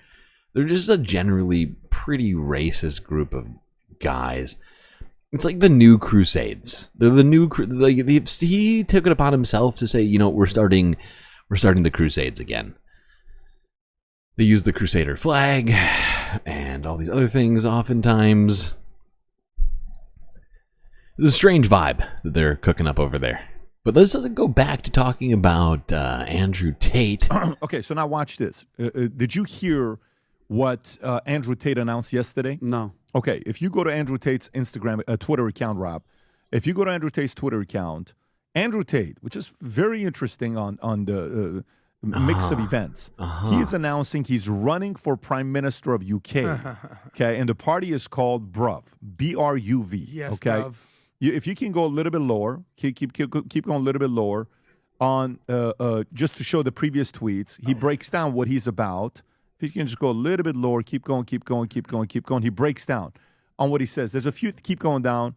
I'm trying to see which one it is. Simulation, integrity. Yeah, I mean, what he's talking about, keep going until you see where he talks about what the issue is. That it? I think that's the one right there. In the majority Filipino areas of UK, must look and feel like British. In majority Indian areas of the UK, it must and look, feel like British. In majority Jews, it must. In majority African, show more. Immigrate, expect to adapt to British culture, no matter how small the norm. We like quiet Sunday mornings. Problem, leave. You respect British culture, standards of hygiene, and social norms. I love that. We love quiet Sunday. First off, Andrew Tate still not in England. He's once again on house arrest, if I'm not mistaken, in Romania, not Britain. He's also one of the least quiet people on the internet and on the planet. He's constantly screaming about literally anything he can find on the internet to yell about. So it's weird that you would bring that up. Now, I can't remember where. Hold on. This is very strange to me. This whole dichotomy with these three guys, Andrew Tate. And in fact, Tommy Robinson is part of this thing, obviously. But it's just this whole thing is just so strange to me. And the fact is PBD is in fact a Christian, but he's Iranian, right? And Vinny, I think the same thing, but he's an Assyrian. Andrew Tate, I know that he's technically British, but he was born in the United States, and I'm pretty sure his family was originally from also somewhere in the Middle East. I can't remember where. And it's just fascinating that these guys are like in this weird triangle, because if I'm not mistaken, Tommy Robinson and Andrew Tate were once pretty cool with each other, but ever since Andrew Tate picked up Islam and he converted to Islam, I think there's a row between them. I'm pretty sure that the two guys here, PBD and Vinny, if they tried to go to the UK, if they weren't famous right-wing podcasters who were jerking off Tommy Robinson live for us, I'm pretty sure that Tommy Robinson would tell them to get the fuck out and punch him in the face, right? That's who this guy is, right? And it's just fascinating to hear these guys sort of come to the defense of both of these guys simultaneously. You operate within our parameters. Multiple complaints of the contrary, visa revoked. I think it sort of represents how bring your own culture, how unmoored PBD podcast really is. The sort of blatant paradox that is the PBD podcast right now. They've realized white supremacy exists in the United States. I think while this is going on, he's realizing, you know what, maybe, oh God, there's something that I'm not seeing right now with this Tommy guy. Culture already has a home. R does too, and it's Great Britain. If you miss the culture of your host nation, go home. By the way, the reason why this is interesting, he converted to Islam about a year ago, year and a half ago, May of last year when we went to Christian, yeah. So, and Andrew is a guy who's a stats guy, who's a data guy. Mm-hmm. Now, of course, he has said a lot of different things, and he's called Islam the last true religion on the planet, and he said a bunch of different things about it. His brother is still a Christian, Tristan, so they're kind of going through it together. But when you go going through it together, and you, what does that even mean? They're going through it together. Oh God, what a fascinating place! I have no idea how they've been as successful as they have, aside from just buying views and SEO and all this other shit to make themselves more important than they are, more relevant than they deserve to be. It is hilarious. These guys are wild. Sasha G, holy shit. Gifted memberships galore. Thank you, Sasha. That was beautiful and philanthropic thing for you to do on this stream. You know, these guys seemed unclear.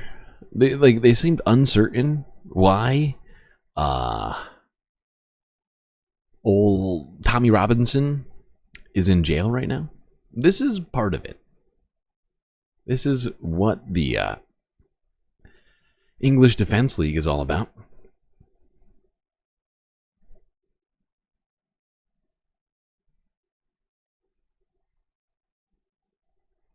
I'm talking about how they don't really care about the Muslim part. They really are. They're just racists, right? They hate Middle Eastern people, and you know they're just talking about Pakis, just broadly to refer to Middle Eastern people, right? They don't they don't care what your religion is. If you look Muslim, if you look Arab, you're the wrong vibe for Britain, in his opinion, and his gang. Yeah, and so this English Defense League was created by Tommy Robinson and has grown over the last, whatever, I guess 15 years that he's been, or 10, 11, however long it's been now. Meanwhile, the PBD podcast was just coming to this guy's defense. Even though this guy, even though Tommy Robinson hates Arabs, literally came to his defense by saying that he was just trying to stop crimes. He was just trying to uncover crimes. That's all he was doing. This guy who's clearly committing crimes on the streets. And if you didn't hear it, he has in fact co-opted large numbers of soccer hooligans, football club people essentially who like to drink and get into physical altercations with other football lovers. And while they're talking about trying to stop supposed Arab and Muslim pedos, well, there's another kind of violence, not just footballer on footballer violence or, you know, white supremacist on Asian violence. There's another kind of violence which these people tend to propagate, and that is domestic violence. I'm not talking about Arabs, I'm talking about football clubs. For many football fans, the hours before the game can be just as exciting as the actual 90 minutes on the pitch. But for some, the anticipation of what might happen after the match is terrifying and often life-changing. By the way, this is from Channel 4. This story came out just, was it Monday? Yeah. The time where he threw a glass candle at my head because he was cross that his team had lost. But for me, it was like the fear of him coming home and like even the key going in the door. Emma Armstrong is a survivor of domestic abuse. Her partner grew more and more controlling just months into their 5-year relationship. After Emma reported the abuse, he took his own life. But her ex-partner's reaction to games played a role in his violence. I experienced emotional abuse, physical abuse, financial, sexual abuse, but particularly coercive controlling behaviour.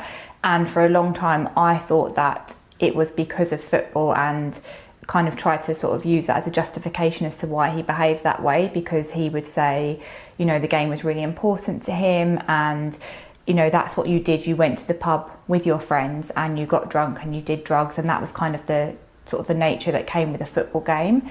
But for me, when I'd left that relationship, I actually realised that that was just another excuse. During last year's Euros, police forces reported 351 domestic abuse football-related incidents. That's compared to 193 at the Euros before in 2021. This relationship with your former partner, it's now ruined how you see, view, watch football because of those experiences. Is that fair to say? Yeah, it definitely makes me nervous now. So previously I was, you know, a big Chelsea fan. We used to go to games as a family. I'm years on and I still won't watch a match. You know, hearing kind of my neighbours sort of cheering with the England matches, even that from hearing it sort of externally outside my house still left me feeling triggered. I still had the hairs on my arms stand up. Well,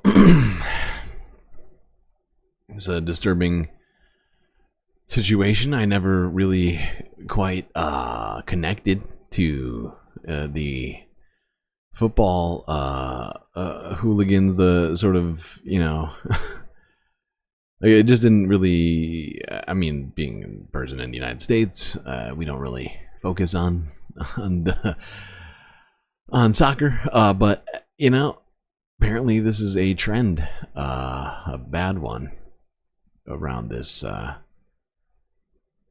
sport and these clubs, and unfortunately, not enough is being done about it. And maybe just maybe,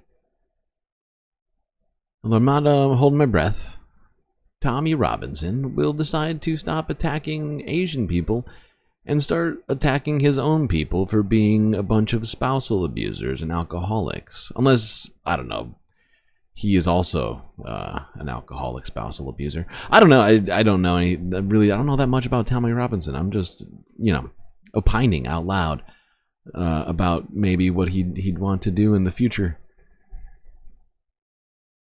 Because he seems very concerned about, about crime in Britain. It just seems like a good idea to maybe focus the looking glass inward. Seems like there's plenty of people in his group that are committing plenty of crimes. All right, now let's go to France, where we have to discuss the death of a right-wing psycho, Jean-Marie Le Pen, the father of Marine Le Pen.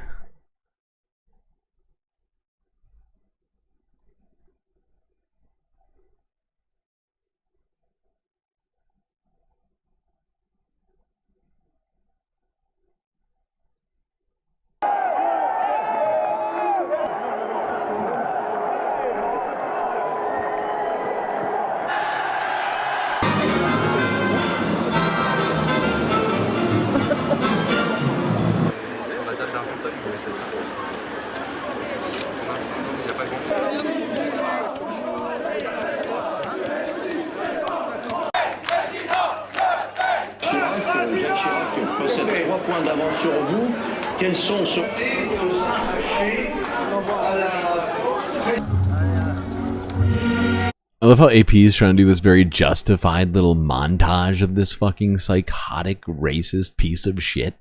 It is hilarious.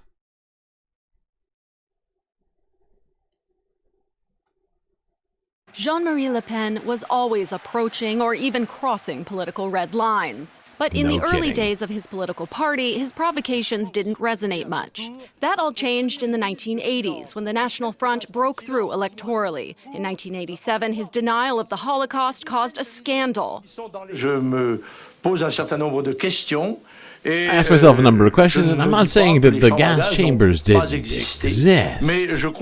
Well, I believe it is a detail in the history of World War II. After that shocking statement, an openly anti-Semitic remark, Le Pen directed an offensive pun at the public service minister, whose last name translates to oven. Mr. Delafour, crematorium, thank you for this admission. An ugly play on words that resulted in the loss of his European parliamentary immunity. Yeah, that's horrifying. His anti-Semitism reaffirmed in 2005 when he told a far-right magazine that the German occupation in France had not been particularly inhumane. What is scandalous about this statement? As Le Pen aged, he was no less scandalous. In June 2014, he attacked artists speaking out against the national rally, including Jewish singer Patrick Bruel, and he used the word for batch, as in an oven batch of loaves.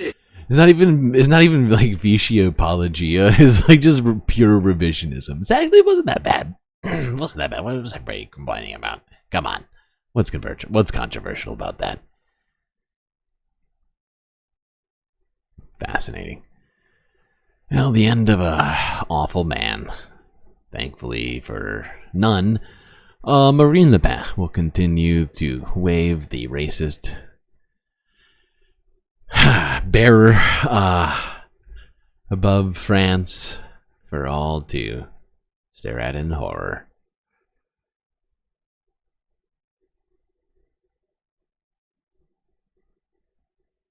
Alright, how are we doing on time right now?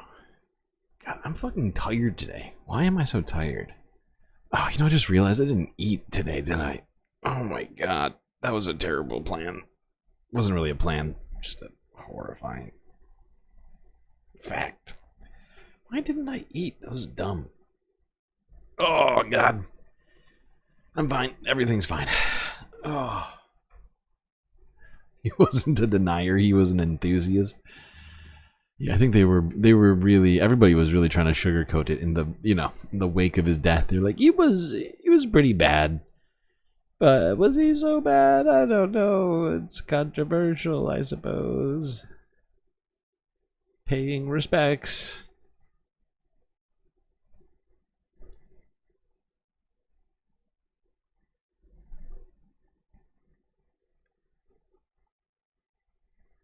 All right.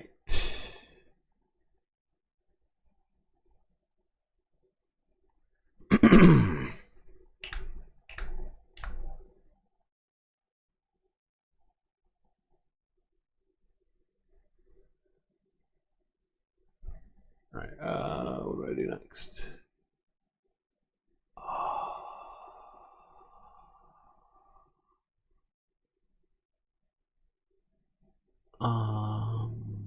Hold on, I gotta skip a couple of videos. I'm sorry, chat. Le Pen's other obsession, the gay community, as the Oh AIDS yeah, epidemic. Forgot about that. Forgot about that. Really hated the gays. Pretty much anyone that didn't identify as cis and straight.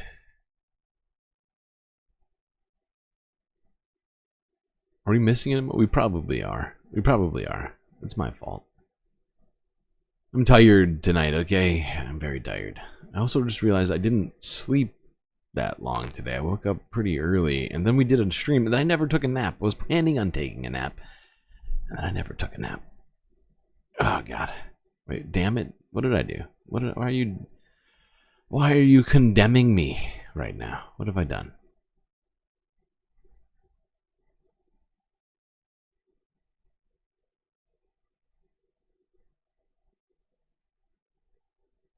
Oh god. Alright, let's go here.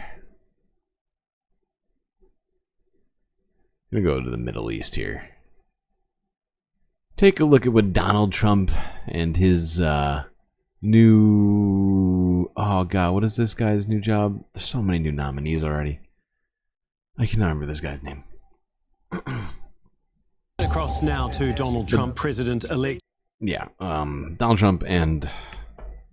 What's this guy's name? Hold on, let me figure this out before I get too far.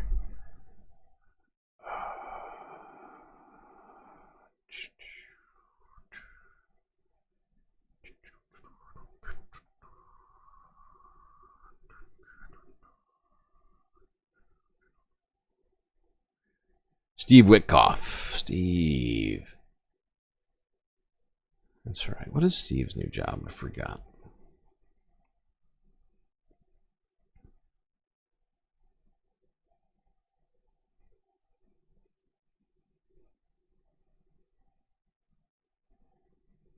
Steve is the new special envoy for the Middle East. Ah, yes. Okay, very exciting. Across now to Donald Trump, president-elect, who is speaking at Mar-a-Lago. He is taking questions from the media and has just been speaking about U.S. involvement in Syria. Let's listen in. Yeah, just one second, please. I'm going to give you a little report on the hostages, if I can, Steve.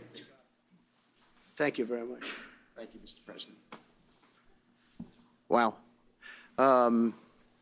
Well, I think we're making a lot of progress, and I don't want to say too much because I think they're doing a really good job back in Doha. I'm leaving tomorrow back to go to Doha, but I think that we've had some really great progress, and I'm really hopeful that by the inaugural, we'll have some good things to announce on behalf of the president. I actually believe that we're working in tandem in a really good way, but it's the president, his reputation, the things that he has said that are driving this negotiation, and so hopefully it'll all work out and we'll save some lives. I believe we've been on the verge of it. I don't want to discuss sort of what's delayed it. There's no point to be negative in any way. But I think it's the president, his stature, what he said he expects, the red lines he's put out there, that's driving this negotiation. I'm going back probably either this evening or tomorrow night.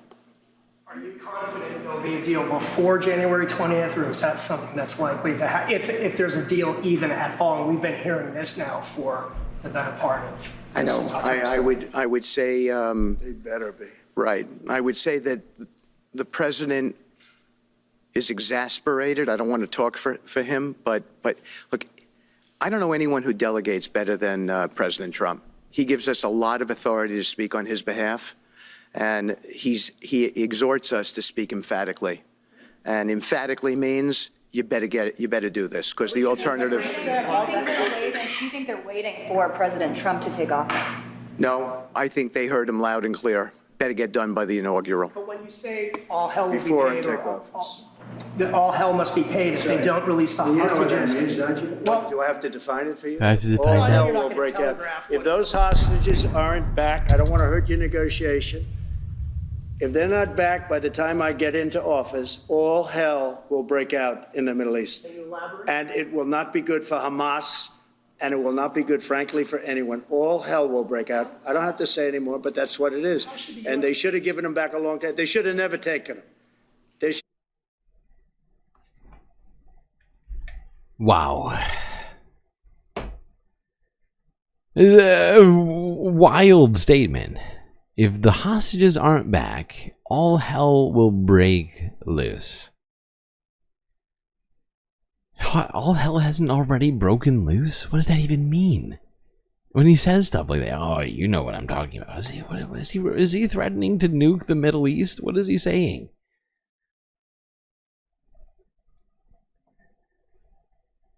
I genuinely don't know what is he saying. Is he going to invade Gaza?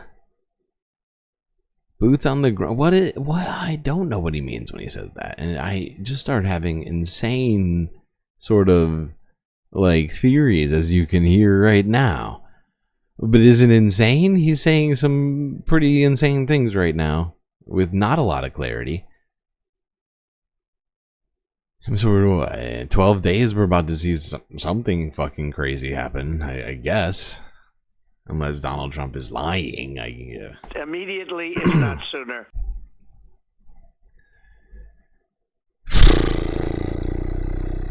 Alright, let's go to Syria real quick. Let's see what all's been going on over there.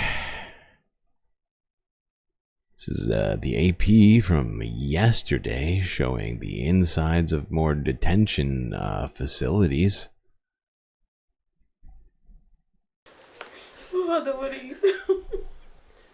Oh, I'm sorry. Oh, whatever.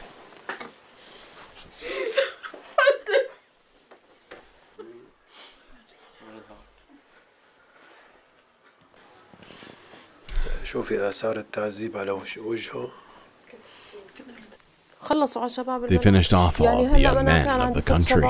I used to have 6 sons. I now have 2 left. My sister-in-law has 3 sons. She now only has 1 left. My other sister-in-law has 3 daughters. May God protect them all.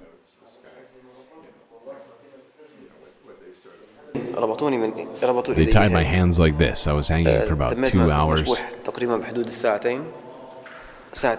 2 hours, my hands were held up high. I was extended in the air, and they beat me. They electrocuted me and hit me with the whip, and with electrical cables. This is how we used to sit.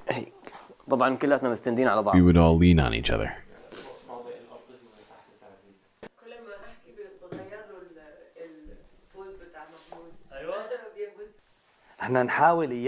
We tried when we were in prison to hang ourselves.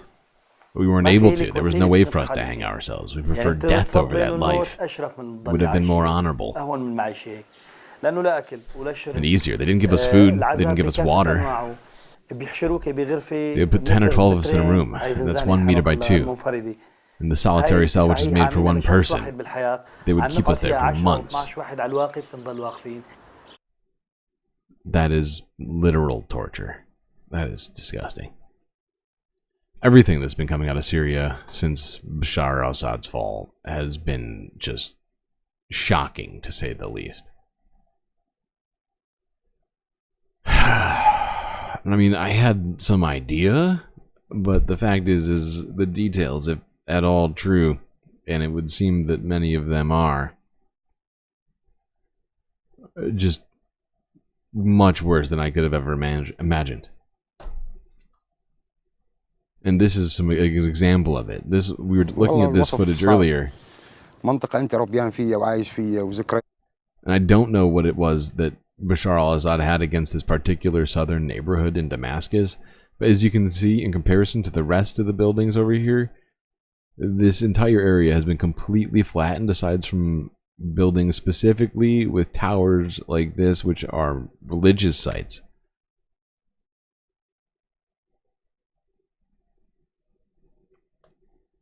It's hard to describe it in an area that you lived in, grew up in, all your life in. You come back and find nothing. You find it as a mound of rubble. Look at it. Without this paint that I did, I would not recognize my house.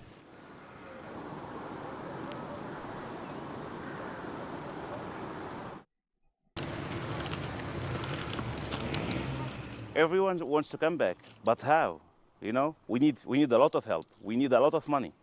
We need a lot of work. So alone, it's impossible to do it. It's totally impossible.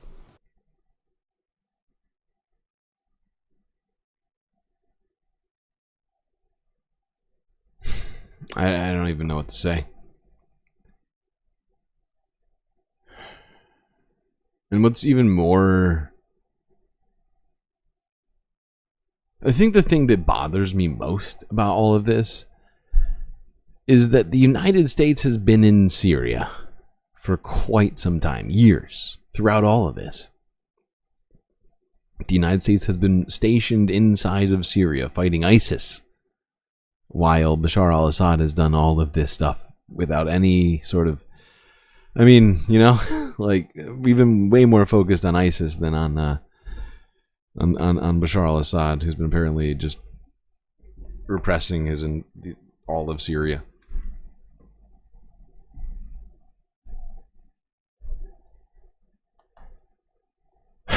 That dichotomy is hard to sit with, honestly. The fact that there have been literally U.S. troops stationed, what, 50 miles from it, or not even, from some cases, from some of this stuff, and it's just hilarious. It really, it makes me feel just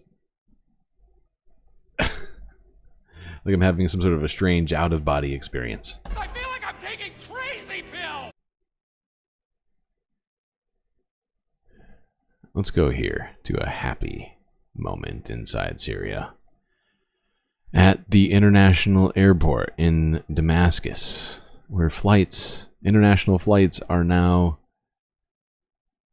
reopening for the first time.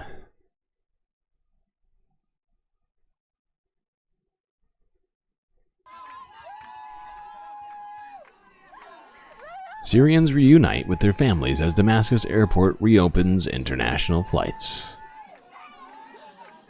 I am a dissident police officer. I left Syria in 2012 and have not returned since then. I cannot describe my happiness.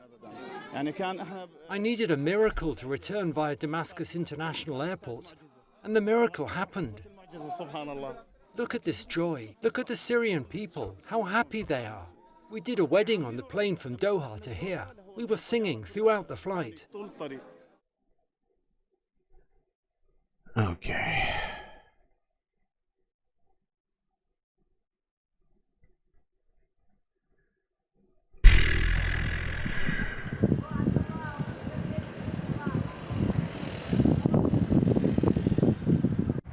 Now, in case you missed this, I just figured I would look at this really quickly.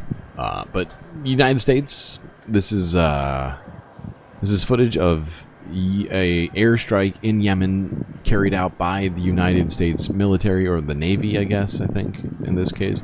So yeah, U.S. striking sovereign territories in the Middle East. That was from last week. All right. I just wanted to remind people of that bullshit. Now, we're going to go back to talking about Donald Trump again, because we have another Middle East-related story involving him and this insanely long press conference he gave earlier today. Let's talk about this in the UAE. It's been amazing news for me and my family when he was elected. Yeah, no kidding. In November. I'm sorry. I'm sorry.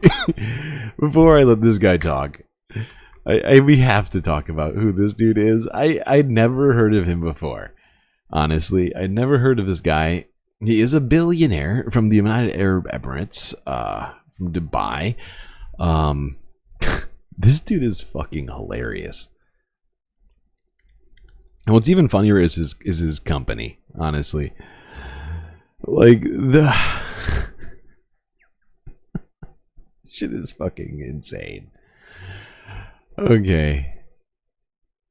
Now, this company, Damac Properties, owned by this guy and his family, Hussein Sajwani, is a fascinating little company. It is in the real estate development industry. And its notable projects are mostly Trump-related projects. Okay, I think like 3 of 6 of the projects on the notable projects list on Wikipedia are all Donald Trump properties. First one, 2017. The company developed a master plan residential golf course community around the Trump International Golf Course in Dubai. Also in 2017, a second Damac property project in Dubai at a different Trump International Golf Course designed by Tiger Woods.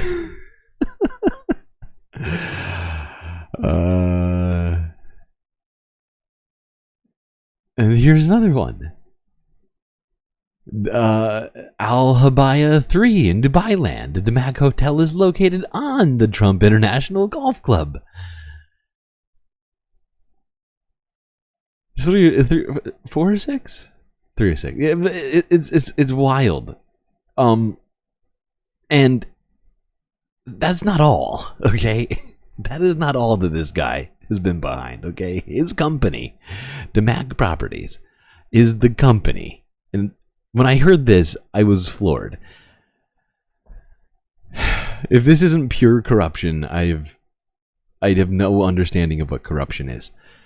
This guy and his company are the ones that were behind paying Alexander Smirnov over $500,000 to lie to the FBI that Hunter Biden and Joe Biden engaged in a bribery scheme that never existed. They paid this man $500,000, Alexander Smirnov, who is now sitting in federal prison for the crime. These guys are now working with Donald Trump to come and invest in America. This is fascinating. Illegal. Now let's hear how excited he is about this. It's been amazing news for me and my family. No kidding. When he was elected in November. We've been waiting 4 years to increase our investments in U.S. to a very large amount of money. We are a company operating in more than 20 countries around the world. We have delivered more than 45,000 luxury units and another 45,000 in the pipeline. In data center, we are in 10 countries around the world, in Asia, Europe, and Middle East. And we're very, very excited now with his leadership and his open strategy and policy to encourage businesses. His open strategy to encourage businesses who have committed crimes to come to the United States and probably commit some more financial crimes. To U.S. For the last It's all very years, exciting we've been waiting for this moment. for him and his family. And we're planning to invest $20 billion. And thank you, Mr. My fucking God.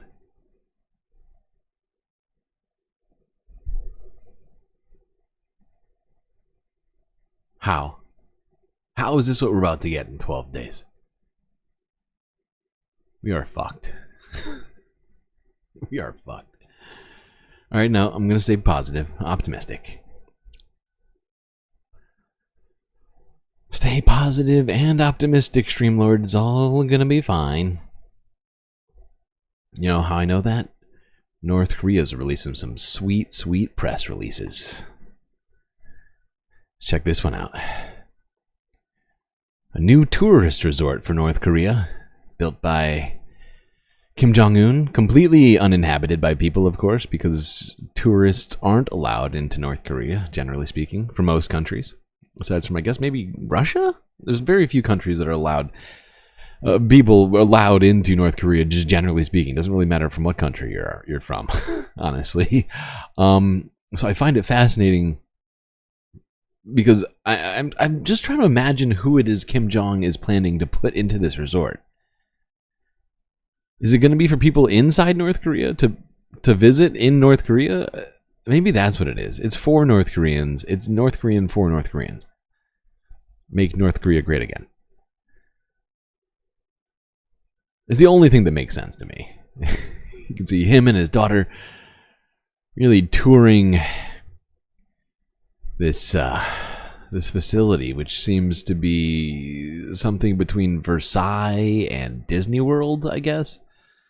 It's a weird vibe inside this place. A lot of white paint, it would seem. But that wasn't the only press release Kim Jong was releasing.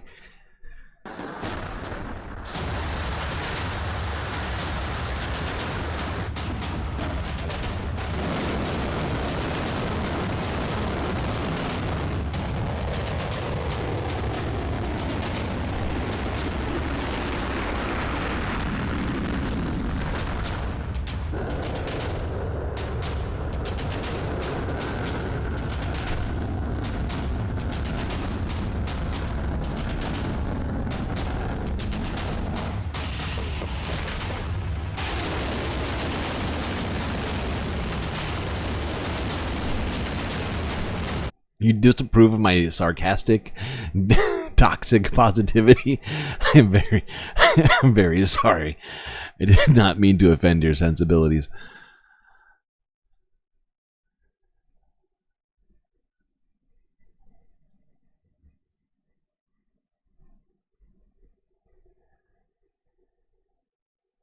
These are some sweet pictures. I wonder how they got that photo. Look at that. 3 people in the war room, okay.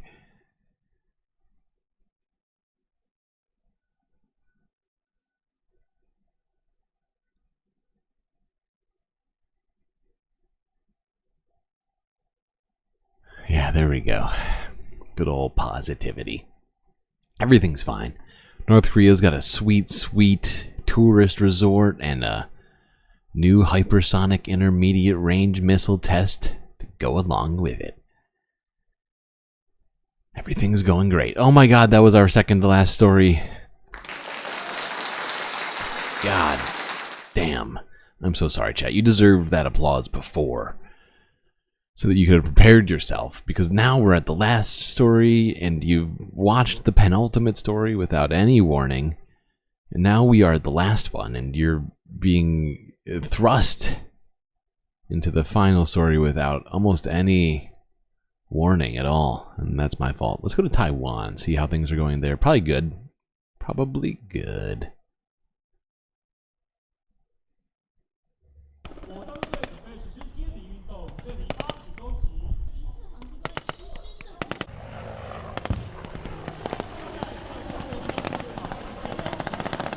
With the equipment we currently operate, the communication officer is on the ground, so he's in charge of guiding the helicopters, so that the ground fires and airborne fires are synchronized.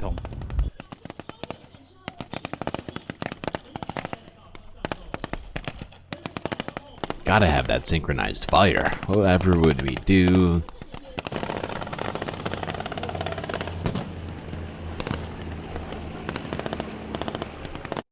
This So as you can see, everything is fine in Asia and nobody is escalating tensions.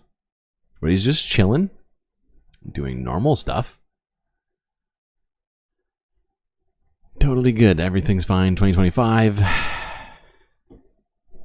It's all looking great.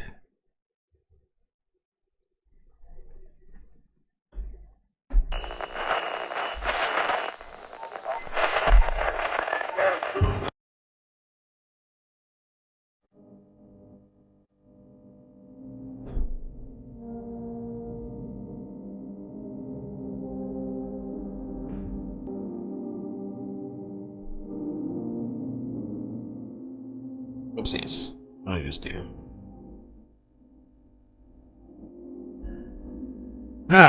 Well, we got through another one, chat.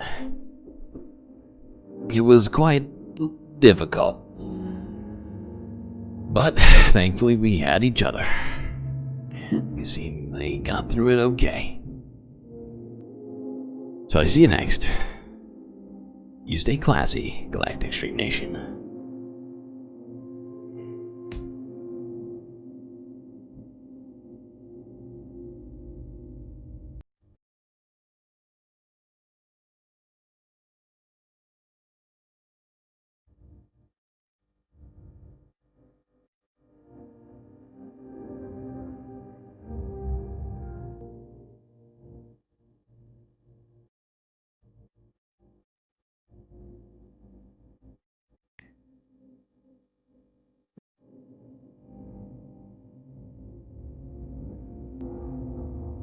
Can't forget this. These are your galactic patrons. Gappy, God Dogs, Aaron W, Schmegley, PB, Mitty, Afroponics, Narwhal by Nature, Interplanet Janet, Techno Apoc, Robot Cat, Disco Wolf, Calibrating, D Cypher, The Anti-Corporatist, Obsessive Audio, Moanoab, Nadia, Choki, Mrs. Jen, Omega Star, Sasha G, Pitchforks Dragon, Vincent Morales, and Donald James X. That's right. Every one of the people you see here helped produce the show which your eyes and ears just got done enjoying. You can too, just a few US dollars a month.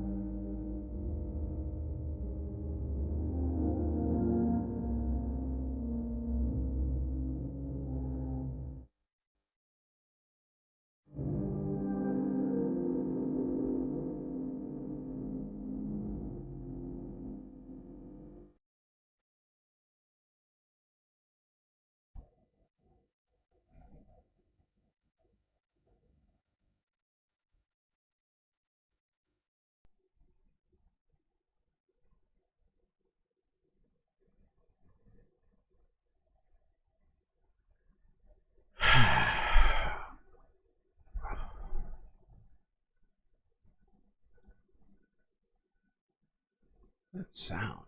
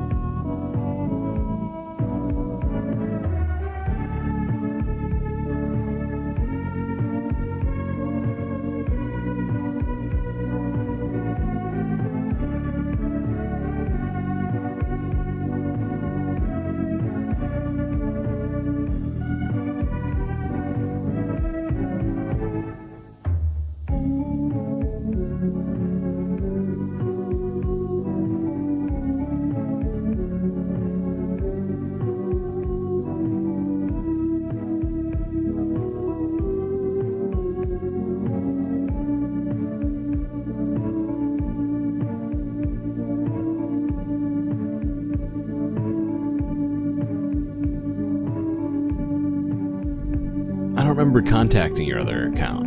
On what, on Discord?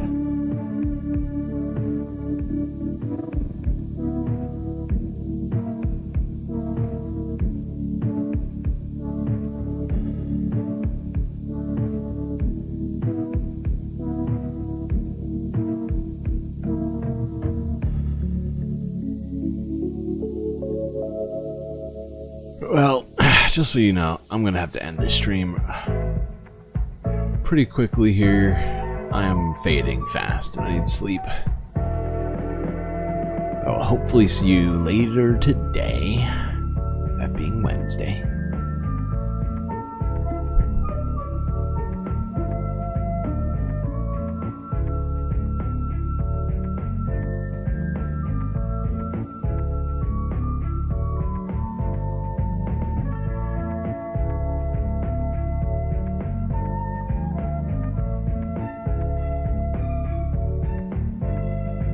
I don't think I've texted your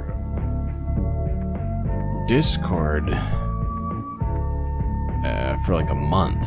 So if somebody else messaged you, it wasn't me.